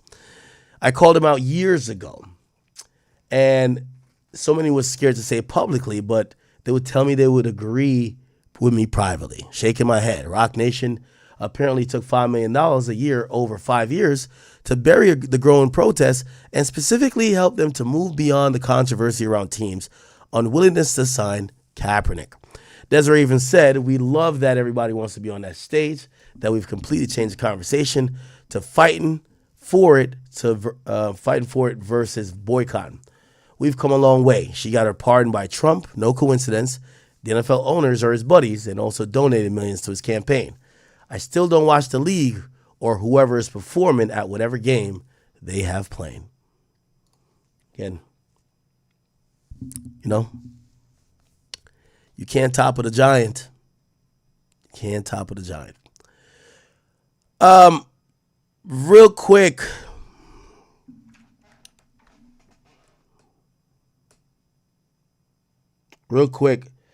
Hold on.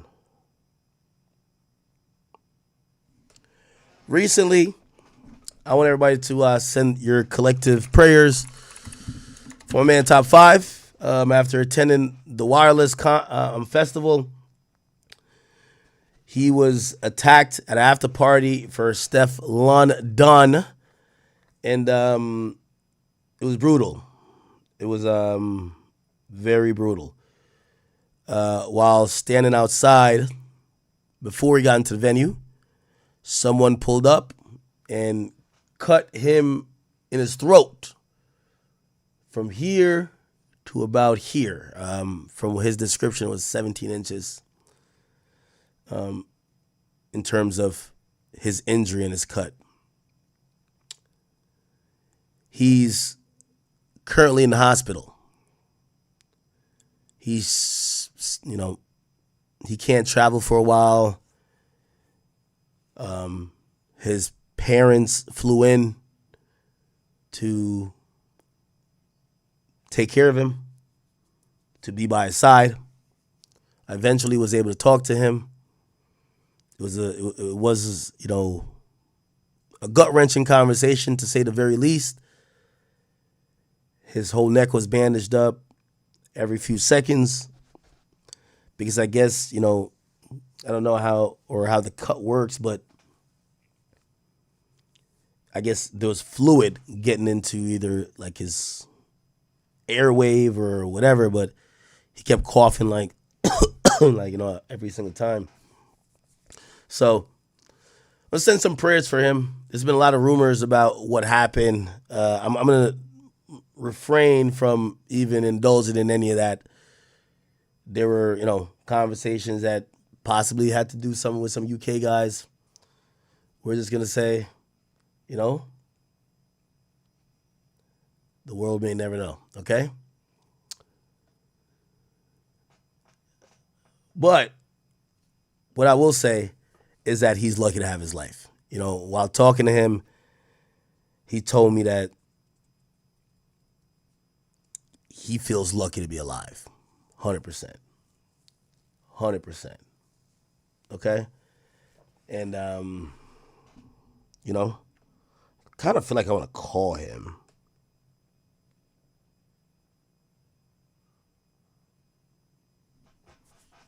If I call him, is that fake? I hate to use people's actual tragedy. People that know.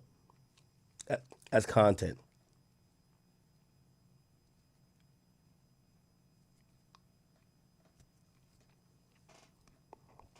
Should I call him?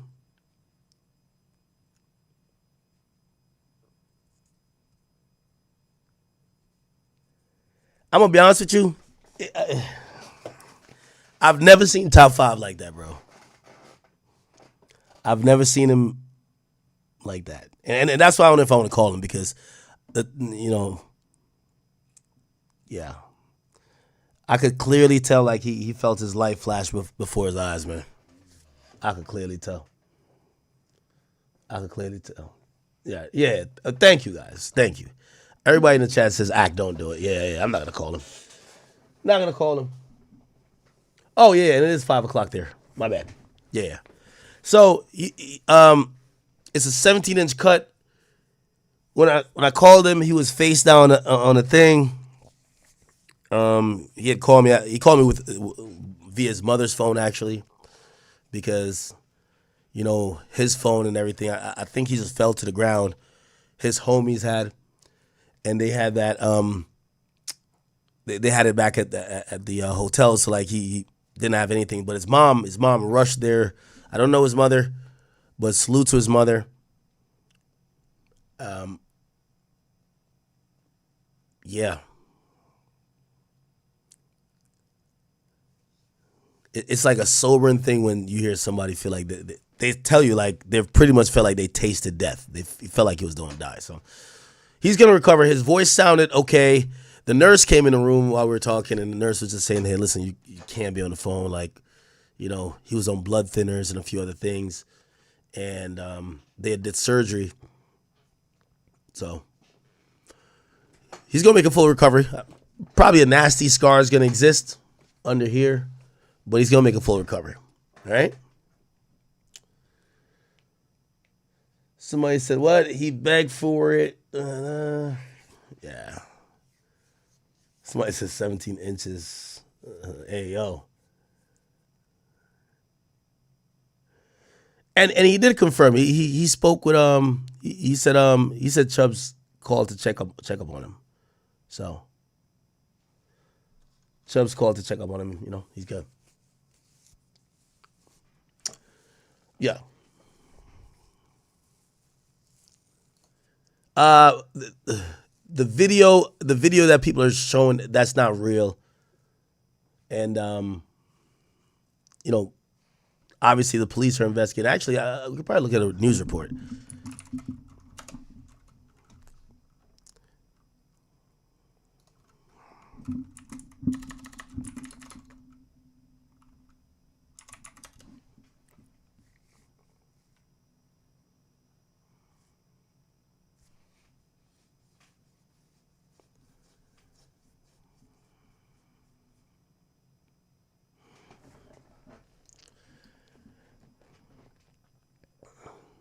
Yo, it's so ironic and funny how, well, not funny, but it's so ironic.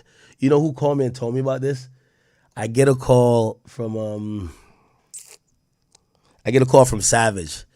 And Savage says, yo, Ack, yo, check up on your boy, man. Just make sure you good, man. I'm hearing some shit happen to him. Just check up on him. And I'm like, what? So, yeah, I heard somebody did something to him. Just check up on him. And then I'm thinking, nah, that's cap. And then I realized it was true. Okay. Wait, what the fuck? I just put in top 5.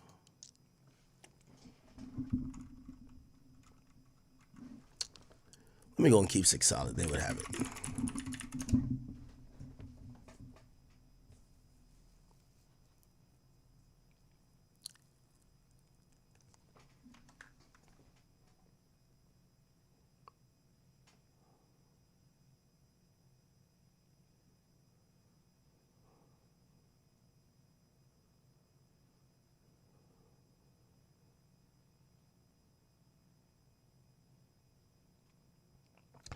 Yeah, he texted me today. He said, yo, Ack, I love you, man. Thank you for always being there for me. I appreciate you, family. Always for life. I said, how you feeling? You good? He says, yeah, fam, I'm feeling better. I can't fly for, I won't say the amount of days, until the staples are off my neck. And I told him, bet, I just got back in the States. Just got off the plane. Just call me. He called me, but I forgot what I didn't answer. There was a news story about it, I think. Here we go.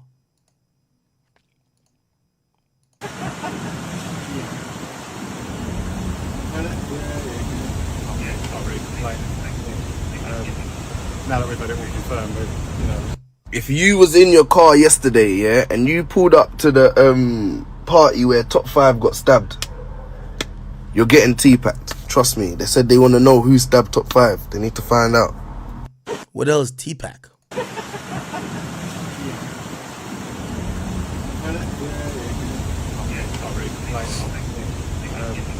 Now that we've had it all confirmed, you know. If you was in your car yesterday, yeah, and you pulled up to the party where Top 5 got stabbed, you're getting T-packed. Trust me. They said they want to know who stabbed Top 5. They need to find out.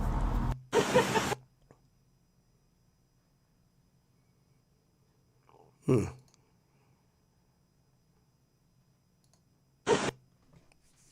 thought there was a news article about it. Anyway.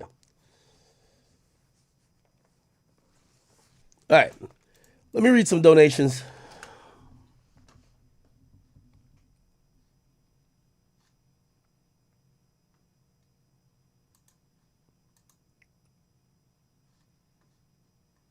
Somebody said Drake finna spin behind it. Y'all think Drake should spin or slide? Slide for 5? Never know, man. Drake might put that shiesty on and go slide, right? You never know. Now, Drake rocks with top 5 heavy.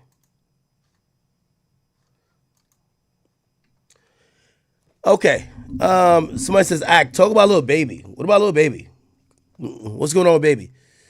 Somebody said, where there's smoke, there's fire. If Dave that pressed over Drake's statement, Kendrick getting a DNA test now. Oh, I don't know.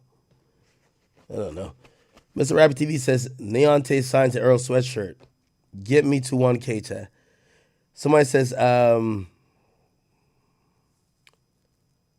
Act, the beef is old, let it go. The guy running the Twitter page constantly posting negative about TDE. Y'all literally instigating this. You think so? Somebody said it's a clear attempt by TDE and PG Lane to create a rift between you and Drake by saying you said that Drake wrote the captions.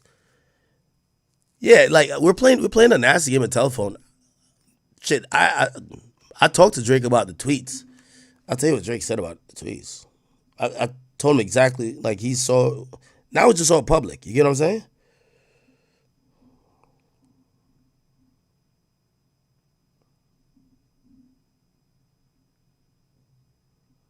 It literally says, yo, you're talking the truth. That's all that matters. All right.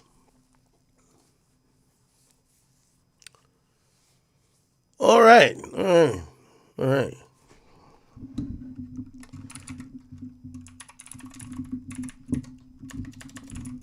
Let me see what else has been going on in rap.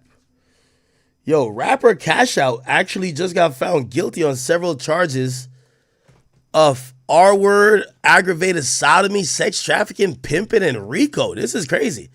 So Cash Out caught like basically some Diddy charges, except like what he was doing was actually like pimping, supposedly. Like he was recruiting women, having them sell their bodies and other things against their will. And he got indicted for it. And today the verdict was read. Cash Out verdict. And the verdict was read. And this is what happened. Here we go. That breaking news here live at 5. Atlanta rapper Cash Out has just been found guilty of most charges against him. He and 2 others on trial accused of luring women into prostitution. Atlanta News First Yasmin Alston is live at the Fulton County Courthouse where that verdict was just read aloud. And this came down in the last 30 minutes, Yasmina. That's right, and all 3 defendants were found guilty of violating the Georgia RICO Act, which is what prosecutors wanted to prove in this case, that the rapper Cash Out, his mom Linda Smith, and a 3rd co-defendant were operating a sex trafficking enterprise. The rapper, whose real name is John Michael Gibson, his mom Linda Smith, also known as Mama Cash Out, and Tyrone Taylor were all facing multiple charges, including trafficking of a person for sexual servitude, pimping, and rape. And of course, that RICO charge. The jury found the trio guilty on most of those charges they faced, but not guilty of some of them. In this weeks-long trial, prosecutors tried to prove the 3 of them were running a business and luring women into prostitution, and several of the alleged victims testified. Now, we do know the jury deliberated all day starting early this morning, and then they came back with a verdict about 30 minutes ago. And once that verdict was read, all 3 of the defendants were handcuffed and walked out of the courtroom. The judge also saying that there will be a sentencing hearing for all 3 on Monday morning. Live at the Fulton County Courthouse, Yasmina Alston, Atlanta News First. Yeah, I'm trying to see if there's a moment where the verdict is actually read. I want to see if we can see it. Damn.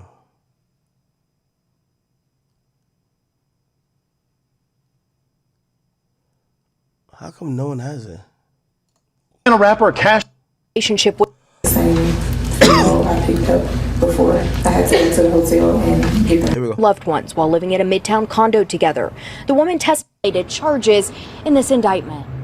A woman took the stand in the sex trafficking trial of Atlanta rapper Cash Out. She says she was in a relationship with the rapper, whose real name is John Michael Gibson, and is listed in an indictment along with Gibson and several others facing prostitution-related charges. On Monday, she testified Gibson secluded her from loved ones while living in a Midtown condo together. The woman testified the rapper had her drive around women who were allegedly doing sex work for him, as well as collect money from those women. I had to go to a hotel, which was the same female I picked up before. I had to go to the hotel and get the money, and there was nothing. She just opened the door and passed me the money, and I had to take it to him. He just said she had something for me, so I went and got it and took it to him. The woman also claimed Gibson used her photos and social media to recruit women plus clients for sex work. I was aware that my pictures were being used, and that was told to me by someone else that my pictures were being used. So I searched it myself, and I seen my pictures were being used. The woman told the jury she initially didn't know about Gibson's alleged dealings in prostitution. Yeah, so it seems like this is classic pimping, right? The dude is just pimping these chicks out. Holy shit. Yeah, so Cash Out is he basically blew trial, but his case, unlike the Diddy cases, he actually had a prostitution ring, right? So they turned that into a RICO, and also the sex trafficking and, you know, obviously some sexual assault. And yeah, I'm gonna be honest with you, he's probably gonna spend the rest of his life in jail, or they're gonna sentence him at least in upwards of, I got to see how Georgia really does this, but he should probably get some football numbers like 55, 65, something like that. Obviously, he's going to appeal the whole thing, but I'm wondering if he knew that this was going to be so much proof against him. Why not take a plea? Because blowing trial with those charges is like, holy. Found guilty of these? Jesus. All right. Congratulations to Klay Thompson. Klay Thompson has now popped out with his new girl. His new girl is Megan Thee Stallion. By the way, I think, did he just get traded or something like that? He's over here shooting, doing his thing, hitting all type of shots, but he did pop out recently. Klay Thompson, Meg.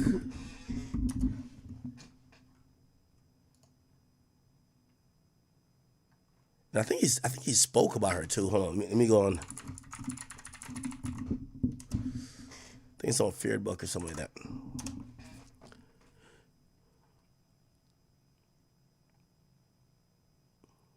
Now, this is some pictures of them. This was the picture of them, like, you know, kind of going official. I think he's spoken about, well, she spoke about it.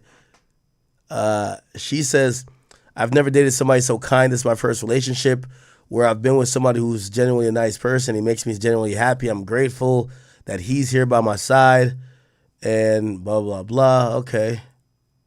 All right. Okay. I see what's going on here. This is them at a gala together.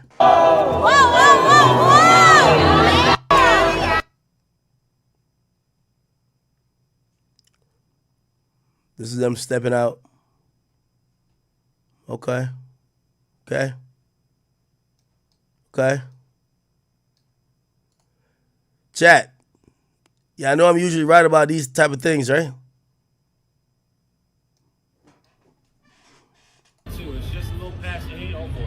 Said Megan Thee Stallion bought him a $300K AP watch. Nice. So I just play this one thing right there. Fire. That's a good watch too. Thank you, brother. Sheesh. Megan got gifted me this. Word? Yeah. What a sweet lady. Chat. Let me just pull this video back up again real quick. Let me just do this real quick, chat. Well, it feels incredible because Megan's such a special person and she inspires so many around the world. I've seen it firsthand, and this is just another incredible feat of hers to be able to give back, create a foundation, and raise a ton of money for those in need. And I'm honored to be here by her side. I know I would have loved to meet Holly and Joe. I know both of them would be so proud of their only daughter, just because of what not only she's been able to accomplish, what she's also going to continue to do. She has never been put in a box or allowed herself to be put in a box, and she just continues to inspire so many people around the world. And on top of that, raise a ton of money this evening and just do so much for so many in need. And man, cut this bullshit off, man. Yo, Klay, I hope while you in this little PR of a relationship trying to get this woman back likable because her likability is down the dumps, I hope you're cracking. And I think you are, but here's the thing, brother. And let me, where's the other video? I just played it. I'm put a $5,000 bet. This shit is over before the All-Star game. That's a fact. 5,000 I got on it. That relationship is over. Listen, Klay. You see this right here? You see this right here, Klay? She was just drinking champagne. You ain't see her off the Henny yet. Remember I told you. She drinking champagne. You see how she started getting a little loud?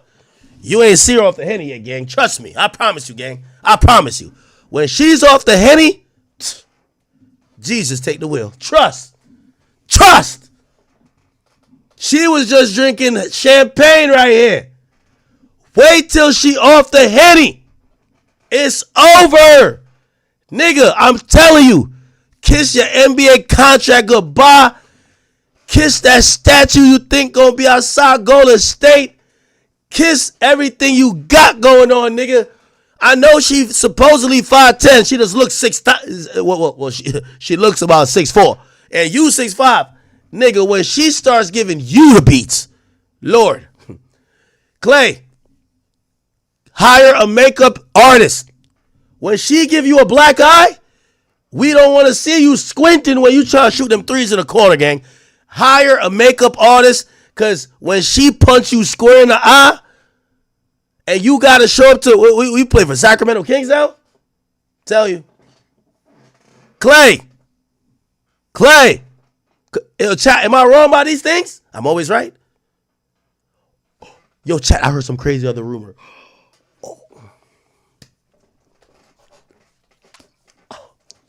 The next one's gonna kill y'all. Y'all feel like a little gossip girl. But yo. Yo, this right here, Klay.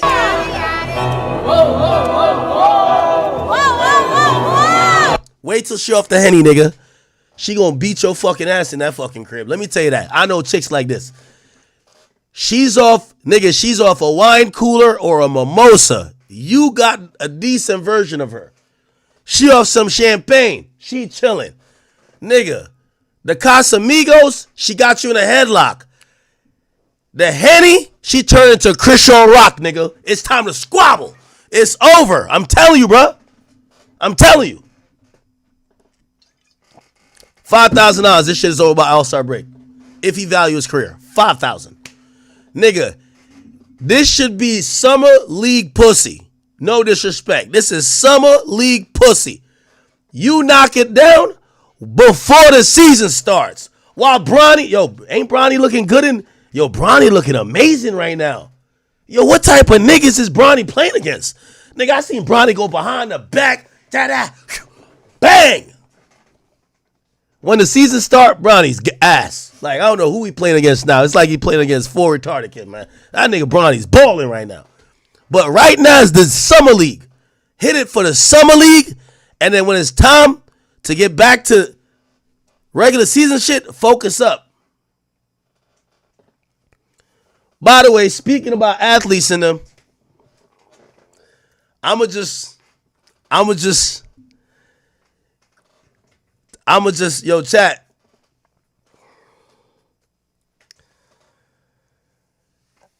I heard he got her pregnant, gang.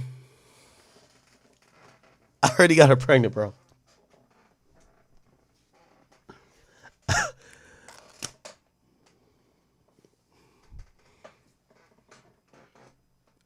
Chat, I'm just going to just leave that one there. Open. Y'all know when I say it. I heard he got her pregnant, gang.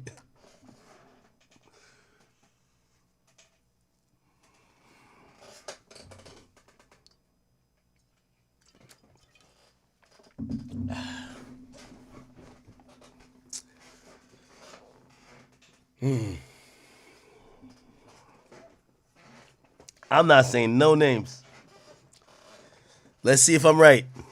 I think I got a good track record. No. I ain't talking about this one. I'm just saying, speaking of athletes and they rapper joints. Nah, man. I heard he got a pregnant, man. I don't know.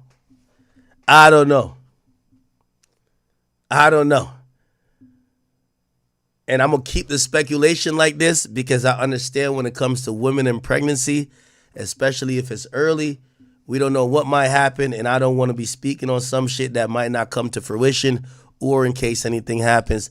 But I just heard. All right. Okay. Let's move it on.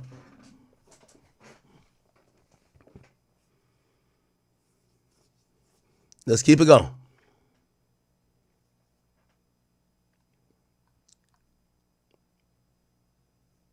Yo, Klay must be really done with the.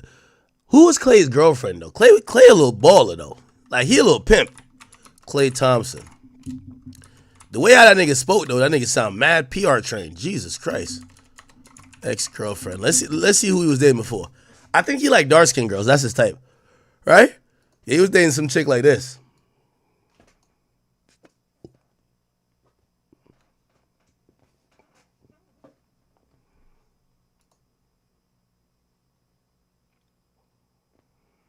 Okay, yeah, that's his type. You like them little brown things, you know? A little brown chick, you know? I see her.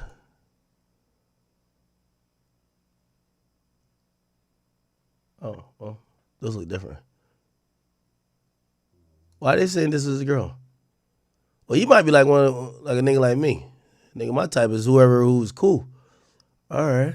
I thought his type was like black chicks, like dark-skinned chicks. Or darker than him. He's like a light, bright nigga. He's black, right? Oh, these are his exes right here? Oh, they got a whole fucking page about his exes. Holy. All right, my boy.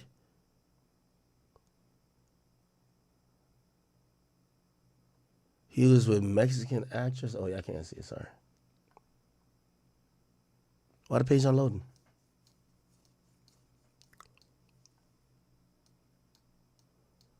No, it should load. Fuck it.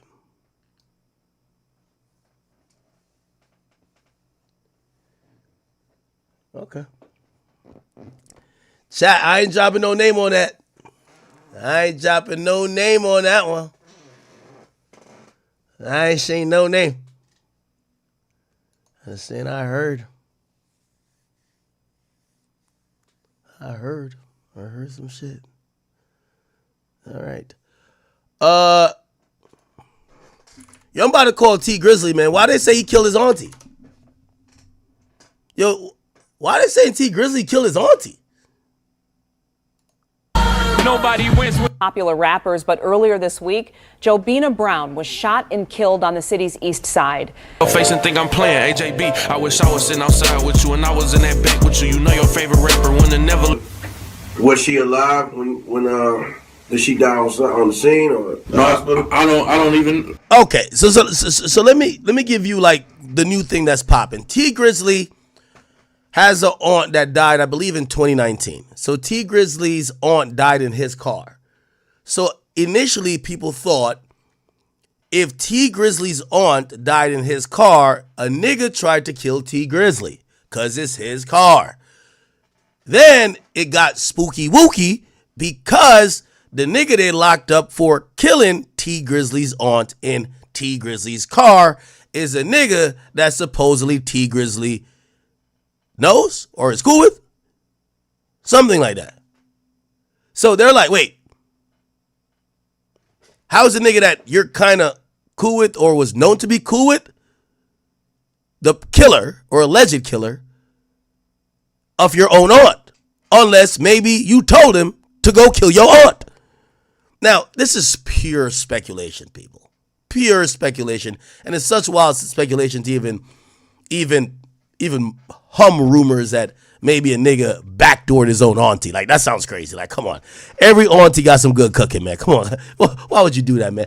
It sounds far-fetched. But that is a running theory, and a lot of people are going with it. Let me play this a little bit, because this is what some of these niggas are saying. Here we go. I think that no, she died at the hospital. She was still alive. She was still breathing and everything. She called me. She called you? While she was shot, she called me. What'd she say? I was trying to talk to her. I didn't hear what she was saying. Oh. She couldn't really form no word. If I'm Detroit's very own T Grizzly, I'm keeping a low profile. After this video, you might hear a lot of what ifs. Maybe a few people even saying, nowadays when these rappers get married, they in some shit. Cause truth be told, as our older generation would say, what's done in the dark will come to the light. Now a lot of folks might not remember this. But about 7 years ago, T Grizzly lost someone publicly referred to as his aunt. Whether she was blood or not, that's still up for debate. But some say it was through marriage. But what we do know is that she was tragically gunned down while riding in the Uber. And by some twist of fate, T Grizzly had gotten out the same car just minutes before the shots had rang out. Now at the time, everything seemed off, but nobody had real answers. Then about 2 months later, a man allegedly tied to one of T Grizzly's groomsmen, a man connected to Lil Durk, someone tied to him from his same neighborhood in Chicago, Illinois, which we'll later discuss, was arrested in connection with her murder. Since then, the case been cold in many people's eyes. And yet, Detroit police still have an open $2,500 reward for more information. And that alone tells you everything ain't fully closed on this. But what if I told you that was just the surface? Because what I found out while digging into this court transcripts and trial updates and federal paperwork, found me get deeper. Way deeper than what people may expect. Pause. Now there, as of now, has been whispers that she might have been pregnant, allegedly, by T Grizzly. And that wasn't even his blood aunt. But all that is he say, she say to this point. Because still, Grizzly called her his aunt. And that's what the world ran with. Not to mention he was signed to her, which some say is a clear motive. But today, I'm bringing y'all the full breakdown. court documents, timelines, trial updates, and theories media skipped over. Because y'all will find out later in this video that someone is currently standing trial for her murder. And based on documents I've seen, I wouldn't be shocked if the feds step in once this trial is wrapped. In this video, we're going through everything from what happened that night in the Uber to who this man really is that's facing trial, to why certain people in Grizzly's circle started going ghost once the pressure came down. We're clearing up every rumor, laying out the facts. And like we always do, fam, at the conclusion, I'm here to hear from you once I lay everything on the table. But before we go over this one, I want you guys to remember, I don't give you no angle. I just give you the story. So with that being said, make sure you like, comment, and subscribe. We're gonna jump right to it. T Grizzly, born Terry Sanchez Wallace Jr., is a rapper straight out of Detroit, Michigan. He came up from tough circumstances. Raised on the west side, his mom was sentenced to 20 years when he was just a teen, and his dad was killed in the streets. But instead of folding, Grizzly took to music. He gained national attention in 2016 with his breakout single, First Day Out. All and fought for your life. Being broke did something to my spirit. Ass niggas to plug me. They act like they couldn't hear. Now that was a track he dropped just months after being released from prison for a robbery case tied to Kentucky, as he rapped about. The track blew up fast, doing millions of views in days, and earning cosigns from legends like Jay-Z and LeBron. Boom, boom, boom, boom. Hit the rolling stone with the rollie on. Jag portfolio. From there, the momentum only grew. He dropped mixtapes, albums, and landed features with stars like Lord Durk and Meek Mill. But like most rappers with street ties, fame didn't come without a cost. The night he almost lost his life for Diddy. Instead, his quote-unquote aunt did. In August of 2019, everything changed for T Grizzly. He was riding through Detroit in a black Chrysler 300. A little after 9 p.m. on the 3600 block, a 3-mile drive on Tuesday, when the driver exited the vehicle, shots were fired from an unknown location. That driver was allegedly T Grizzly going to his other aunt house at the location of the 3600 block of the 3-mile drive. A woman who took the stand today, almost 7 years later, which we'll later talk about. The bullet stuck Jobina Brown. May she rest in peace, and love and condolences to her family. Grizzly, one of Detroit's most popular rappers, but earlier this week, Jobina Brown was shot and killed on the city's east side. Tonight we're hearing from a local radio show host who worked with Brown. 7 Action News reporter Anu Prakash joins us live from the scene to tell us how Brown is being remembered and what police are saying. Anu. Well, Glenda, Detroit police tell me that homicide investigators are still working on this case, still trying to figure out what led up to the shooting here on 3 Mile Road just off of Mack. Meanwhile, those who knew Brown say she was kind-hearted and a hard worker. She was a sweetheart. She was a good person. She was the type of person that would look out for you, do whatever, she could to help you. Bushman, host of The Bushman Show on 97.9 WJLB, first got to know Jobina Brown 3 years ago. He called her JB. She was the manager and aunt of Detroit rapper T Grizzly. She also managed Detroit rapper SZA Baby. Sources say on Tuesday night around 9:30, the 41-year-old was sitting in a Chrysler 300 with 2 other men here on 3 Mile just off of Mack. Police say as one of the men got out of the car, she was shot and killed. JB, I love you. I miss you, but I will never forget about you. You were a queen and you were awesome. Bushman says he's been getting calls and comments on social media from people across the country, those who've gotten to know Brown and some who are fans of T Grizzly. Bushman says Brown was a young woman who was committed and kind. It was like her first time managing, but she grasped the knowledge of how to manage an artist and was running with it, and he's been very successful. After hearing about her death, he shared this video of Brown in the studio with T Grizzly in May of 2018. She was fixing his hair, taking care of him like Bushman says she always would. I wanted to share something for people to remember her by. When you're behind the scenes, you don't always get the credit for the things that you do, and I want people to understand who she was and what she meant to T Grizzly, SZA. And as he continues to pay tribute to her, he just hopes the questions surrounding who took her life won't remain unanswered much longer. Just want to know why. What made you do that? What caused you? What was going on in your mind and in your life that you felt like you had to pull a gun out and pop? Now, I did reach out to T Grizzly's management company, but haven't heard back yet. Meanwhile, if you have any information that can help police solve this case, please call Detroit Police Homicide. Live on the city's east side. At the time, no arrest was made. Police made a flyer for $2,500 for information leading up to an arrest in JB's demise. But T Grizzly decided to make a track in dedication to JB. Check it out. So you know your favorite rapper when they never let them guys get you. I would've shot him, left him dying, leaking in the street. When the rain would smoke the. But just 2 months after JB lost her life, the feds and the state had made an arrest.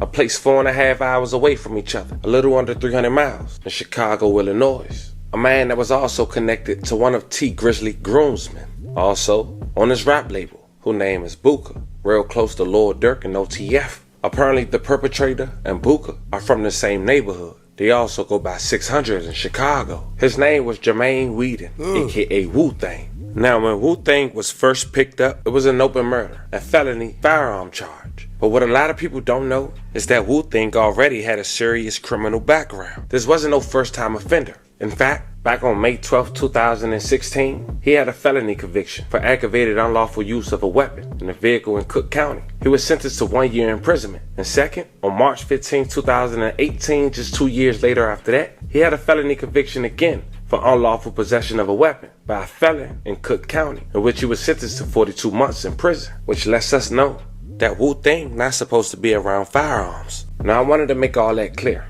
because he was later caught with a firearm that was illegal in Chicago, which we'll later discuss. And the feds got that case. And what they did is they dropped it for the moment, because he did get found with a firearm that has did another crime across state lines. And they let him deal with the state for now. And we just wonder why. But they also did something that I want you guys to pay attention to as well. In the state case, gave this habitual offender a reasonable bond for murder. As mentioned, we wonder why. But at this point, we know this is no ordinary case, and some folks believe he was let out on purpose. Maybe even being used as bait, or even working with somebody. Either way, something is off. Now, when JB lost her life, Wu-Tang was on probation, and he had a tether. And we'll later explain how that played on helping solving this case for the state and the feds. October 19, 2019, just 2 months after JB lost her life, Wu-Tang was arrested in Chicago, Illinois. It was around 2:06 p.m. when officers from Chicago Police Department were on a routine patrol when they responded to another officer report of a male and one female sitting inside of a stolen vehicle parked in the alley behind 5920 South Calumet Avenue in Chicago, Illinois. The reporting officer had confirmed that the vehicle was stolen by checking the vehicle license plate in the law enforcement computer database. When responding to CPD, officers pulled into the alley.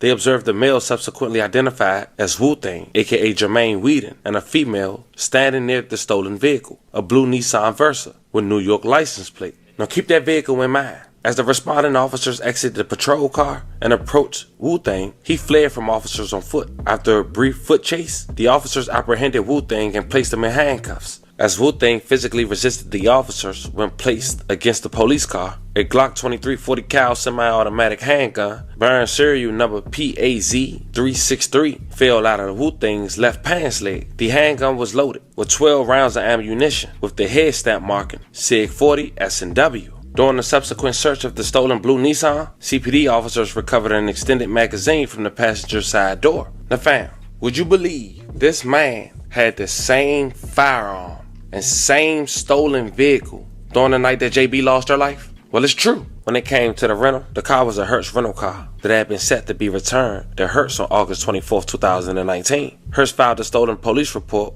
in September of 2019. The following year, February of 2020, DPD received notification from the MSP lab where they test the firearms, the ballistics. They confirmed that that firearm that Wu-Tang was caught with in Chicago was the same firearm used to take the life of JB.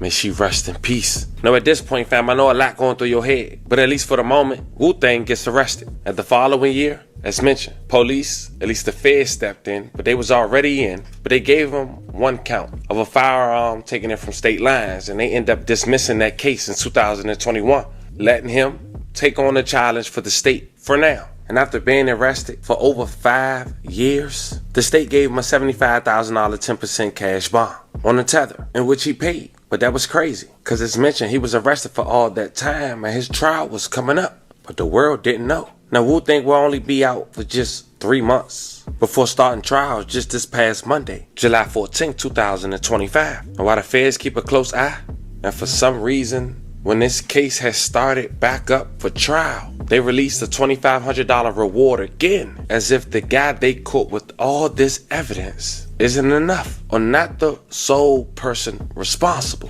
which probably indicates a recent bond and the feds letting go of the first charge for now. And the Family TV will hopefully start filming from now on this trial on Twitch and YouTube, on the second channel, and many more. But I was able to catch it today, although the audio wasn't allowed for screen recording while looking. You can only screen record if the audio picks up from another device. And I didn't know that today.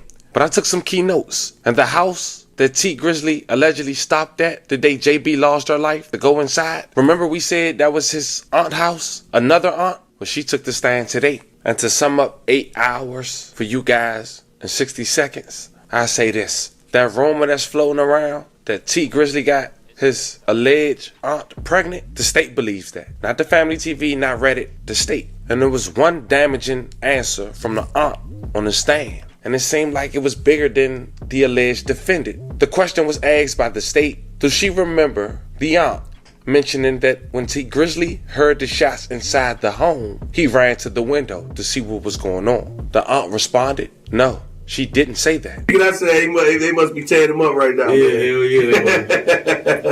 All good, man. So the night everything happened, man. Can you kind of go over that night with us? I know y'all was at the studio. I seen you on your Instagram. Yeah, so we was at the studio with Guapo and Jay Swan or whatever, and I'm going over my cousin's house, my older cousin. Mm-hmm. He was real close with my pops, just like my pops' brother. Mm-hmm. And I always try to, you know what I'm saying, show him some love because that's another wound we really ain't healed from. Okay. You know what I'm saying? So I went over there, and I was telling her, like, come in the house.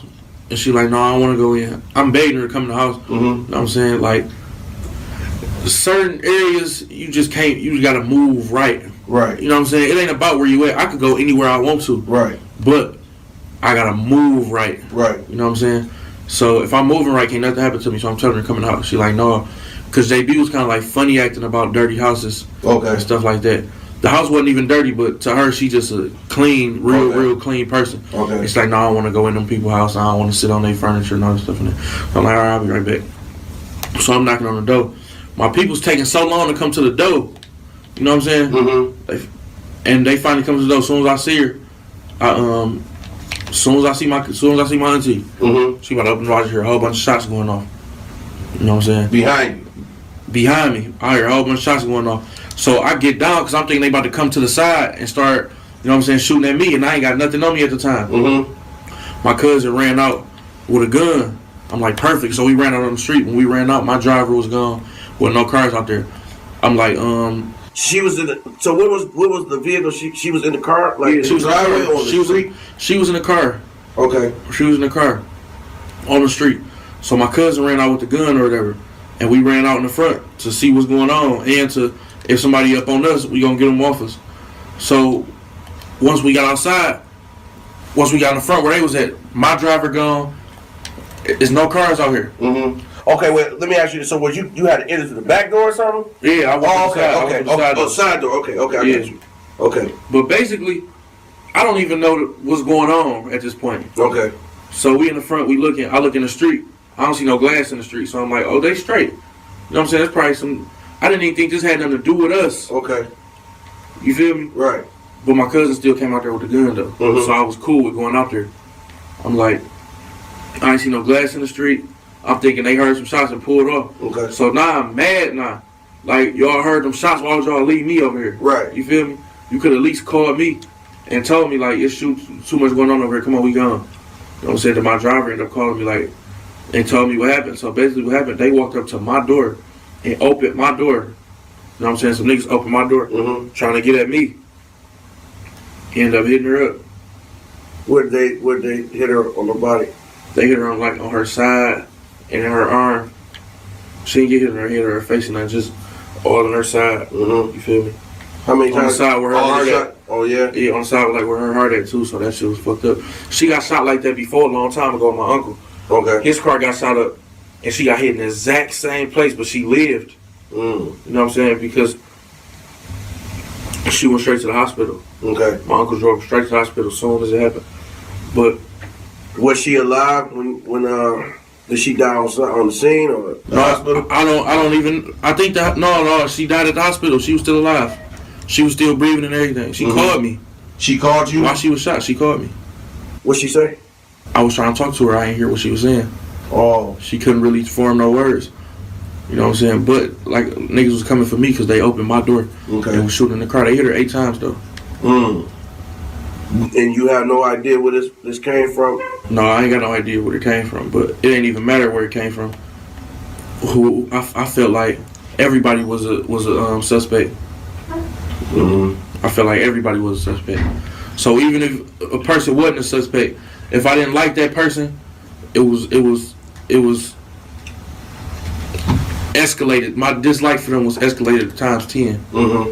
Now we laid it all out. The come up, the tragedy, the arrest, the strange bond, the trial. You see just how deep the situation runs. And even though the facts are still on the table, the silence around the case speaks just as loud. You got federal interests that suddenly disappeared, and a suspect with a serious rap sheet walking free on bond. In a courtroom now, being told the victim may have been pregnant by one of Detroit's biggest rap stars. On top of that, you got a key witness, the aunt, saying T Grizzly didn't even react when the shots went off. To the streets, that don't sound right. To the court, it raises questions. To the fans, it's a full-blown mystery. Now, it's time for you guys to let me know how you feel in the comments. I keep you guys updated as more develop. Don't forget to like and subscribe. Until then, I'll catch you guys on the next one.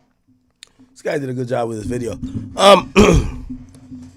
I just hit T Grizzly, man. I ain't got time for all these documentary, like, conspiracy type of theories. I'm trying to get him on the stream. I want to ask him, yo, nigga, you killed your auntie or what, bro? Like, I know it's going to sound insensitive, but I just want to ask, man, like, bro, like, it's a crazy accusation for y'all niggas to make, man.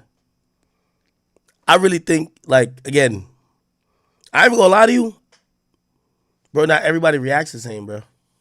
Now, I know there's this, whatever, association with the killers. Nah, I don't believe this shit at all, honestly. I don't believe this shit at all. At all.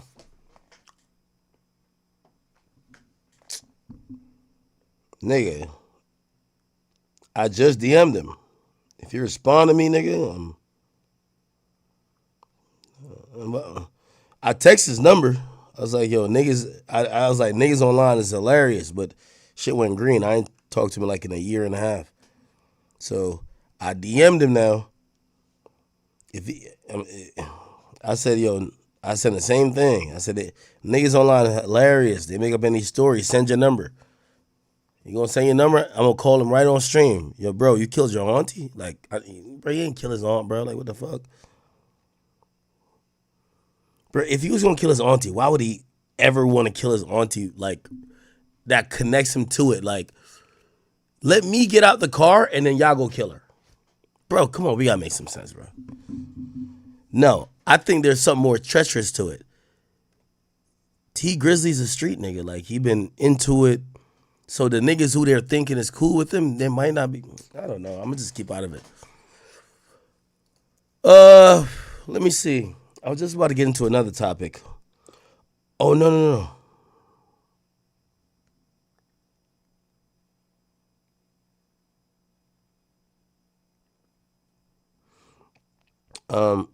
I'm trying to call Aiden Ross. You see Aiden Ross and, like, what's the name going at it? Let me call this bitch ass. Aiden and who been going at it? Kai. That's my son right here. It's my little child.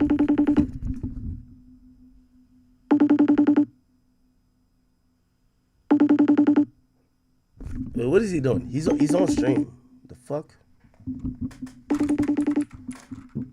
Yo, go spam in his chat. Daddy's calling him. Just tell him Daddy's calling. Actually, don't tell him that because he white. He be on some gay shit. Real talk. Aiden.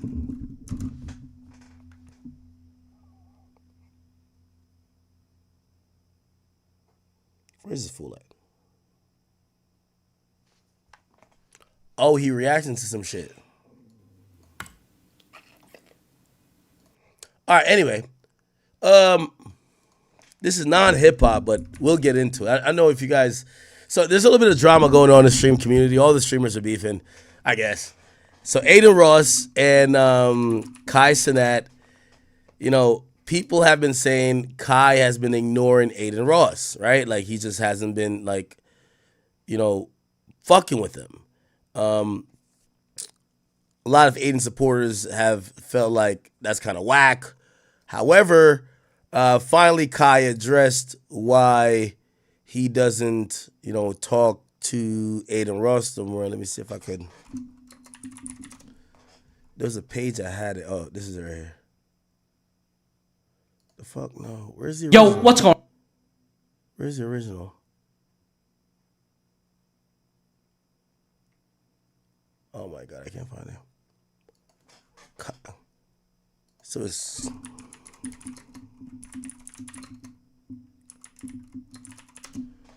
I don't know what's going on in the streamer community. I don't know.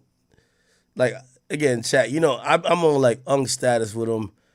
Kai texted me. Kai sent me his new number randomly. I didn't even know he changed number, but he's like, yo, Ack. I've been thinking, like, pause, no gay shit. He was just like, yo, Ack, like, yo, you came to my mind recently. It was something. I hope you've been well. This is my new number. I was like, good. And then I told him, I said, yo, nigga, get me back on Twitch, gang. But I'll be getting into like some of this nonsense.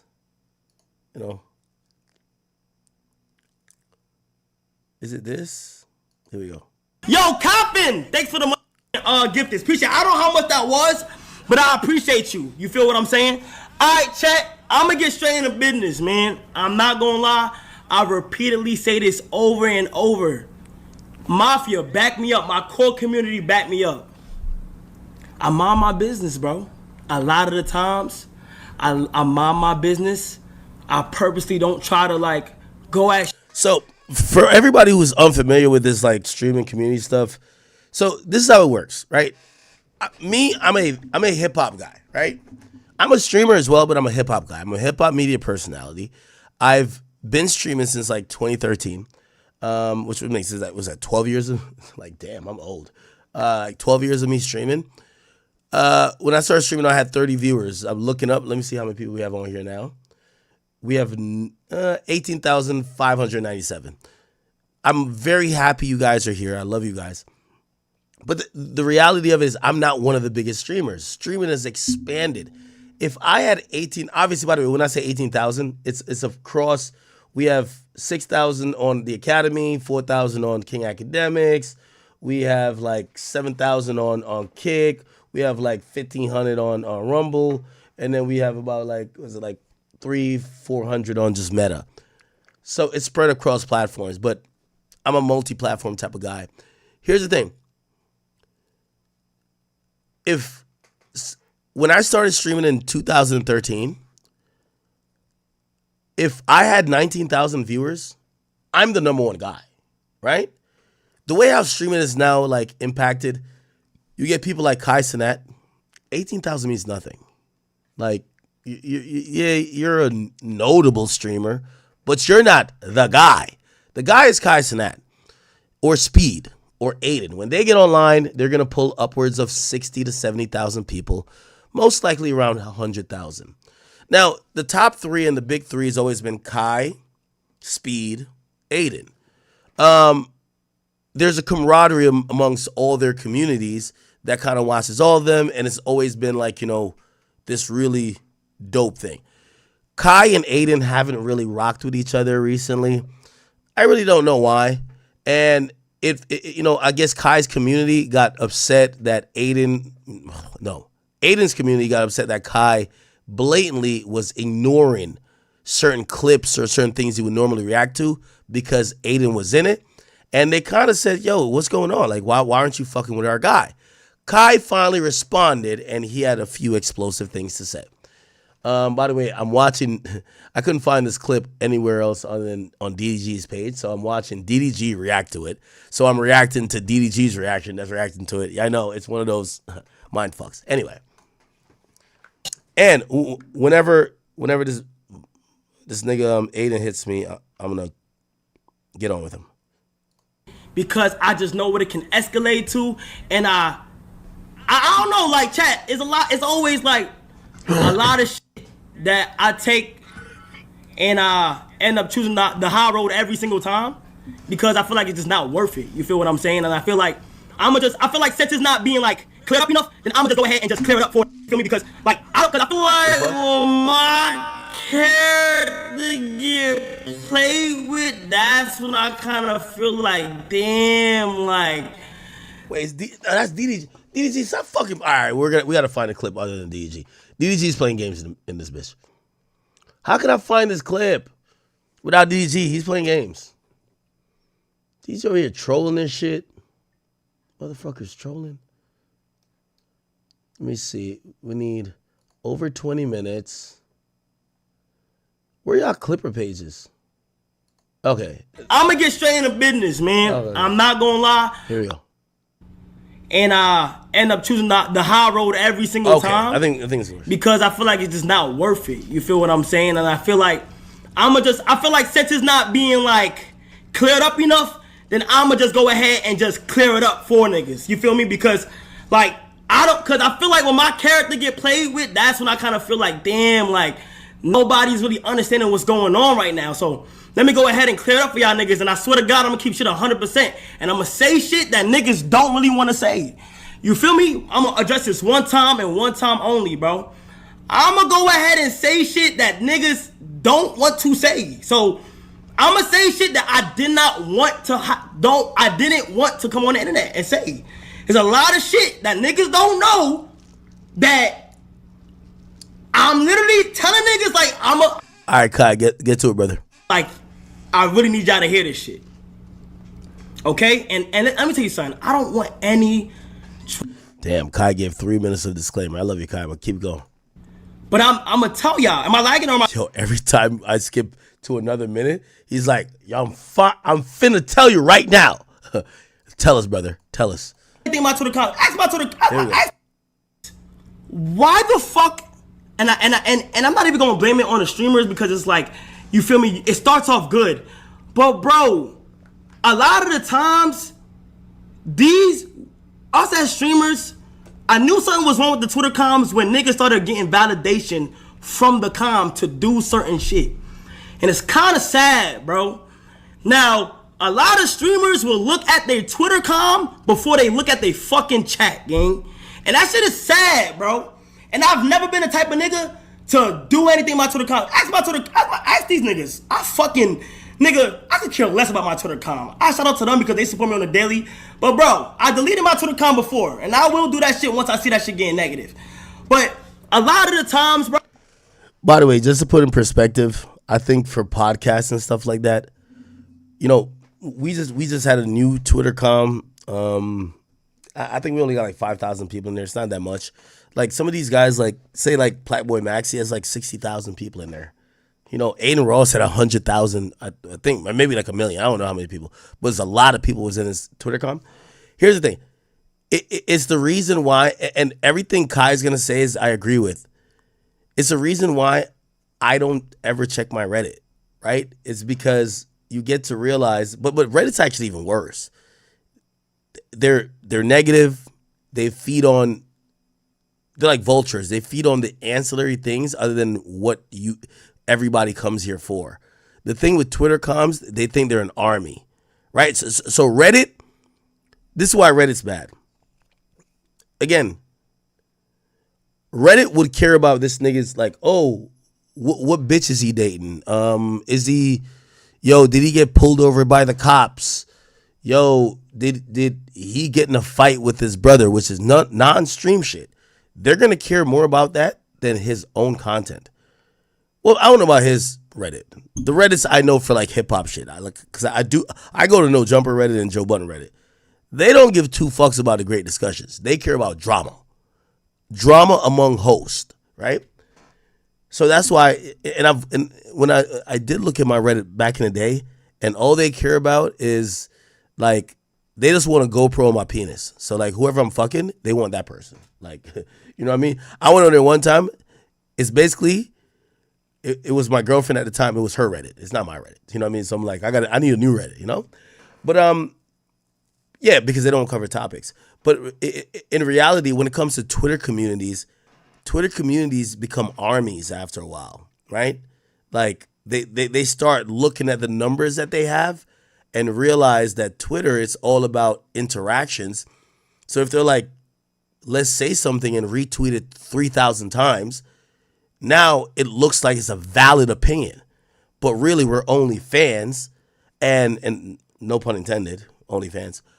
They're only fans, and now they've created this thing, and sometimes the streamer is looking at it to say, you're fucking empowering me, like, you're ready to go to war with me, and the streamers just start being toxic in themselves. So that's why Kai is saying he deleted his own Twitter com, right? I think Aiden did too. Bro, the shit literally gets cooked. It's cooked, it's cooked, it's cooked. Twitter comms has split up so many communities in ways that you don't even spam fuck Aiden in here. Fuck no. It's not even, I fuck with Aiden, chat, so don't even spam shit. But I'ma just say everybody comms be wildin' sometimes. But I'm not gonna lie, I realized something. The Twitter com bullshit can go into a better route if mods were chosen to clean that shit up. Cause if you know, not in the past 2 days, but if you know, I ran a test. I have the best mods and I be on their ass. I say, hey, any negative shit that happens in my Twitter com, you take them niggas out of it. I don't want no arguing with niggas, and guess what? That shit stays positive for the majority of the time. The only time when my Twitter com says shit is when I'm getting attacked for some reason. Travis Scott just dropped an album. I rated it a 9.5. It's my fucking opinion. That shit went viral. I don't know why. Fuck it. 2 days after, nobody cares about that shit. I rated Travis' album a 9.5. Niggas was on my ass. My Twitter com felt the need to retaliate and attack people. And at first I said, kick all them niggas out. Kick all them niggas out. Clean that bitch up. But then I said, hold on, let me see something, because a lot of people is on my dick for no reason. Don't clean shit up. Let me see what happens if mods don't moderate the chat for like a good 30 minutes. Let me just see what happens. What do you think happened, chat? All that shit turned negative. All of that shit turned negative, my nigga. So, me knowing that now, that as the creator and as the comm of people that supported me, I can make a change within the comm. I have complete control to stop certain things from getting escalated and shit.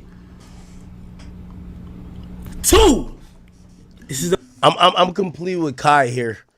You know, there's this idea, like, for example, I mean, I try not to get involved with my Discord. We have, how many people in Discord? Like 30,000 or something like that? I try not to get involved with it. They bring me problems. Yo, this nigga is doing this. He fucking this bitch. He's doing this. He exposed them. You're hoping it's not going to be, because all these communities start out as, yo, we like to watch this one guy, or we have this shared identity, and it all gets toxic. People get power hungry.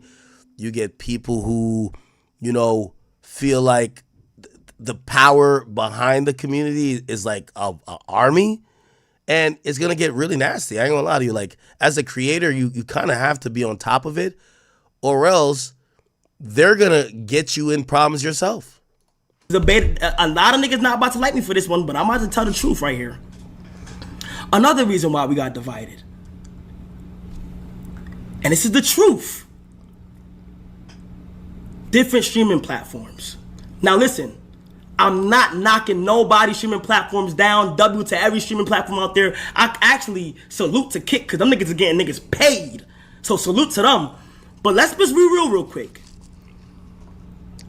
When that shit started going on with Rumble, Twitch, and Kick, it became like a sided thing to where a lot of people in their communities feel like they had to choose a side to wear the stream on. And once they chose that side, shit was just a little weird. And I'm gonna be honest, I'm gonna call it out.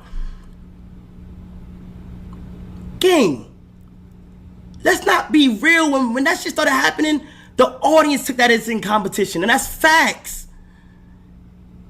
Nigga, Kick's main motive was to bring down Twitch in any way, shape, or form possible, and that's salute to them. They were trying to get the marketing in, and they've been successful with that.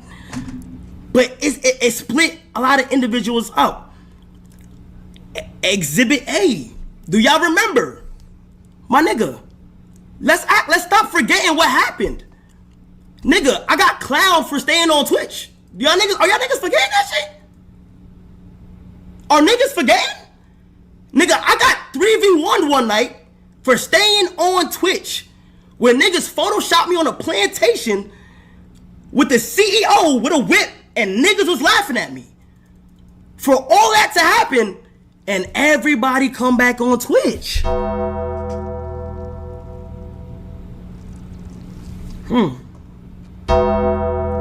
So now let me, and I don't like to.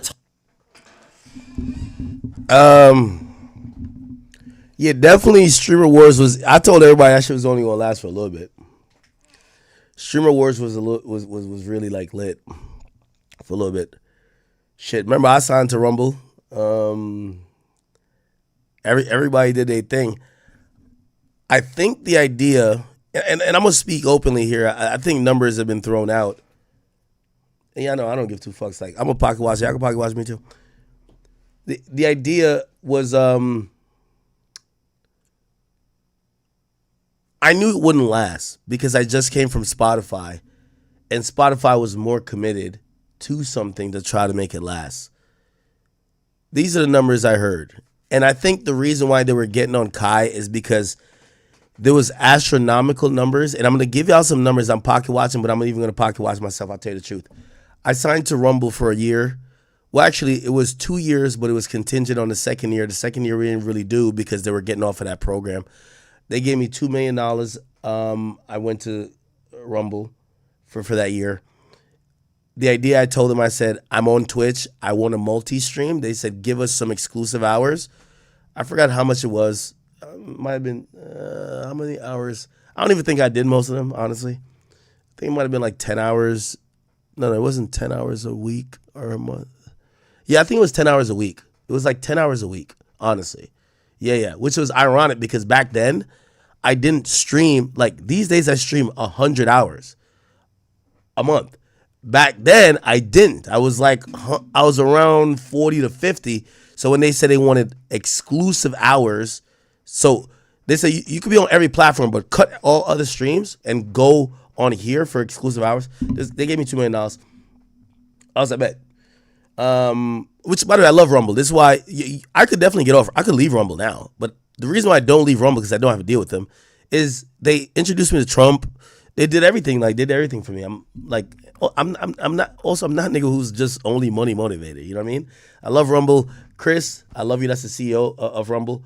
Yeah, but bags were being given out at that point. The reason why niggas were getting that Kai is that, you know, I talked to Aiden. Aiden at that point was making about $50,000 a stream, right? On Twitch before he got banned, right? And if you do the math on how these guys are streaming, let's ramp it up to, well, not ramp it up because it was about the same. Aiden and Kai. It was unreasonable. Like, no, not reasonable. Kai was probably making around $900,000 or $800,000 per month. Okay? That's a lot of money on Twitch. So if we extrapolate, let's call it $1 million. He's making $1 million a month. He's making $12 million on Twitch.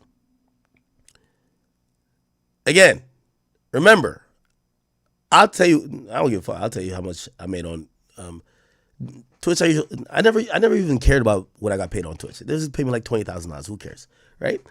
Like a month, but that's not. I'm only averaging like 2,500 viewers. What gives a fuck, right? So these guys are doing crazy numbers. What ended up happening is, like, let's go with Kai's numbers. You're gonna make $12 million over the year on Twitch. Kick comes in the game, right? Big dick and shit. They're like, the thing that's different from Kick as opposed to Rumble, Kick wants you there exclusively at that time, not now, because now they have a multi-streaming. I'm on a multi-streaming deal with them right now, right? I do have a deal with them now, but it's multi-streaming. They know I'm on other platforms, right? And if I ever go exclusive, I'll let them know and we get a different rate. But that's just what it is. So what happened was, I'm telling you the real numbers because you need to know the real numbers. $12 million for Kick. No, for Twitch, approximately. I'm not saying definitely. It could be 12 to 15. It could be 9 to 15, right? But that's what Kai was probably making during that time. Kick comes in and tells Aiden, Speed, and Kai, we'll give you $50 million apiece for the first year, contingent on a second year. 12 million to 50 million, and then they were trying to sweeten it with some ownership because I think they approached Kai and Speed with some gambling and they weren't down to gamble, right? So they just wanted to stream. Like Aiden gambles, so like his bag is a little different. So, Kick is powered by a stake. Kind of, really. Not really. Whatever, but So, I think the reason why maybe behind the scenes it was a little friction, because they're looking at Kai to say, bro, you're making like $12 million, or let's say 15. Let's go on the high end. You're making $15 million for the year on Twitch. Bro, you can make $50 million on Kick. And they're going to throw you a little bit of ownership. So if you blast this platform off, bro, you're going to end up turning to goddamn a billionaire at this point, right? Because they got to pay you for a second year. Because if you leave, it's going to tank. So they're going to give you at least another 50, maybe even whatever. And if you bring people from Kick over, well, everybody's going to follow you. You're the GOAT. The value of the platform is going to rise. You're going to be a billionaire. So I think that's why they were trying to bully. Or not bully, but like clown him like, yo, dog, are you serious? You're getting 12. You don't want to come over here and get 50 for 1 year. When you hear these numbers, it's for 1 year. Like, the reason why Aiden was wild, Aiden got paid like $60 million for 1 year, gang. 1 year. Imagine getting $60 million. You're going to act a fucking fool. But let me walk y'all through what's going on. And from my POV, I've been clowned multiple times for staying on Twitch, gang. Now, here's the thing. Because I don't want to make it sound like I was like down in Kai. Kai's my guy. I think Kai feels redeemed in that the fact that most of these deals that were signed, and this is my personal opinion, I don't have inside information. Deals that were signed with like your age, deals that was signed with a lot of these guys, not all the deals got paid out to the full potential. Why? Because the streaming war broke down. Rumble got out of it. So it was just Kick and then it's Twitch. Then Kick start realizing like these niggas are half-assing the shit. So they don't want to give these long contracts. They don't want to pay you for 3 years or 2 years. Now they want to do shorter things because they want you to be incentivized to turn up. Do you get what I'm saying? So what happened is, I think today it was even announced Neon is going back to Twitch. But with all that being said, it makes Kai, who was probably thinking long term, right? It makes him look incredibly smarter. Do you get what I'm saying? I hope you do. And that's fine. That's in the past. I could care less about it. You feel me? A lot of the times, those who know me, I've been backstabbed mad times and got over it, and I don't care. Because I'm on to better and better things, and I pray a lot, gang. So I don't like to say a lot of shit, but this is the truth, gang. This is the truth, and a lot of people don't want to speak on this, but this is the truth, gang.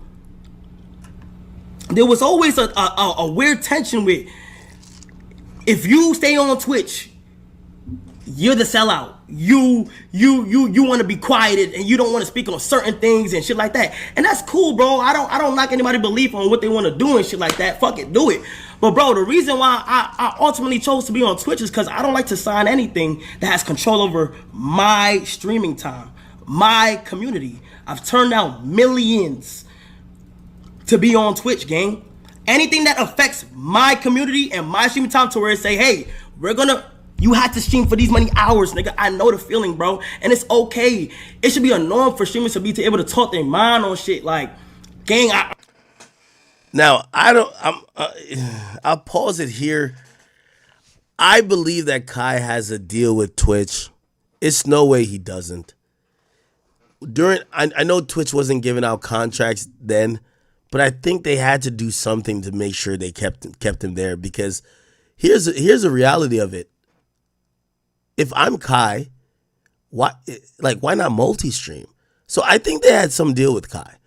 You know, I've never asked him because I don't get into his business like that in terms of like confronting him about some shit. But, you know, for me, the idea of streaming on one platform or being completely loyal to it makes no sense when your goal should be to reach the most amount of people. Like for me, it makes no sense Kai Cenat's not on YouTube. If you go look on YouTube, all his clips does 1 million views. Why wouldn't you stream on YouTube? Your audience is on YouTube.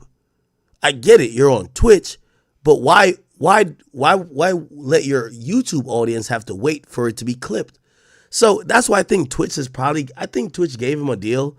I could be wrong, and so I don't want to just stay like I'm completely right.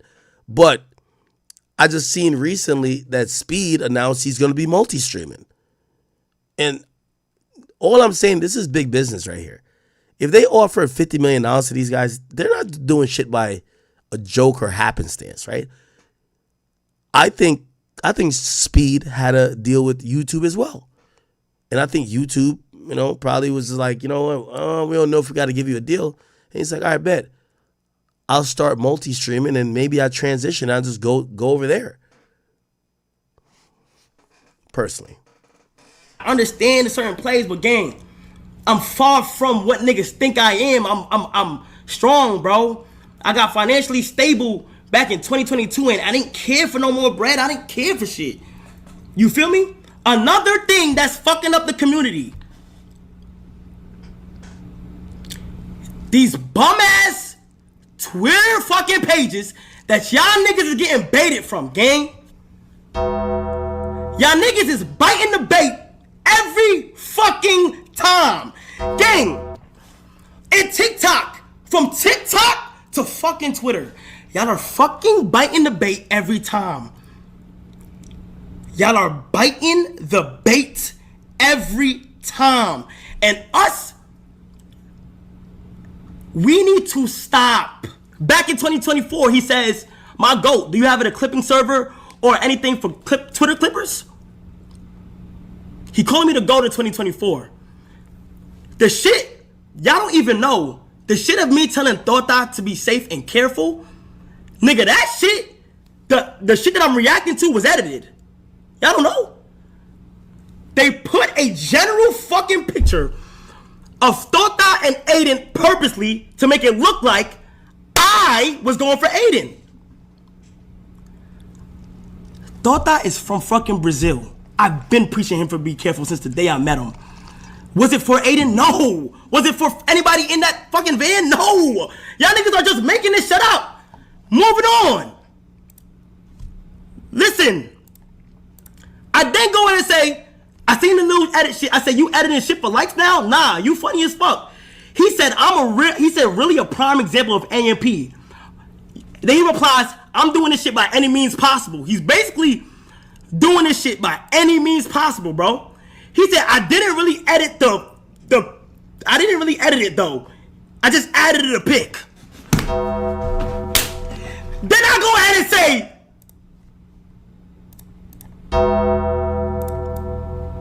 hold on. I laugh and I say, shit whack. Right? Hold on. I got more for y'all. Don't worry. Nigga, I'm feeling like the CC show. I got mail for y'all niggas all day. It's just getting started, right? He's so New York. The nigga said a CC show. Then he says, I've deleted posts for you in the past because it was generally bad PR, giving the wrong people attention. But this is just calm drama in my eyes. I don't be making it up complete bullshit like that Kick Champ page. Gang, so you just admitted that your engagement is higher when you stir beef within comms. That's true. Elon is paying these niggas for high engagement posts, and they are profiting. They are profiting to see comms fall. It's in 4K, my nigga. It's in 4K. They're fooling y'all niggas. Kick Champ literally tweeted out, it went viral. I lost my Nike deal. You know how much people still think I lost my Nike deal? Nigga, I'm still signed to Nike. What the fuck? Gang. Mo, oh my God. Nigga. Nike called me saying, you lost your Nike deal? Gang, niggas is getting clickbaited out the ass. And it's getting real, man. Right? Kick Champ. Now, I'll pause it here and say this. The new meta of streaming is that, and I'm saying this, I feel like an OG with it. Again, I've never been successful as just streaming like Kai, but I've been here as it has evolved. The new way to get popping, if you're a young person trying to get into streaming, you got to hire clippers. You got to hire people to get your clips viral. And what's going to get your clips viral is over-exaggerated titles, over-exaggerated clips that are out of context, and clickbaity stuff. So the current meta is clippers, and the clippers are incentivized with getting views, which if you have a clipper, you're looking at them like, get the views because the views is going to get me more popular. But then they're going to take a lot of things out of context because they now have to create something that's viral that you may have said that's not viral. So you've incentivized them to distort your image, and you've incentivized them to distort your likeness and your reputation to get people to come to the clip. So now they come to the clip, they might be outraged, mad, they might be whatever, but they came, the clippers got all the views they could get paid from, and now you're dealing with the side effects later on. But initially, all you wanted was the fame. Okay? It's a page, right? Hold on, I got more for y'all. We just getting started. Kick Champ is a page, right, that positively promotes everything that Aiden's doing. Or anybody on the Kick side, he pushes them positive. Yeah, W stream, yeah, damn, fuck yeah. As soon as it's costing that, the nigga is literally shit talking me. So what I did like a month ago, when that shit was going on, I text Aiden, I say, hey bro, this is Kick Champ page that's always supporting you and shit like that. Do you mind telling him to stop? Cause I'm pretty sure if you told him to stop, he'll be able to stop. By negatively talking on me. I told him that. I said, Aiden, can you do that? Aiden said, those pages are devils, man. We know we're not going to pay no attention to those pages. They're toxic, which I understand. But I'm not going to lie, Aiden.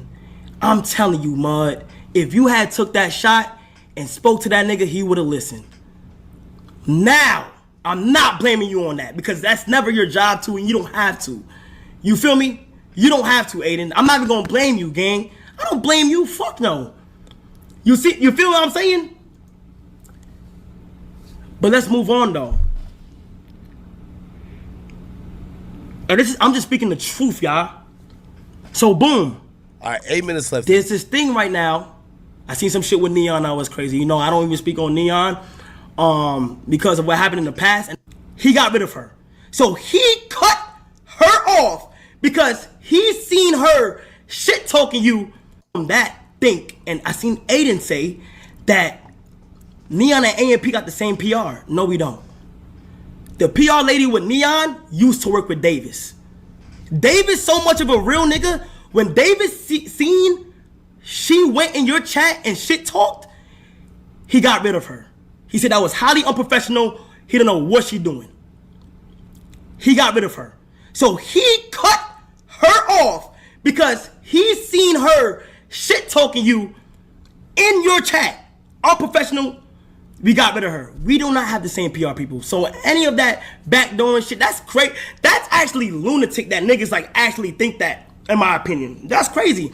And I feel like, bro, like, I don't be addressing shit, but it's like, bro, I have to, bro, because it's like niggas is not hearing niggas when they talk. Niggas got no problems with nobody, you heard? Nigga. Now let me get real with y'all. So, let's rewind. Kai, why did you avoid Aiden's name being spammed in your chat? Why? Why did you avoid that? It was getting spammed. Well, let me tell you guys. Should I be having to explain myself? Hell no. But am I? 100%. The first day I moved into this crib, I think it was like July. I forgot, like the first 3 days. I called Aiden on the phone. You heard? Me and Aiden had a nice little 30-minute chat. You heard? I fake been distancing myself since like the like at least like on an online perspective since like late last year. And let me tell you why. Aiden's birthday come around 2024. Okay. His manager Tav calls me in the middle of night, 4 a.m. I'm gonna tell you, and I didn't want to say this shit, but nigga, I'm gonna go ahead and just speak what's on my mind. Word to my mother, I never lie about nothing. Tav called me late at night, 4 a.m. drunk or off something, out his mind. I swear to God, if I'm lying, I'm flying.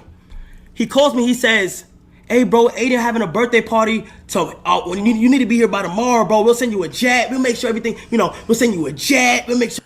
By the way, I know Tav. I've dealt with him multiple times. That's the reason why I've like commentated some of the fights.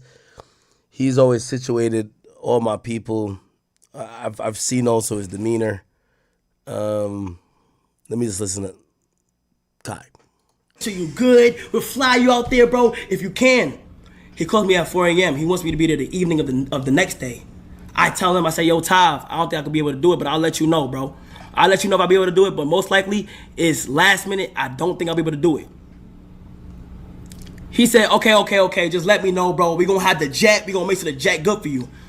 Then he gonna tell me, I'm with Aiden right now. He losing millions in this gambling shit.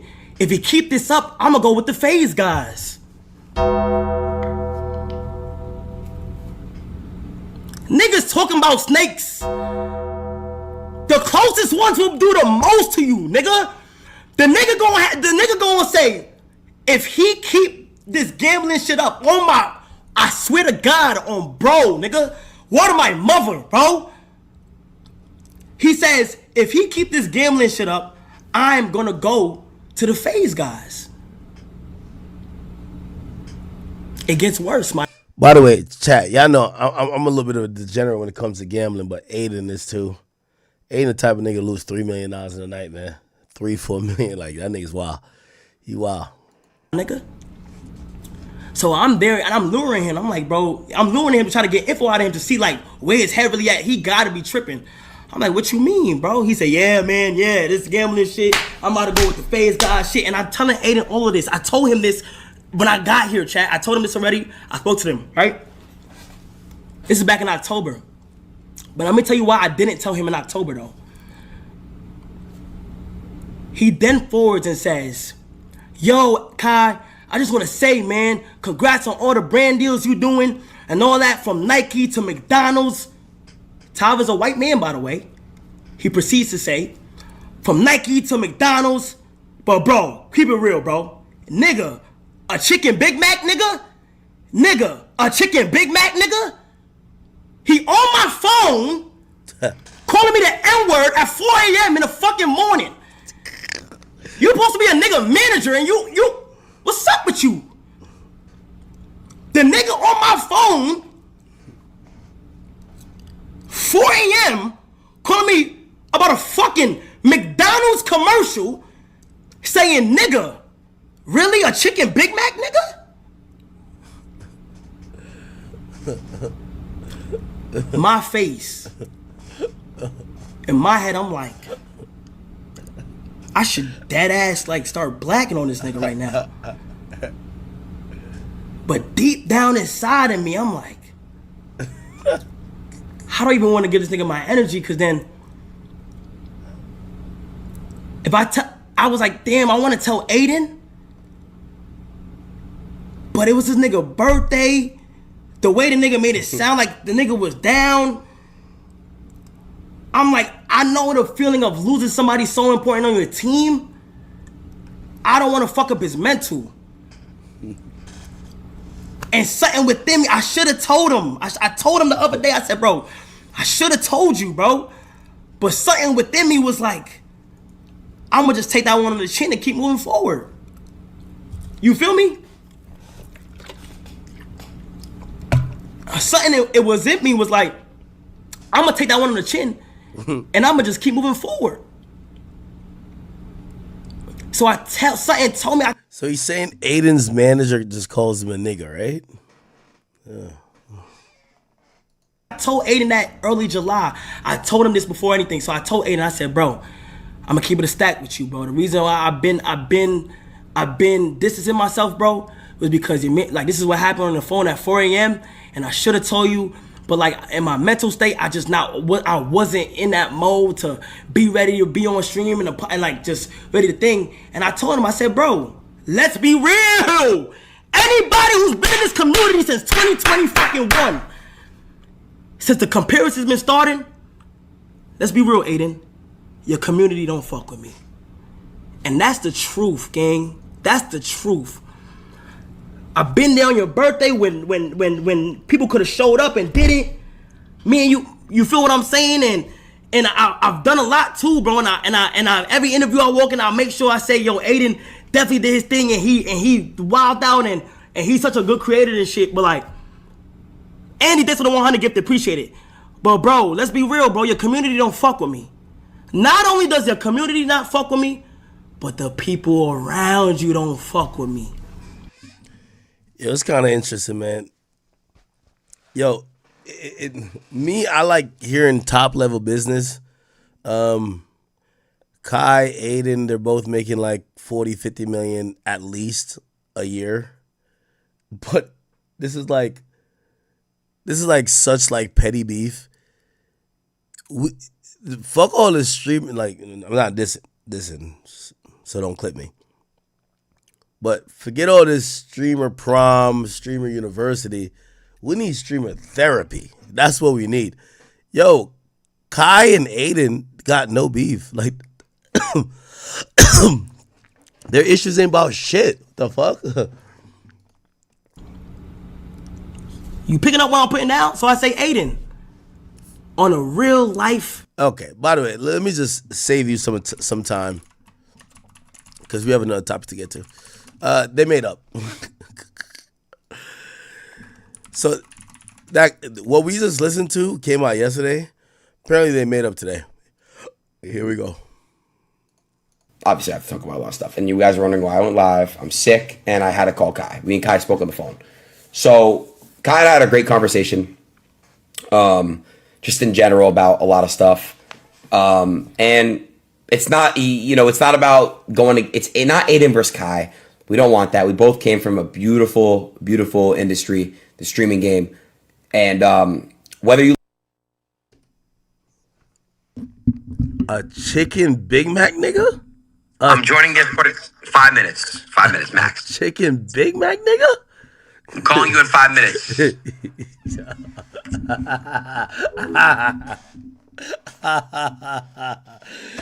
Oh, I got this troll these days. I don't know. Yo, no, I rock with Aiden heavy. I ain't gonna cap it. I rock with both of them heavy. Yo, I'm gonna be honest with you. Both Kai and Aiden treat me like an uncle, bro. I swear. Ask both of them. They both treat me like an uncle. I love both of them. You feel me? Like, bro, I'm not into their drama. Like, certain real life shit, I might give them a little, like, advice on. But, bro, these are leaders in the industry, man. I love both of them guys. They cool. I'm going to get my trolling off with them. But, like, I'm not, like, those are my guys, bro. That's my guys. Chicken Big Mac. Anyway, they squash it, though. You like me, whether you hate me, whether you like Kai, whether you hate Kai, there's no bad blood between us. It's very mutual respect that him and I have for one another. And that's where it stands. And that's where it stands. Even through if we have disagreements, you know, we should really all, streamers in general, fuck going online back and forth. It should just be a phone call. You know what I mean? Obviously, I have to talk about a lot of stuff. And you guys are wondering why I went live. I'm sick, and I had to call Kai. Me and Kai spoke on the phone. So Kai and I had a great conversation. Yeah, they squashed it, man. It's not much to it, bro. It's not much to it. Anyway, Aiden was crashing out last night. He told Shade Room he was about to sue him. Y'all gotta hear this. I know some of y'all like y'all don't give two fucks about this. Give me a hip hop topic. We'll get into it, but.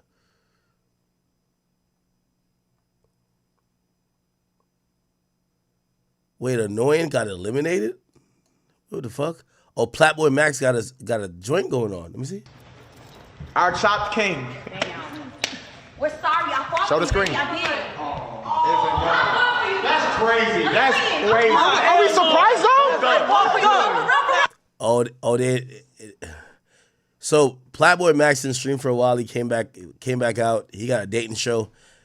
Yo, anybody here watch Love Island? One in the chat if you watch Love Island. One in the chat. Anybody watch Love Island?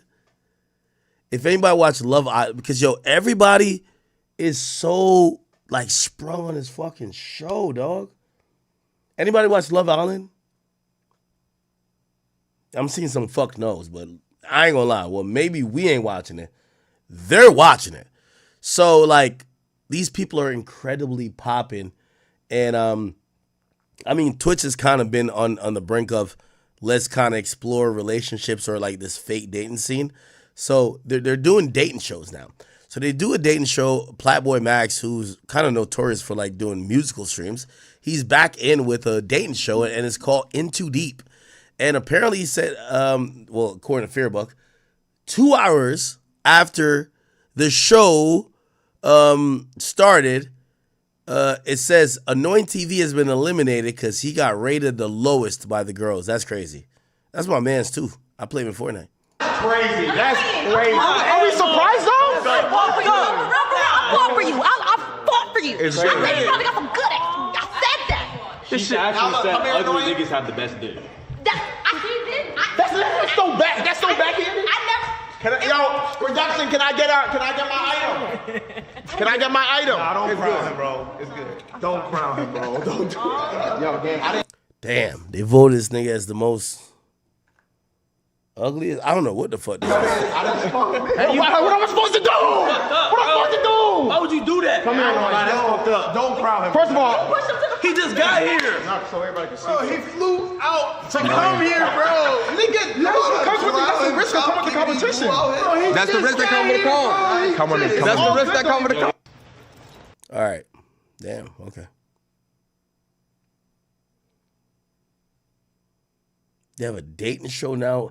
Yo, streaming is like an alternate universe of like whatever is happening in the mainstream world. Oh, yeah, I have Love Island. Well, we have In Too Deep.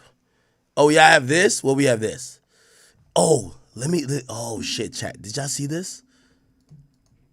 So there's some astronomer CEO who got caught cheating. And I ain't gonna lie to you. I feel bad for homie, bro. Nigga can't even fuck his HR person in peace. What the hell? Nigga, if I'm a CEO of a company, trust me, everybody getting cracked. What the hell? That's the point. Astronomer, like, is this a company or something? Yo, Coldplay, if I'm this nigga, all right, let me not say what I'm about to say because I was about to wild out. Nigga, you owe me a fade. That's a fact. You owe me a fade. So, wait, damn, this is like super viral. So there's some astronomer who basically got caught. Wait, is it a company? Astronomer CEO. There's an astronomer CEO that got caught with his side chick, which is HR person. You know, like he probably told his wife, we on a work trip. You know one of them ones? Yo, we on a work trip. Yo, he grabbing the titties. You know what I mean? He fingering her. He smelling the shit. Kissing her on the neck. You know what I mean? He having a nice old HR review. What's the problem? His wife at home, taking care of the 10 kids, whatever they got going on, spending the bread. Good for you. I'm out here cracking the rest of the staff. This is what I'm saying. First of all, any real nigga know, if you got an attractive girl and she on a work trip, she's getting cracked. Trust. Ain't no bad bitch going on a work trip just working and coming home. It's over, nigga. That's a fact. Also, if you got a nigga who always on work trips, yeah, he got a quote-unquote work wife, but he's punching dick in somebody's belly. Stop the playing. So anyway, they said this astronomer CEO, Andy Byron, and his HR, Kristen Cabot, was all over each other even when they weren't on Kiss Cam. And they were locking lips, doing all that type of shit. So this is how they got caught on camera, right?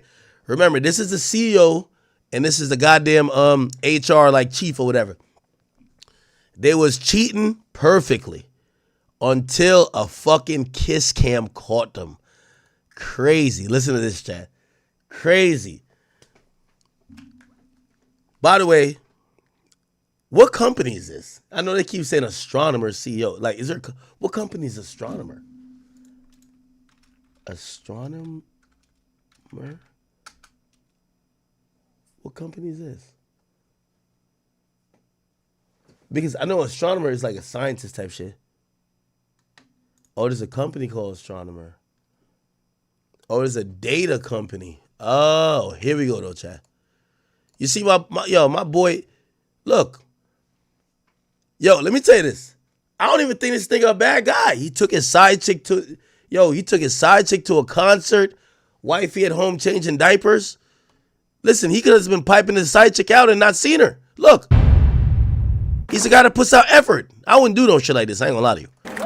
But, you know. Yeah. So this is the astronomer. They kiss cammed over there because he's grabbing the titties too heavy. You feel what I'm saying? And then. Oh, look at these two. Look at these two. Oh. Now I got a shout out to the HR chief. Because the look on her face is the one that she knew she was fucking him on the low. So she not one of them bitches that gonna pop up like, what? He got a wife? What? She knows the deal. You're fucking him on the low. You know what she's saying? Babe, let's go on this work trip that you could really be my man. Like you could like actually treat me like your girlfriend instead of fucking me in the back room that nobody has access to but us. Cause he's probably fucking her at work. But he tried to do the little, you know what I mean? Try to show you it's over. All right. I ain't gonna lie. The way her look and look at him.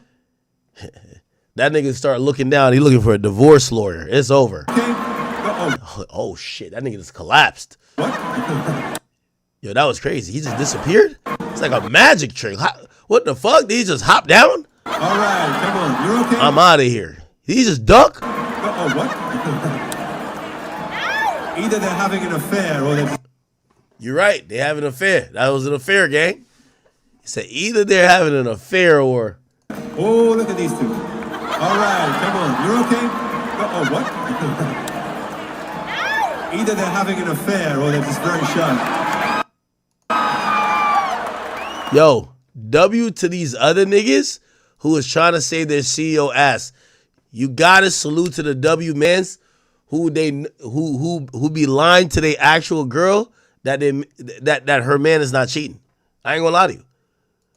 Look. What? These other two niggas that jumped in here, they deserve a promotion from this nigga. They were trying to make it seem normal. But he's caught. Either they're having an affair or they're just very shy. Nah, this chick right here. You gotta watch out for this chick right here. Whole time she been waiting for these two to get caught. Right here. You see that look on her face? She been waiting. Yeah, shout out to this thing and this other thing. Yeah. Oh, look at these two. Oh yeah, these niggas dipped out. So they said everyone's seen Andy and them, whatever. So this is a picture of them. Damn, this is a work picture. CEO and his side chick right here. He took a leave of absence and shit. She been suspended. I gotta see what he's seen in her though. Like, I'm gonna look up I'm gonna pocket watch it to the max. I'm like, nigga, if I'm a CEO, If you gonna cheat on your wife, make sure you cracking some. Is she? Let's find her. We're gonna find her. This is her right here. Who is she? I bet. She got an Instagram? Where's her Instagram though? Where is her Instagram though? I gotta see if it was worth the risk.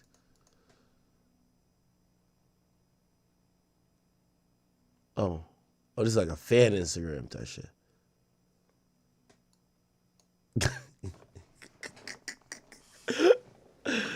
Oh man, white people be so funny. If these are two niggas, they would have played it off, man. Yo, if these are two niggas, he got it like this, that nigga would have started doing salsa. Like he would have just spun her around and started doing salsa with that bitch. Now, yo, he would have played it off like it's natural. These niggas look like deer in a headlight. It's over. Holy. Someone said academics quiet because the clip sold 113. I'm glad they did, man. I ain't gonna lie. Desiree Perez might have bought them albums, man. I don't know one song from that fucking album. Nah, she was having a time, though. Holy. I need to find her page.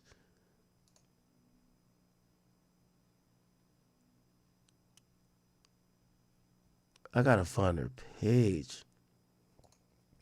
Is she married?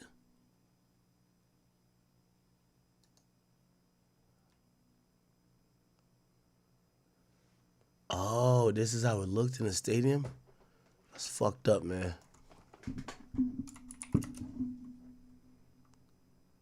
Yo, all that kiss cam shit be just exposing niggas who cheating, man. Let me see. Let's Google her. I know somebody got a real info on that. Here we go. Yeah. Oh, look at the. You're okay? Nah, give me a second. Yeah. Oh. And Andy Byron and HR director Kristen Cabot got caught at the Coldplay concert. And Chris Martin's joke about them having an affair. Oh, look at these two. All right, come on. You're okay? Oh, what? Either they're having an affair or they're just very shy. Just made everything 10 times worse. When that camera zoomed in on Andy and Kristen, their reaction said, everything! Andy immediately ducked behind the barrier like he was trying to hide from his wife, while Kristen covered her face in pure panic. Chris Martin even joked, either they're having an affair or they're very shy. And honey, we all know which one it was. Megan Kerrigan Byron isn't just any CEO's wife. She's a devoted mother who has been supporting Andy's career for years. While he was building his billion-dollar tech company Astronomer, Megan was at home raising their 2 beautiful children, posting proud messages about her husband's success, completely unaware that he was betraying her trust. The most devastating part? Megan's social media was filled with happy family photos, graduation pictures with their kids, proud wife moments, celebrating Andy's business achievements. She was living her best life as a supportive wife while Andy was getting close to Kristen Cabot, who joined the company in November 2024. Online sleuths went to work after the Coldplay incident and discovered that both Andy and Kristen are married with kids. The LinkedIn profiles, the family photos, the timeline, everything pointed to a workplace affair that had been going on right under everyone's noses. One Twitter user with 240,000 views said, they messed up, serves them right. After the scandal broke, something incredible happened. Thousands of strangers started flooding Megan's Facebook with messages of support. People were writing, you don't deserve this. Feel sorry for his wife, Megan Kerrigan Byron at Kinked, and I hope Andy's wife takes everything. The internet officially chose Team Megan. Here's where it gets satisfying. Eagle-eyed social media users noticed that Megan appears to have dropped Byron from her last name on social media platforms. She's going back to just Kerrigan Byron, or even just Kerrigan. And honestly, we are here for this power move. She's literally erasing him from her identity. The internet absolutely destroyed Andy and Kristen after their pathetic hiding attempt. One comment said, you can add cheating at a Coldplay concert to your resume, while another roasted Andy, saying at least he had the brains to disable all comments on his posts. He's a loser and you're a gold digger. Let's talk about the irony here. Kristen Cabot is literally the chief people officer, the person responsible for workplace culture and employee trust at Astronomer. She's supposed to prevent exactly this kind of inappropriate workplace relationship, but instead, she's the one having an affair with the CEO. The hypocrisy is unreal. The most heartbreaking part of this entire mess, Andy and Megan's children, who now have to deal with their father's affair being broadcast to millions of people. These kids went to school after this scandal broke, and you know their classmates had already seen the viral videos. The family destruction Andy caused is unforgivable. While Andy was making pathetic excuses and Kristen was hiding from the internet, Megan handled this situation with incredible dignity. She quietly removed herself from social media, changed her name, and focused on protecting her children from the chaos. This woman is showing us what real strength looks like. What do you think about Megan's situation? Damn. Caught in 4K, man. They be right, though. So our niggas got to go back to not bringing out their side chicks in public, man. Too many cameras. Akon speaks on a verdict. What? Before you go, man, I know Illuminati's trying to get you out of here, man. Before you go, man, speaking of locked up, Diddy's coming out. Are everybody gonna get in trouble now? Like, the industry was very, very quiet. Nigga, I ain't seen the industry this quiet since I entered it. It was loud the motherfucker till that happened, boy. Yeah, they were like, oh, niggas was hiding. Nobody came outside. Niggas was hiding TMZ. Like, nobody spoke in his behalf. They like, yo, Kai, what do you say? I said, hey, man, listen, I don't really know Diddy on a level like that because I've never been to any of his parties. Yeah. You know, not by choice. I just was a hard worker. I just ain't had time, right? I've been invited, no lie, but I just chose to go to the studio. I said, but at the end of the day, you know, in the end, he got to go to court and he got to get proven. Wow. So all I could do is wait to see what the verdict is. Everybody hiding, man. Yeah. Before you go, man, I know Illuminati's trying to get you. That is true. Well, did he beat the sex trafficking shit in the RICO? We'll see what happens. All right. As soon as I left Turks and Caicos, Lotto showed up. Lotto showed up. She posted a bunch of pictures. She's in Turks. Damn, which part is this? Okay. Has Lotto admitted who's her boyfriend yet, or are we still just like, you know? Yeah, okay. Oh, breaking news. Shannon Sharpe has actually settled his lawsuit with his Snow Bunny. And this is actually surprising for me because at this point, why the hell would he do it? Given the fact that she made so much allegations, everybody covered that, you know, actually, I understand why I would do it. Because this idea of her saying that she raped her, nobody believed it off the allegations. I'm not saying it can't be true. Nobody believed it because she didn't go too much into details. Well, actually, she did. She did say, like, she told him no means no.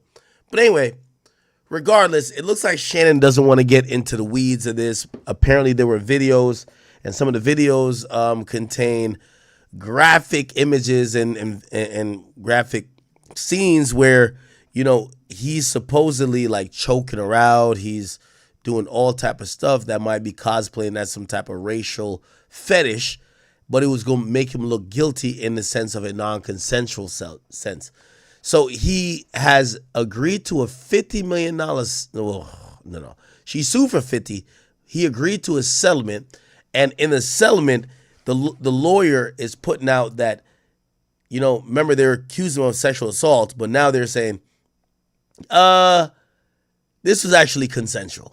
So this is what the Tony Busby's lawyer, he says, on April 20th, 2025, the Busby law firm filed a complaint in Nevada making several allegations against Shannon Sharpe on behalf of our client. Both sides acknowledge a long-term consensual and tumultuous relationship. After protracted and respectful negotiations, I'm pleased to announce that we have reached a mutually agreed upon resolution. All matters have now been addressed satisfactorily, and the matter is closed. The lawsuit will thus be dismissed with prejudice.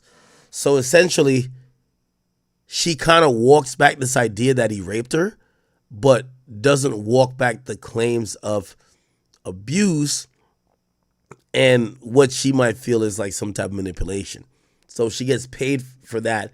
If you're asking me if she was looking for $50 million, I have to believe this is a multi-million-dollar settlement because, you know, she's probably realizing Shannon wants to get this behind him, that he could kind of rebuild the image to probably get a big deal like he was looking to get from ESPN. Remember, the deal was rumored to be over $100 million. So, again, I could see him paying out $2-3 million, right? Not 50. I could see him paying out $2-3 million that he could get back to build this, you know, empire or build this, like, you know, image that he could get another deal. Will ESPN or anyone else give him a deal like this? I don't think for now, but you never know. Shannon is like a very clean-cut guy. He might be able to get a deal quite soon, okay? All right. That's solved. Yo, this chain snatcher guy is tripping, bro. He has to cool down. Remember the guy we watched the video? His name is Chain Snatcher. He pulled up on Young Thug when Young Thug hopped out of a vehicle in LA, and he basically damn near, I feel like Young Thug was down to risk probation to like crash out on this guy because he didn't know what the guy was on. Let's watch this. Hey, Young Thug, what's good? Hey, much love, gang. Hey, y'all don't step on me. I'm Stevie Joe, the Chain Snatcher. I fuck with you. Snatch with chain. Snatch with chain. Not you. No, that's my name on the internet, blood. I'm a Zoe, man. I just want to say much love, respect, and I'm happy you out. And stay blessed, you know? Love. I'm a Zoe Haitian and all that. You know what it is. Stay blessed. I'm out of there. Yo, Thug was gonna get up with me. Young Thug was gonna get up with me, blood. Yeah, snatch who chain, nigga. On the Z. Oh, hey, I couldn't have called him any better. Nobody could catch Young Thug. Hey, Young Thug, what's good? Hey. Yo.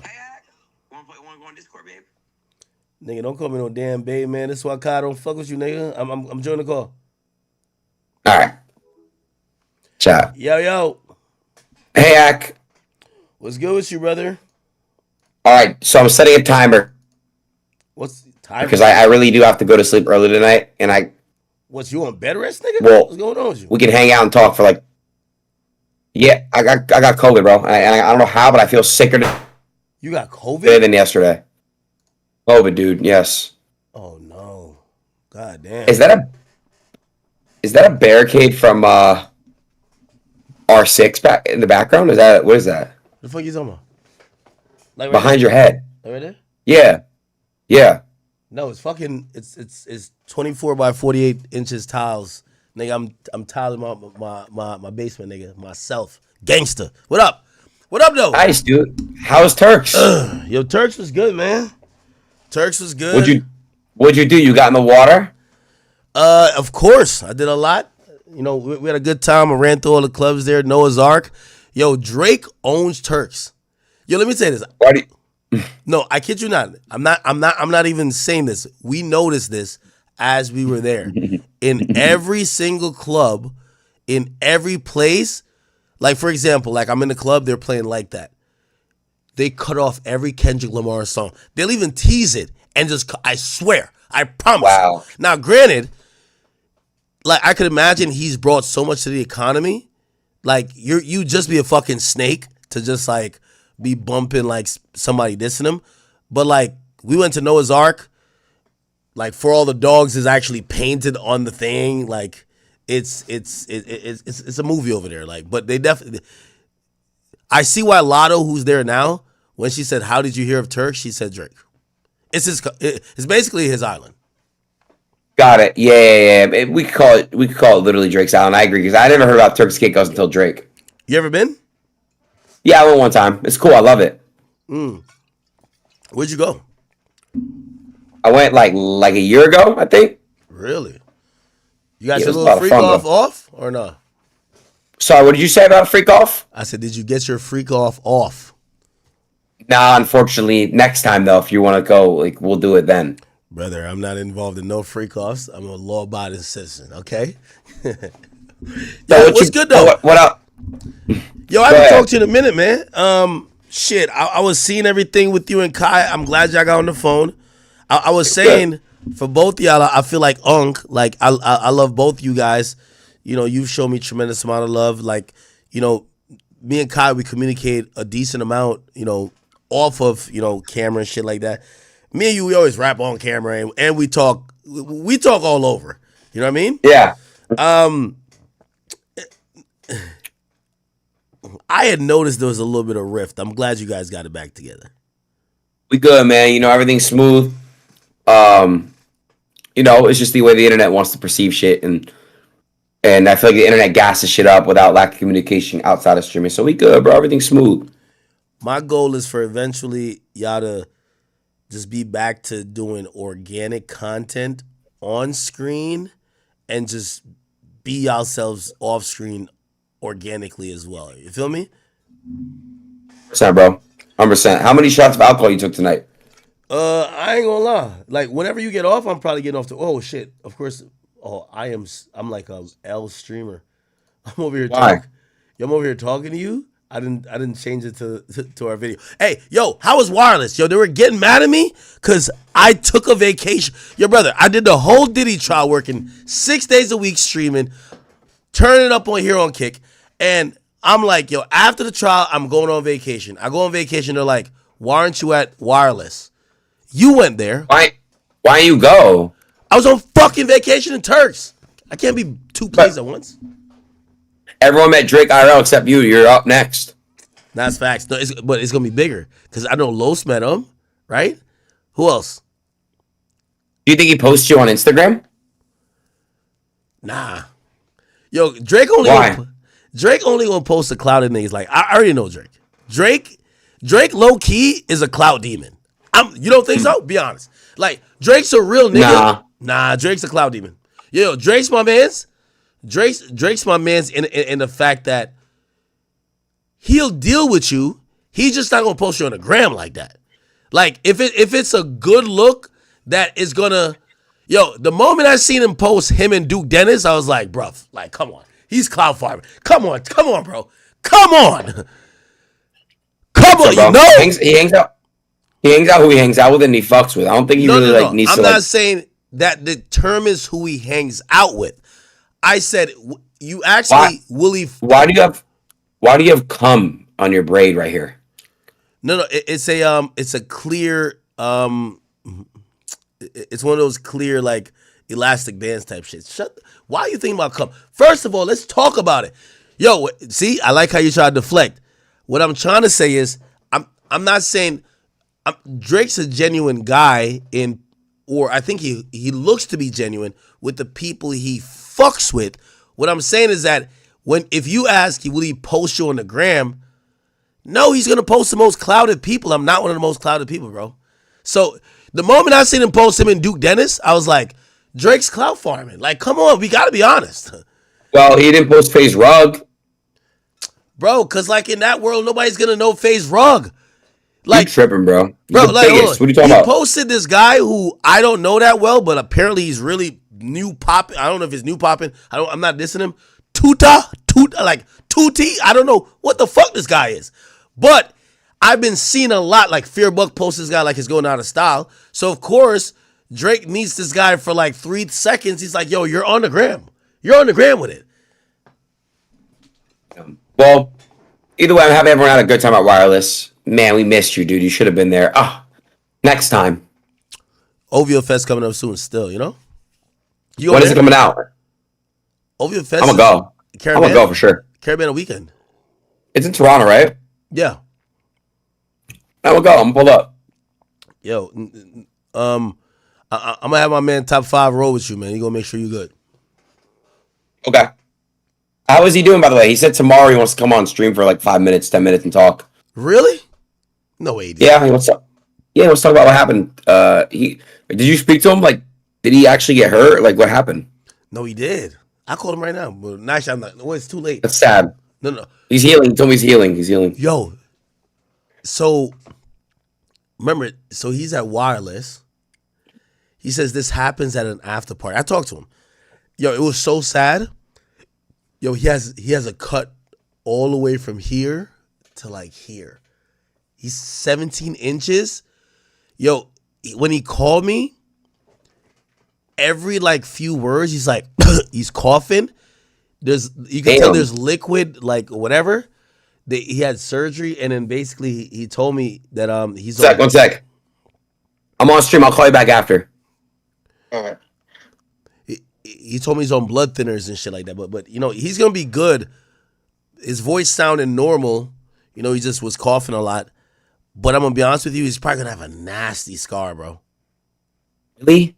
Yeah. Yo, it's a cut from here to here. That's actually fucked up, bro. Yeah. What else you been up to? Dude, I'm so sick, dude. My brain is like not working. I feel tired. I don't know, dude. I'm cranky now. Like, I hate being sick, dude. I'm a little baby, you know what I mean? I don't like being sick. I like being babied when I'm sick, though. Yo, are you you're not at the warehouse, right? No, I'm in my house. Yo, when are you doing the next boxing event? August. Yo, did you pay? I wanted to ask you this. I was going to ask you off stream. I'm like, yo, bro, did you pay the Island Boy to throw that fight? That was crazy. No, I already addressed this. We got on a phone call with him. We recorded the conversation. He was lying about it. And here's how I know he was lying about it. Like, on stake, the max you could bet is like $500 to like $1,000. Like, it's impossible to like basically rig it for like $100K or $50K, whatever he was saying. Like, it's not true. Like, you can your max bet on stake is nowhere near what he was saying he got. It's like, no. So Charleston White just beat that nigga's ass. Yeah, he did. Yo, that's crazy. Yo, is he fighting again? It is. Sorry, what? Is he fighting again? We'll see. You know, I don't know, man. We just have to see. I don't know what's going on. Hopefully we don't have to push August. I really want August Brainrest to be there. We have to make it happen, but like, it's coming up. So we got to figure it out. But I would love to get whoever wants to fight on Brainrest still. That shit's still going to go crazy. I just think every month now is not worth it anymore. I feel like every other month is better, you know? Hey, listen, I have to, I got to try to mend the beef. Because I know you try to mend the beef. You try to mend the beef with me and anybody else. So I got to try to mend the beef with you and, you know, a few people from the community. Who? I got to try to mend the beef with you and the Breakfast Club and you in the Shade Room. I know you about to file a lawsuit. Shade Room hates you. Shade Room hates you, bro. I don't know why you care. Hold on. They do hate me. You know what's so ironic? Because, so see if you can understand me, right? Me and the owner, and I think she would say this publicly because we follow each other. We have very pleasant DMs. Her name is Angie. She's a very pleasant person. However, the system and the thing she's built, which is a Shade Room, attracts a certain type of person. And I don't know if she intends to create that person, but that's the identity of the Shade Room. Trust me, when I talk to her, she's not that. And I mean, I've never talked to her like, hey, listen, you know what you've kind of like created, whatever. But I think maybe there's a way where, you know, because they're not going anywhere, right? I know, but nobody cares anymore, bro. Like, it's like, I'm trying to be weird, but like, when you go to the stream, you look at the comment section, like, they're all fat. Like, it's like they're like, it's like the same, like these fat people, they have nothing better to do but sit there and bitch and bitch and bitch and bitch and gossip and bitch. Like, dude, it's just like, do they ever get sick of it? And they wonder why, like, they're so depressed. No man wants to date them. Let's be real. Like, go look at the comment section and tap on their pictures. Go look. Do you want to date these women? No, they're all ugly and fat. So it's like, I know why they're upset, They're upset because they hate their lives. But they can get in the gym. They can get healthy. This is why we need fat shaming. They really could, though. They could get better. They could actually get in the gym and become better versions of themselves. And maybe they won't be as depressed and be in the comment section all night and all day, you know? Yo, all right. So I also thought about bridging the gap, though. Because what you're saying is true, but then I think about this.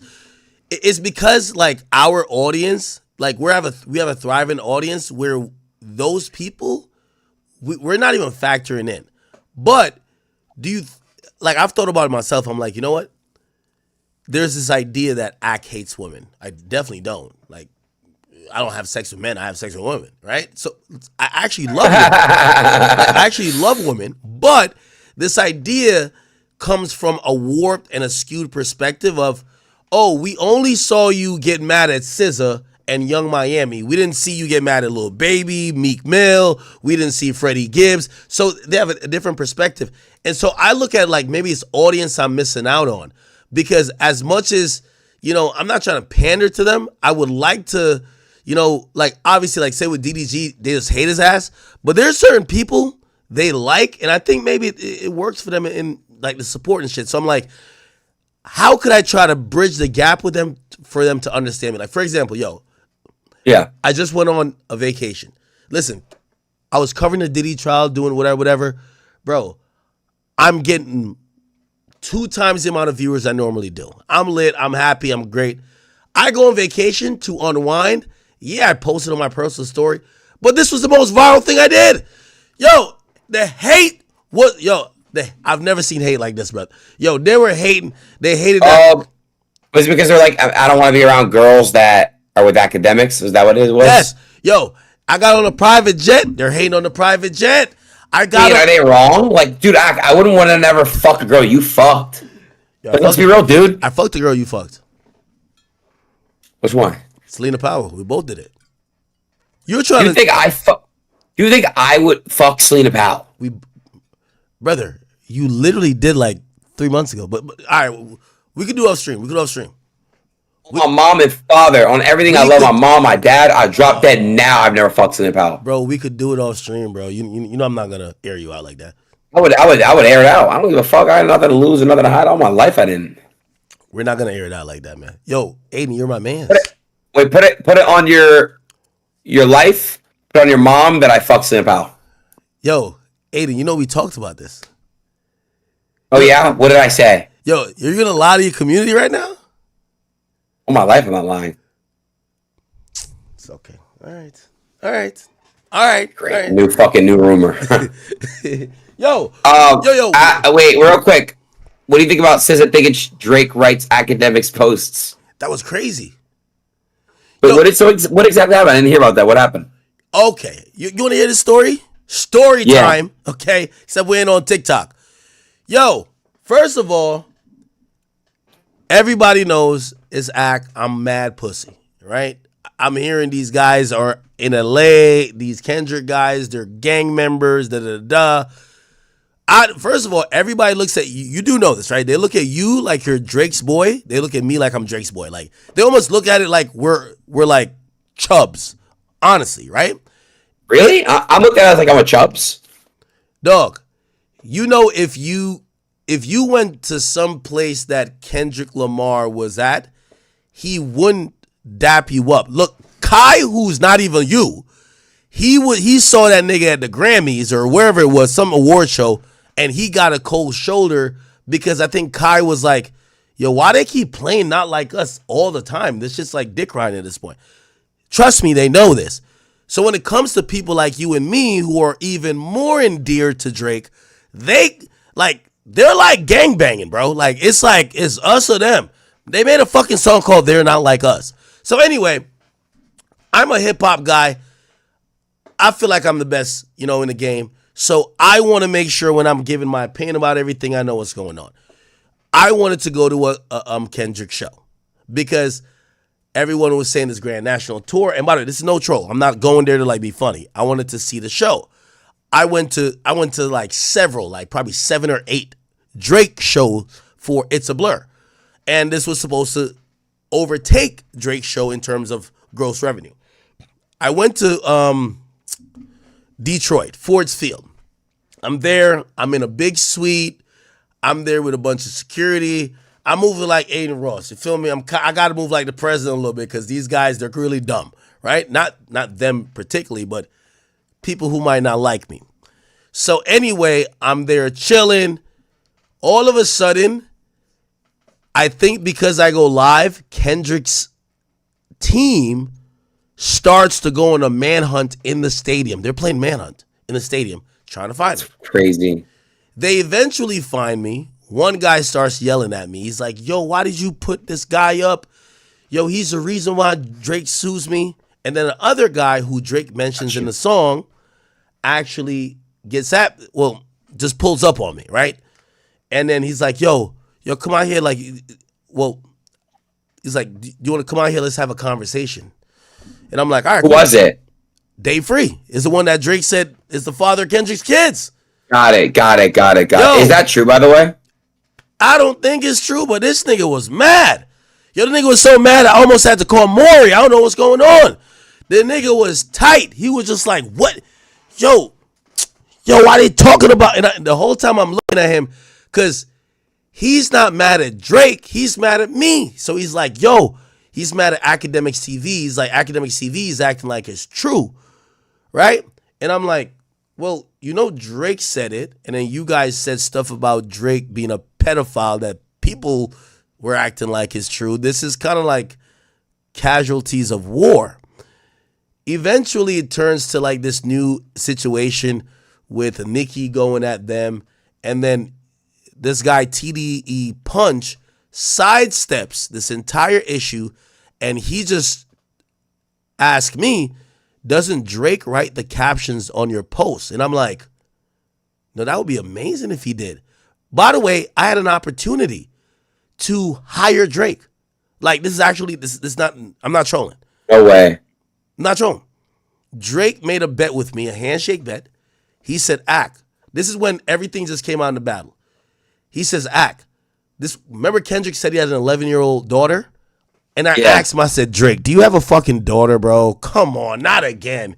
And he says, Ack, I'm putting this on my life. If I have a 11-year-old daughter, I'm going to come work for you. And I ain't gonna lie to you, I was rooting for Kendrick at that point. He better have a daughter, but Kendrick's a fucking liar. Because I could have had Drake really writing captions. So that was the only chance I had for Drake to be writing captions. But this guy comes out online and he says, yo, Ack, Drake's writing your captions, completely lying, bro. So the point is, Drake doesn't write captions. However, anybody who likes Drake, I hate to say it, the quote unquote winning side, and some people think that Kendrick won this whole situation, the people around him are spiraling. Because everything, we have Mac Wop, he just threatened Nicki Minaj's life. Then we have Dave Free, who's asking about shit that was said in the battle, and he's asking the blog guy instead of the guy who said it. I don't know what's going on right now, bro. So yeah, look at your phone. I sent you something that Drake sent me. Yeah, it's about rap. Yo, this is how you get blocked off my phone, bro. Yo, how do you even have a picture like this? What do you mean? How do you have something like this in your phone? You know, so I have it in my What? I Googled this picture. I Googled this whatever thing. Oh, you don't wait, even know. What? Well, you know what I'm talking. I Googled this. You Google McGregor's dick? No, that's not what you sent me though. That's what you sent me? Oh God, I sent you that. So you sent me that? Yes, you just seen it. Yo, you didn't send me a screenshot of Drake saying, "Yo, I'm gonna kill all them pussies." No, Drake didn't send me the McGregor dick pic. I saved it on my camera and I sent it to you. No, you sent two things. I'll show the camera did. right now. Show them right now what I just sent you. Go ahead. I'm on YouTube.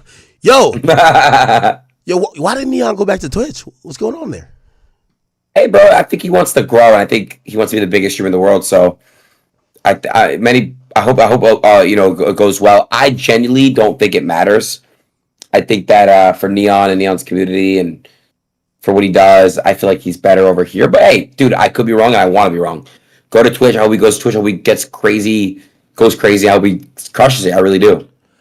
I think what you did was probably the best measure. I don't know if he was banned on Twitch or whatever.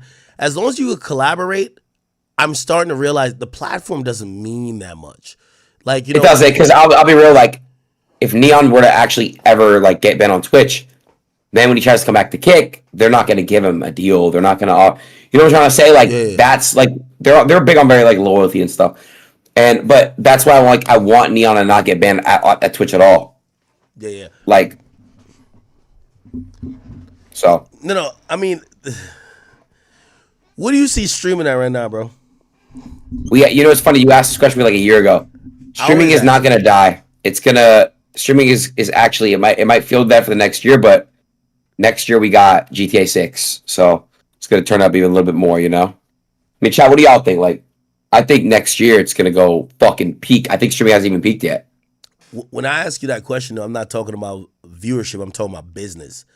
It's like, I was hearing you kind of divulge some of the situation, and I kind of divulged like even my situation when it came to like Rumble, because a lot of people signed exclusive deals, and that there was a wave of that happening at first. I think we're just in a different wave. What do you think it is business? What, like you talked about $50 million being offered to like pretty much all you guys, right? Yeah, it's like 140 M's total for like all of us combined. Yeah. Where do you think it's at now? Because that's not the reality anymore. Like I would say it's money's not being offered anymore, but I would still say that money's amazing right now, and it's going to keep getting better in the streaming community because it's like this is the future. Live streaming is just the future. You know what I'm trying to say? Yeah. Sorry, one sec. Let me fix my camera. I'm sorry. Fix up your camera. Sorry, yeah. So live streaming is going to be the future. It still is, and it's going to keep peaking and stuff like that. So, what the fuck did you do to your face? What do you mean? Yo, hold on. By the way, I gotta know. What's up? Because I'm mad inquisitive. There's no fallout, right? Because I couldn't tell if Kai wanted you to like fire Tav.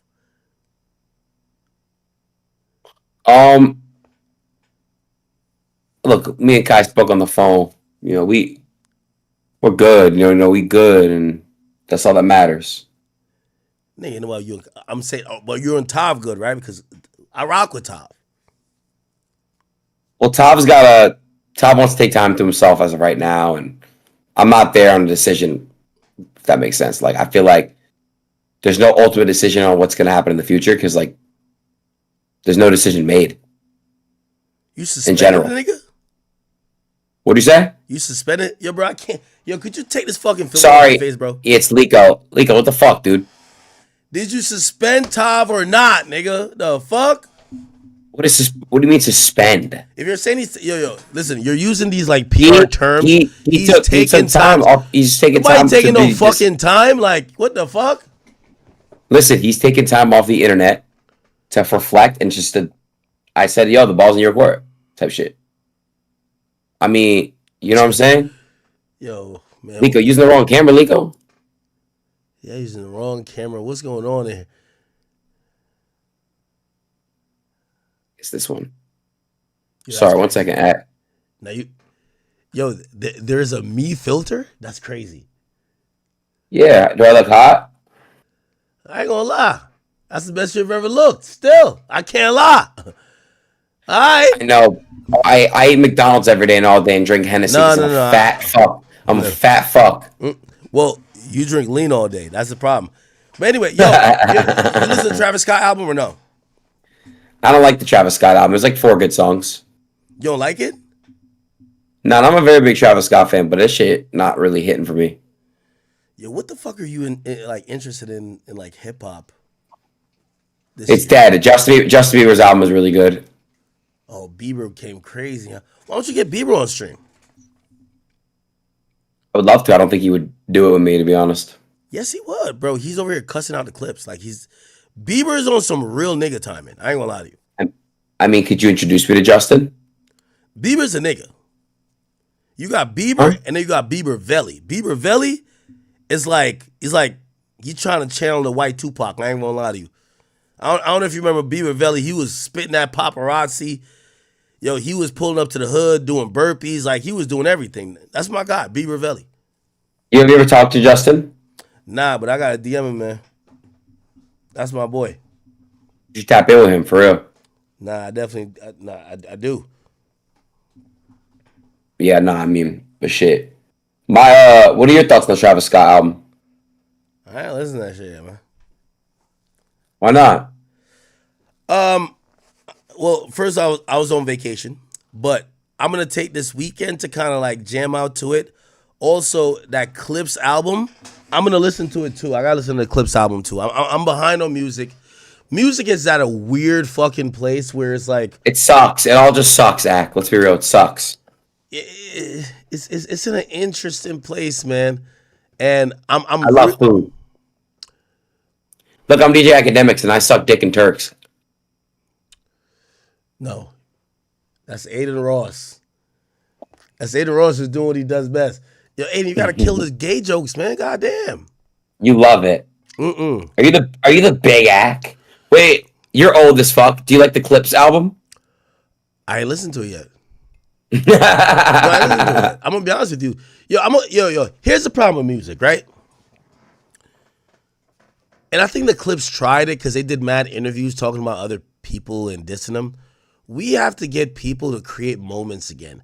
It's like music these days is coming across like it's like a movie that you don't have to run to watch, right? Like, again, Travis Scott's album dropped, but it's in my mind to say, I don't need to go watch it I don't need to go listen to it immediately. I could probably go listen to it 2-3 weeks from now and find the song.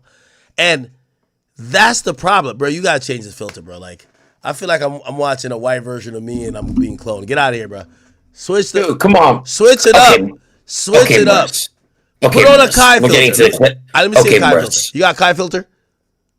I'll put it on. Okay, Bruce. I'm eating McDonald's with my Hennessy. We're reacting to the Clips Travis Scott beef. You don't look that much like me. Stop it. Yo, did the filter make you gain weight? That's crazy. You're fat. You fat too, though. Low key. Stop. How much No, you I'm weigh? not. How much you weigh? 180.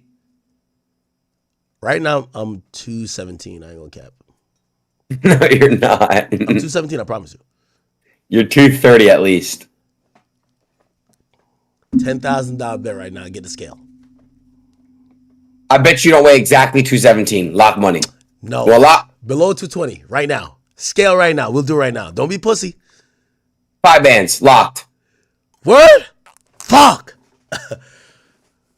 225. Grab it. 225. No, you said 220 locked. So 220. No. 5 bands? Get the scale. All right. Yes, all right. get the scale. Get the scale. No, because I ate Chick-fil-A and I'm thinking I've been drinking. I'm like, No. I don't care. No, you have to weigh yourself. I'm about to take a shit right now. I got to take a shit real quick. Oh, no. No, I'm finna get it. All right, watch. I bet. 5 bands locked? Yes. I finna get it. Word too. Dude. He did look like he's losing weight, though. I'll give him that. I'll give him that, though. Y'all think he's losing weight, chat? I feel like he's losing a little bit of weight. To be honest, bro. I feel like he is. It's just like, you know why? I'm going to collect my free 5 bands off of this bitch-ass nigga Aiden Ross. Here's the thing. By the way, and I want everybody in the chat to just give me big W's because I was never going to weigh myself until I got below 200. But 5 bands is good motivation. Hey. Yo, just fix the camera, Lico. Like, just, come on. Fix the shit. 1 second. What happened? At my heaviest, I was 277 pounds. This is why I'm happy. Holy fuck, you were a fat fuck. I was. It's a fact. Hold on. I'm going to put it here. It's a scale, obviously, right? Oh, hold on a second. What's your, well, no. Back it up. No, I'm going to move the camera type shit. I'm going to move the camera. What do you think, I'm going to lie, nigga? I'm going to move the camera. Wait. You're not going to be able to see. Yo, could you take... Go regular, bro. Go regular, Cam. Okay. I got it. Look. I'm going to... Can you move your camera? Yeah, I'm going to move my camera. The fuck? Goddamn. You can see my shit still or no? Don't think we got plugged. There we go. No, you broke it. I broke it? Fuck. Oh? Ain't no way you fucking don't want to weigh yourself so much that you... No, I'm getting this. Bruh. Ain't no fucking way. This chipmunk broke his fucking camera, bro. No, I didn't. What? Are you serious? Oh. Nobody can hear you, dude. What? You can't hear me?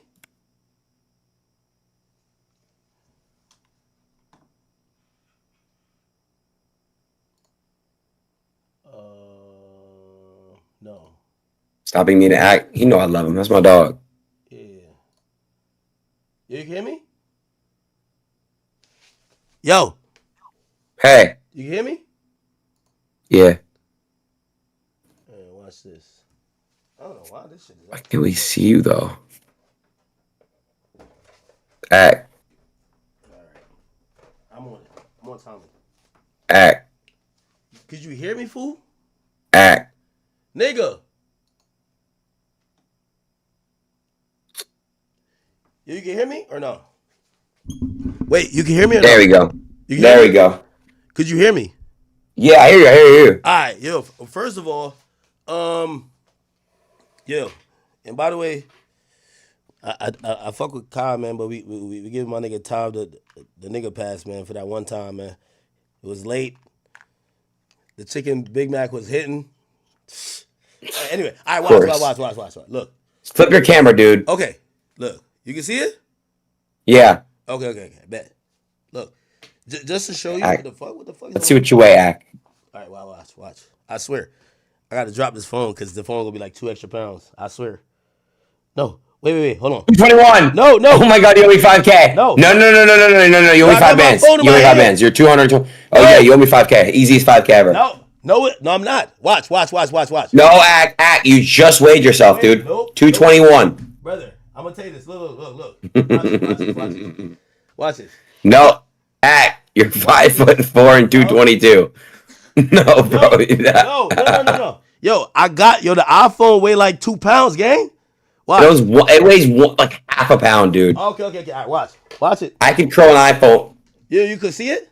I'm telling you right now. Yeah. Bet? Backwards. Okay, fine. That's good. Okay, good. Yeah. Ready? Yeah. I'm gonna stand on it. Swear. So you lose 4 pounds from an iPhone. Brother, I'm telling and you. you expect 8 pounds. Yo, I'm telling you. Yeah. So you're telling me right now you lose 6 pounds from an iPhone. Okay, so what do you why does this thing keep on plugging? So what the fuck you How the fuck does that even work? I had both. I had the camera and the thing in my hand, dummy. I have my camera and the thing in my hand. Are you naked? No, dumb. What the fuck? Yo, you gotta stop being sexual with me, bro. This is why Kai's on your stupid ass, man. You guys. Why am I? Is it? Did my camera get broken? Jesus Christ, dude. Hold on. How's Ozempic doing? What are the side effects of Ozempic? You losing your sight yet? There's a side effects? Motherfucker wants you to expect is an 8-pound iPhone. Gang.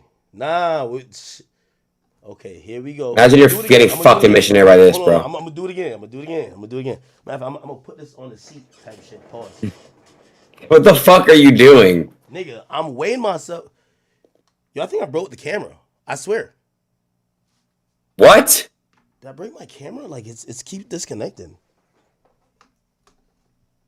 Unless it's connecting to OBS.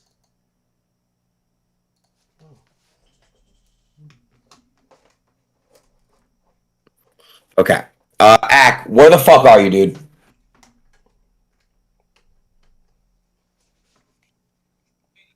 Ack!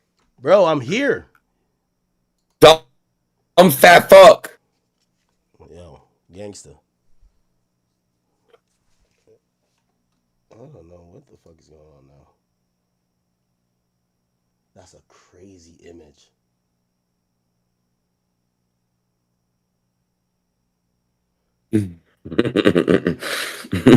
Yo, is my camera not on?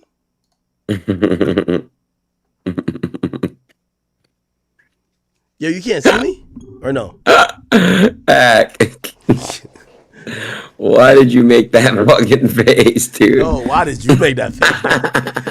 All right, bro. I don't know what's going on with my camera. Oh.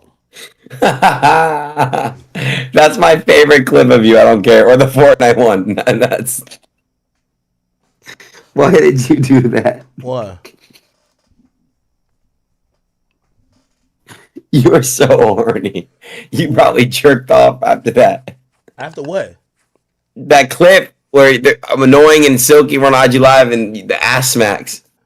And you go, no, I never did. Hey, yo, hold on. I'm gonna do it again.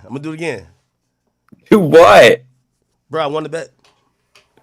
No, you didn't, fucker. I won the bet. No, you didn't.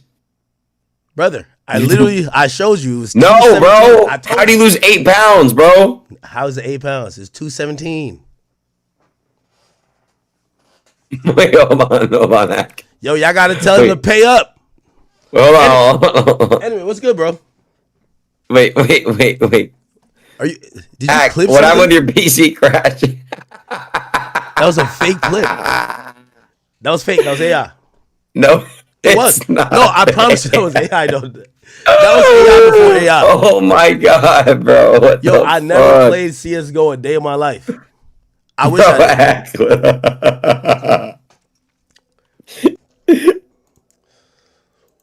Nigga, I Why never. do you have? Yo, dude. What? Nigga, what are you watching?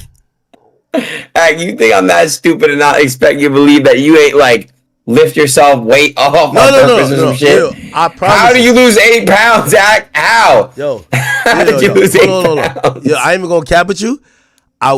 When I went to the bathroom to get the scale, I weighed myself there before I knew I was good. No, but why did you weigh 8 pounds more?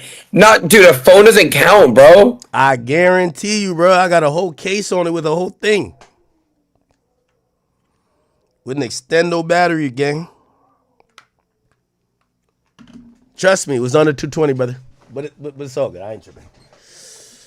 All right, Hack. Dude, I really am getting pissed bad. All right, Hack. Look, I'm gonna go because I'm gonna get some sleep, bro. I'm sick. I don't really feel well. Shit, I'm finna get off of the bitch too. The I love you, 75K, sweetie. nigga. Mwah, I love you, daddy. Yo, send it. I'm putting on red on steak. Matter of fact, that's what I'll do. I'm finna. I'll gamble it for you. No. You're a bad gambler, gang. You're a bad gambler. Hey, but congrats on the big act for losing the weight, man. W academics. You know what I'm saying? Shit, I'm proud of my damn self. I ain't even gonna lie to you. Good shit, bro. I'll talk to you in a bit, okay? Yo. By the way, when I'm 190, I'm doing shirtless streams. No. 199 shirtless streams. Bet. I'll do it with you. How about that? No, you got too much hair on your chest. Pause. I'll shave it. All right. Bye, Act. All right, peace, bro. All right, chat. All right, that's Aiden. Let me hit like one more topic. Yo, my fucking camera was acting the fuck up today. I don't know. Chat, let me hit one more topic, and I think I'm gonna go to see, my fucking camera is like tilted up.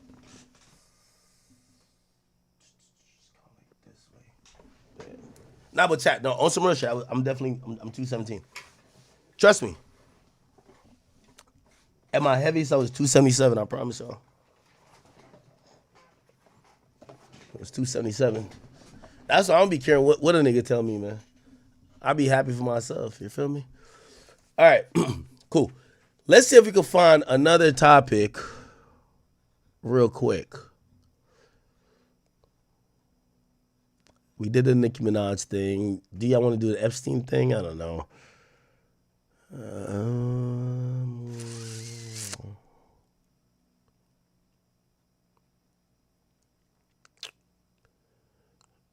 Where else? It's a bunch of Trump shit. Oh! Uzi's been kind of going viral recently. Let's listen to, I think Uzi's like in an interesting position, like, because we all love Uzi. We want Uzi to come back and like just completely dominate the game. But what he's gonna go up against recently is he's in a place where he has to show people that he's still the guy and that he ain't get too rich, he don't give a fuck or whatever. So, I seen him pop up on live recently and he was kind of popping his shit, but like people didn't know what he was talking about. He's actually beefing with like another artist that's Young Thug's artist. But listen to him, he was kind of going off about stealing swag. Listen to him. My swag, nigga. I taught y'all little niggas everything. Stop playing with me, bro, and I'll be quiet. Let me show y'all something. Valentino, 2 million on my neck, gloves on, to the case. Stop playing with me. I don't care how y'all take this either. Dripping too bad. Too bad. I am the blueprint. Literally. Stop playing with me. They been stealing my swag and I don't say nothing. And I'm still not saying nothing. Let's just make this like this not reality. I am the swag. Everybody stole my swag. Fuck is you talking about? What? Look at my swag, nigga. I taught y'all little niggas everything. Stop playing with me, bro, and I'll be quiet. But I'm the biggest, nigga. It's Uzi, nigga. What the fuck? I can't even help this shit. I'm so sorry. I'm so sorry y'all look different. I'm so sorry I got the same aspirations as Michael Jackson. I'm so sorry. That nigga soft, nigga. And when I pop out, y'all nigga bet not act soft, act tough. I'm on that bullshit. Y'all motherfuckers tell my what? I've been cut my age off 5 years ago. I'm just popping it for my fans. That's all. Don't worry about that. And I got that shit on. I don't care how y'all take this. Y'all take everything I say. I don't care how y'all take this. Stop playing with me. I've been showing y'all niggas how to swag. Cardio on my ankle, nigga. Y'all gonna do this next year. Y'all gonna do this next year. Everything that y'all do next year, the world gonna understand it next year. Y'all not gonna understand it this year. Nobody don't give a fuck. Y'all nigga be disrespecting Uzi like I ain't finna pop out with them killers. Y'all nigga be goddamn. My nigga don't even know how I dress. I'm the only one that know how I dress. My nigga dress with text. And it's gonna go down like that. I'm the biggest, nigga. Now, shout out to Uzi, man. Yo, there's another video. I'll see if I can find it where he's talking about the artist he's beefing with, which is in a Young Thug's camp. Yo, honestly, bro. And I communicated with Uzi recently. I'll let you know about that later. Just remember I said it.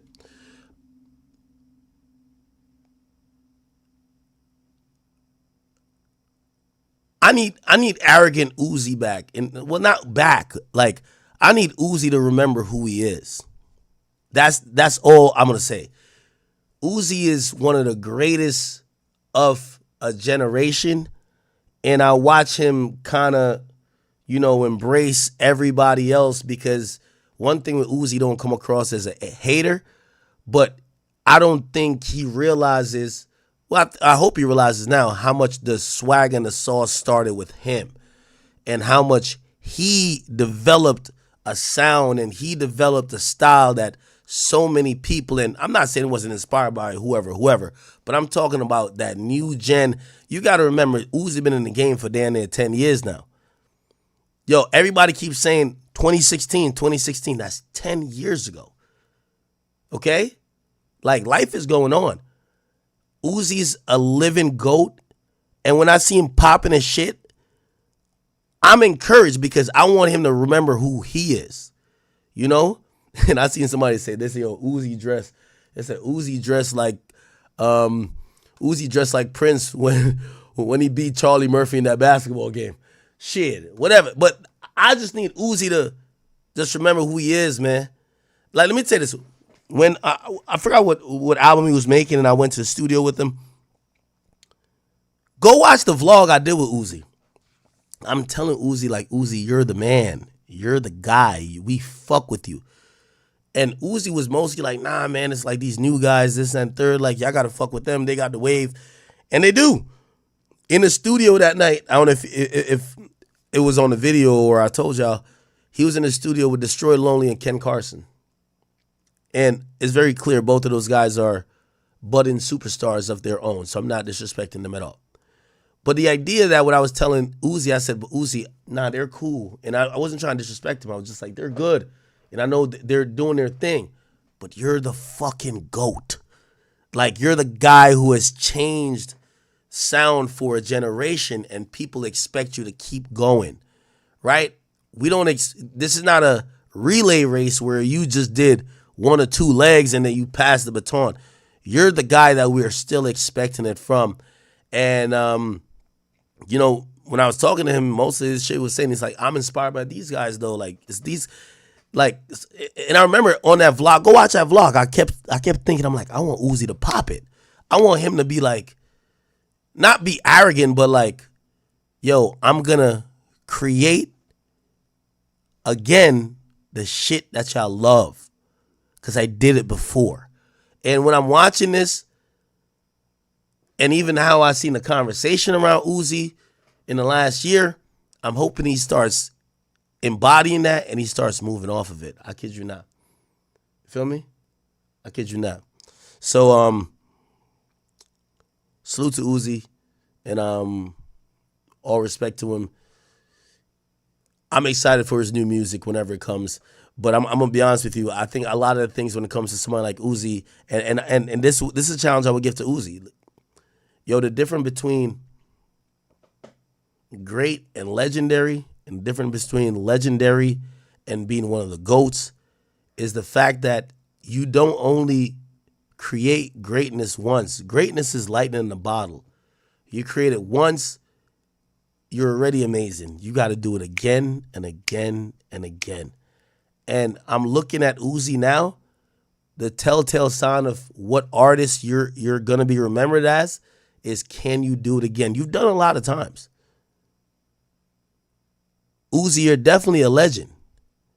But your next move going to define if you're a GOAT. And when I mean by GOAT, just one of the greatest of all time, because you've done it consistently over a 10-year span that's changing the sound of music. So, man, I'm rooting for him.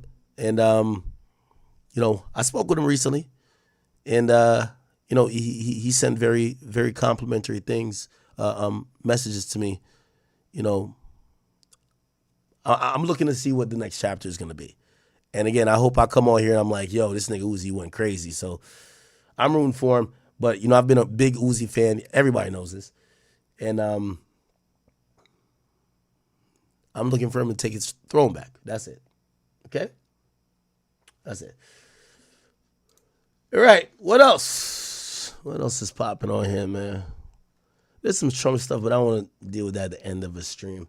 Yo, we've been on here for like 6 hours. Holy. Speed is lifting up a car. Yo, this nigga Speed don't fucking stop. Okay. Watch this, watch this, watch this. Cool. Okay, Lotto. Okay, we heard about that. Oh, I forgot to ask Aiden about the Neon interview with the Breakfast Club. Let me see if I could find the... So Neon did an interview with the Breakfast Club, right? And they thought, a lot of people thought that the Breakfast Club was overly disrespectful, right? Let me see if I could find that.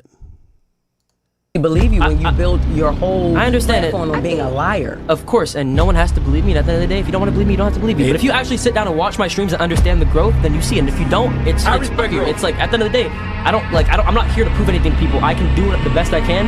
People can judge me. I don't care. Bro, like, just link it, bro. Clock in. Black gotta just walked in. Team Black gotta stand up, man. Okay, brother. I just feel like at the end of the day, you can't hold something against someone if they're changing and becoming a better person and understand. I'm trying to. Okay. Let me just watch the whole thing. Okay. Hello. Hey. You know, that was the guy that really put me on. You know, I really owe a lot to. Well, what's funny, man? He's laughing at you. Go ahead.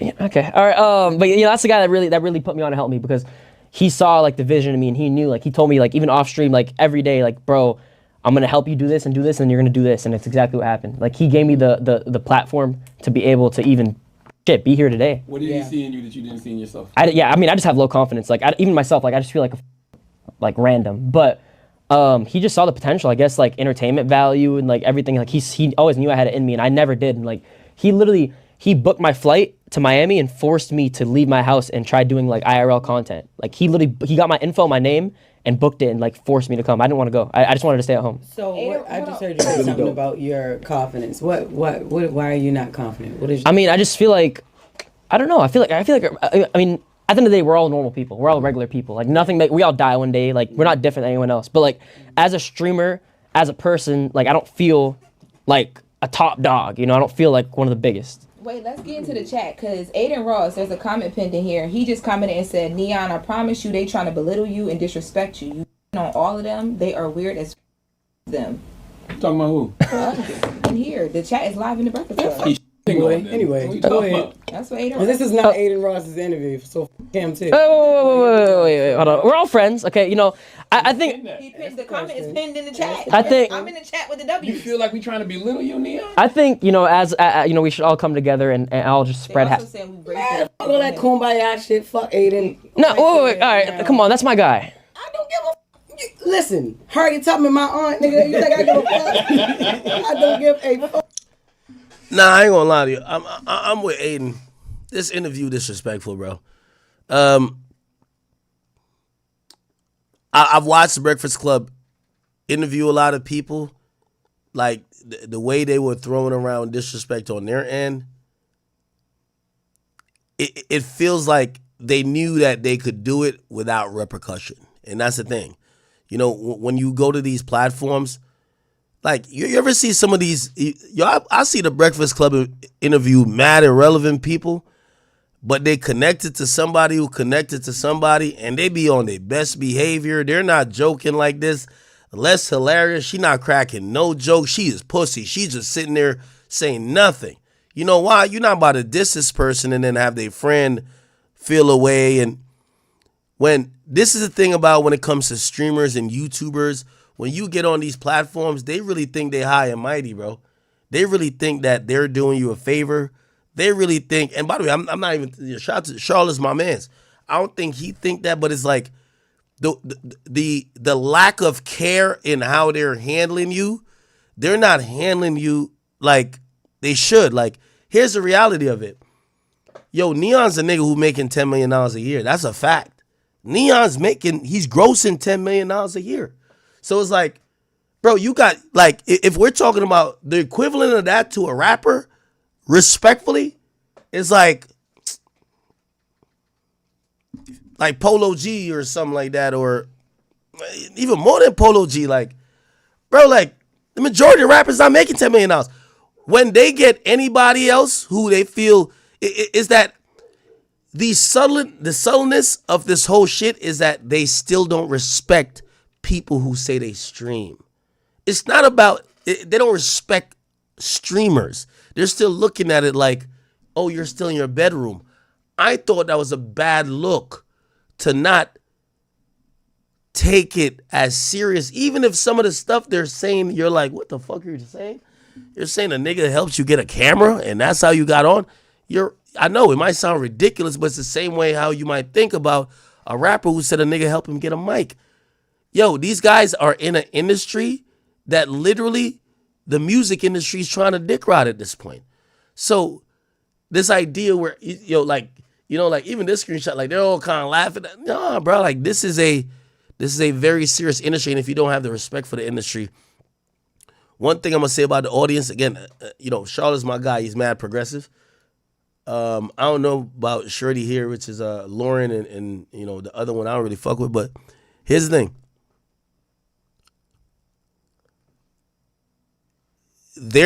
His fans and the people who watch streams are gonna tell you that.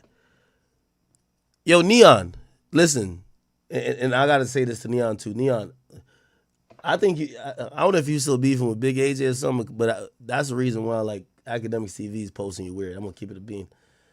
I think you fixed that though. But if you fix that, please let me know, cause like I'm gonna tell these niggas like, yo, I have no problem with Neon. Neon's a cool guy. Yo, here's the thing. Neon, you shouldn't be in situations like this. Like, yo, I interviewed Castanat. Go look back at Off the Record. I interviewed Castanat before all of this shit. Bro, I didn't treat him like no little nigga. I treated him like a nigga who everything he said, I remember the nigga was telling me, oh, he skipped a semester. Bro, this is a multi-billion-dollar industry.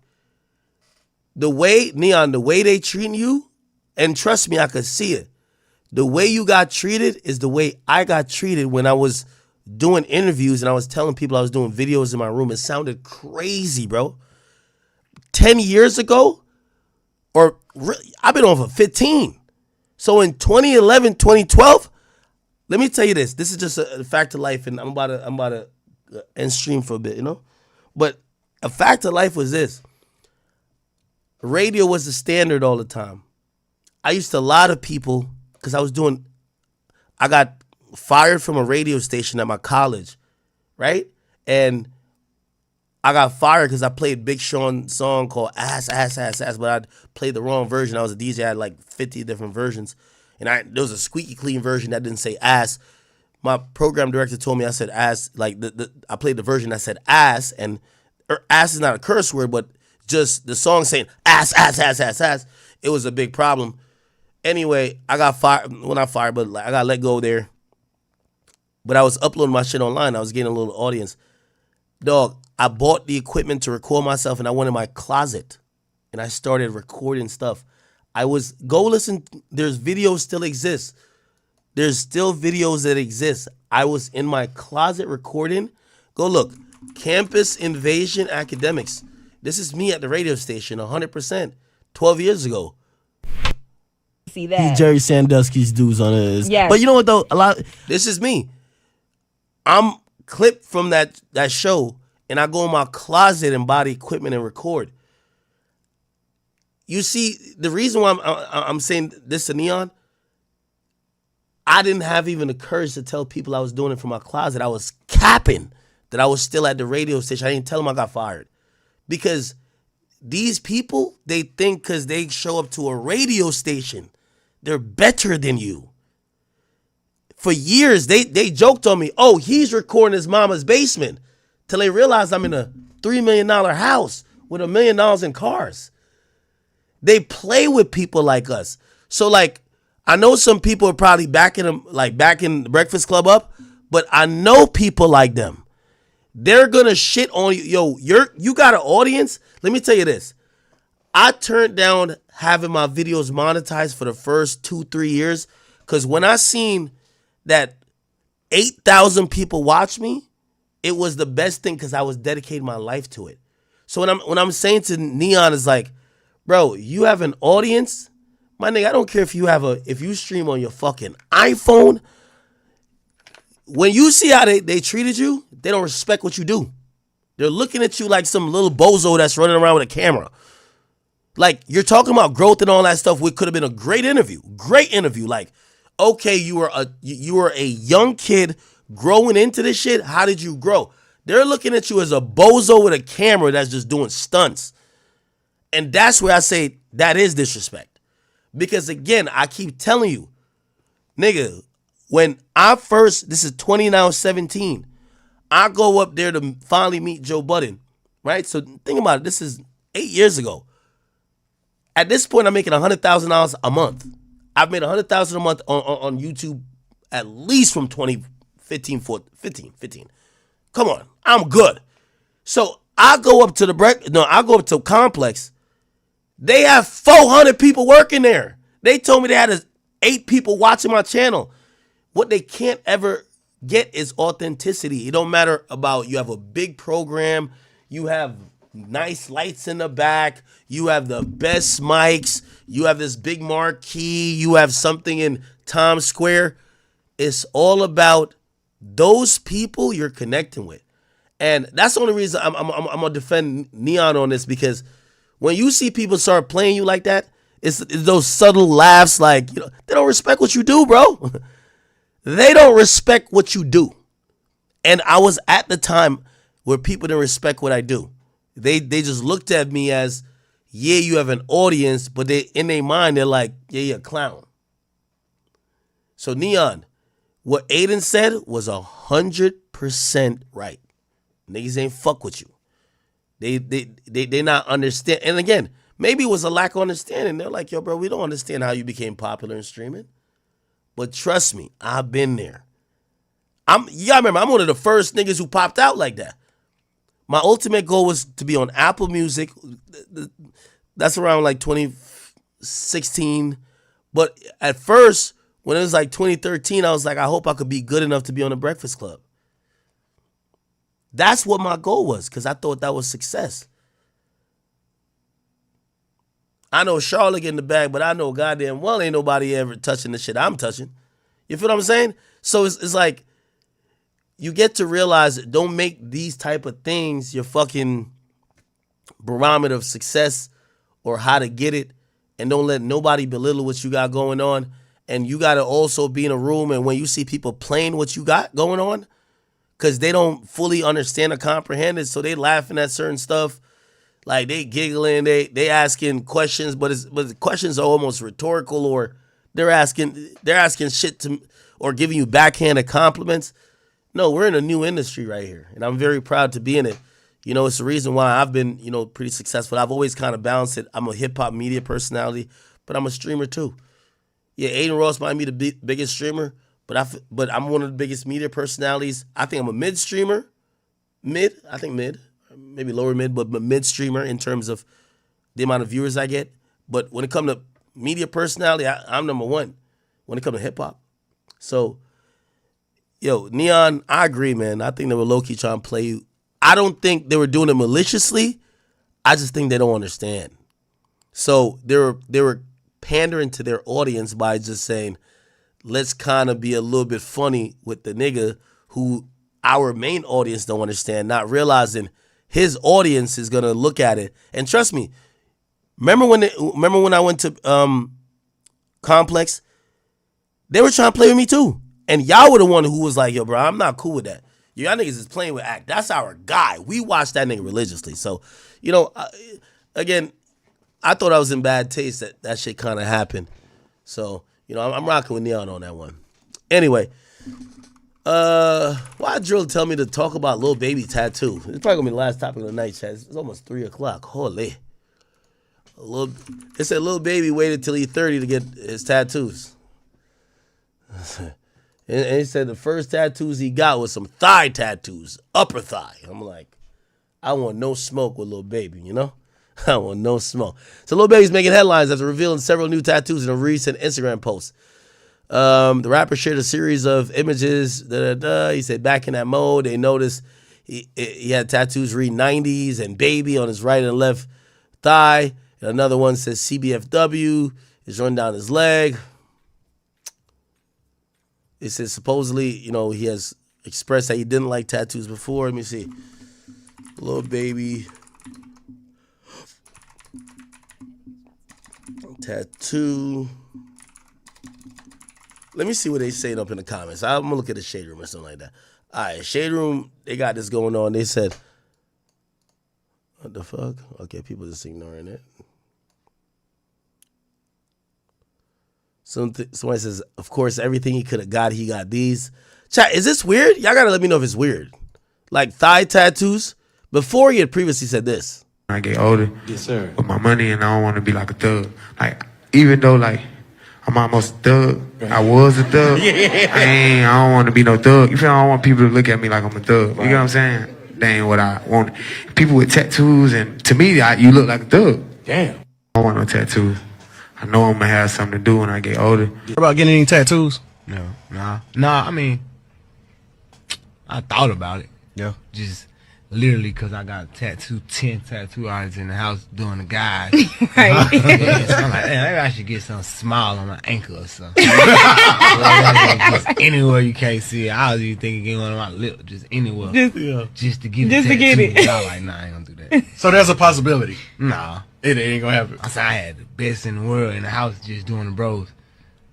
And I ain't do it then, I ain't gonna do it. Ain't no point now.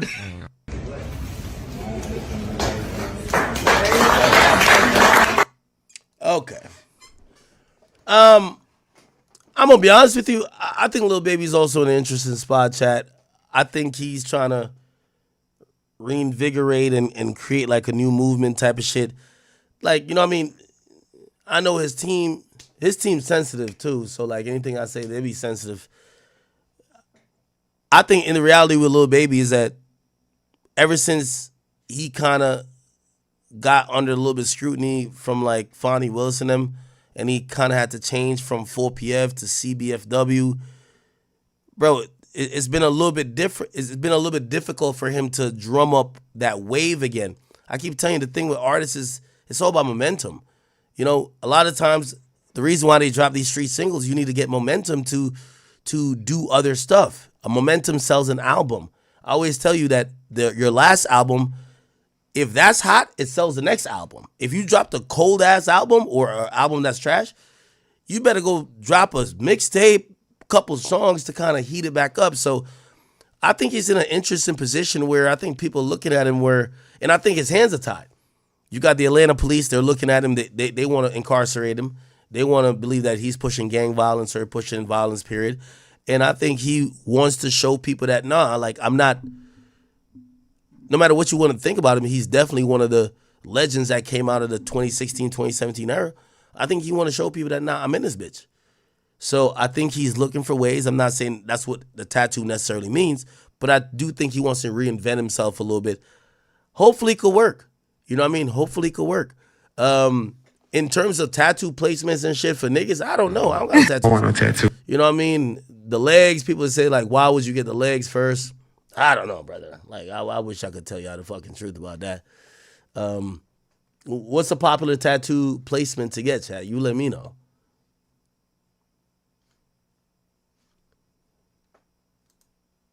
Oh my God, the chat's going bananas.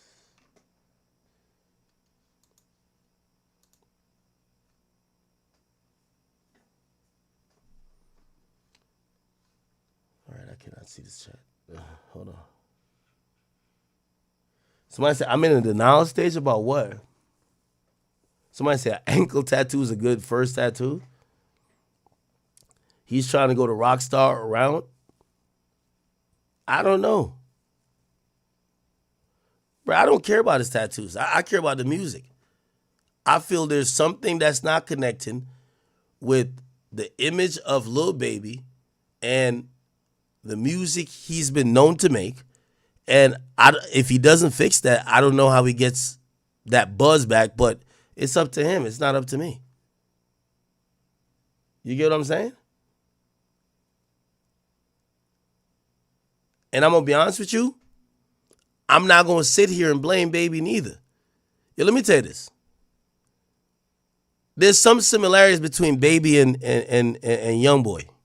Here's the thing, Youngboy just don't give a fuck.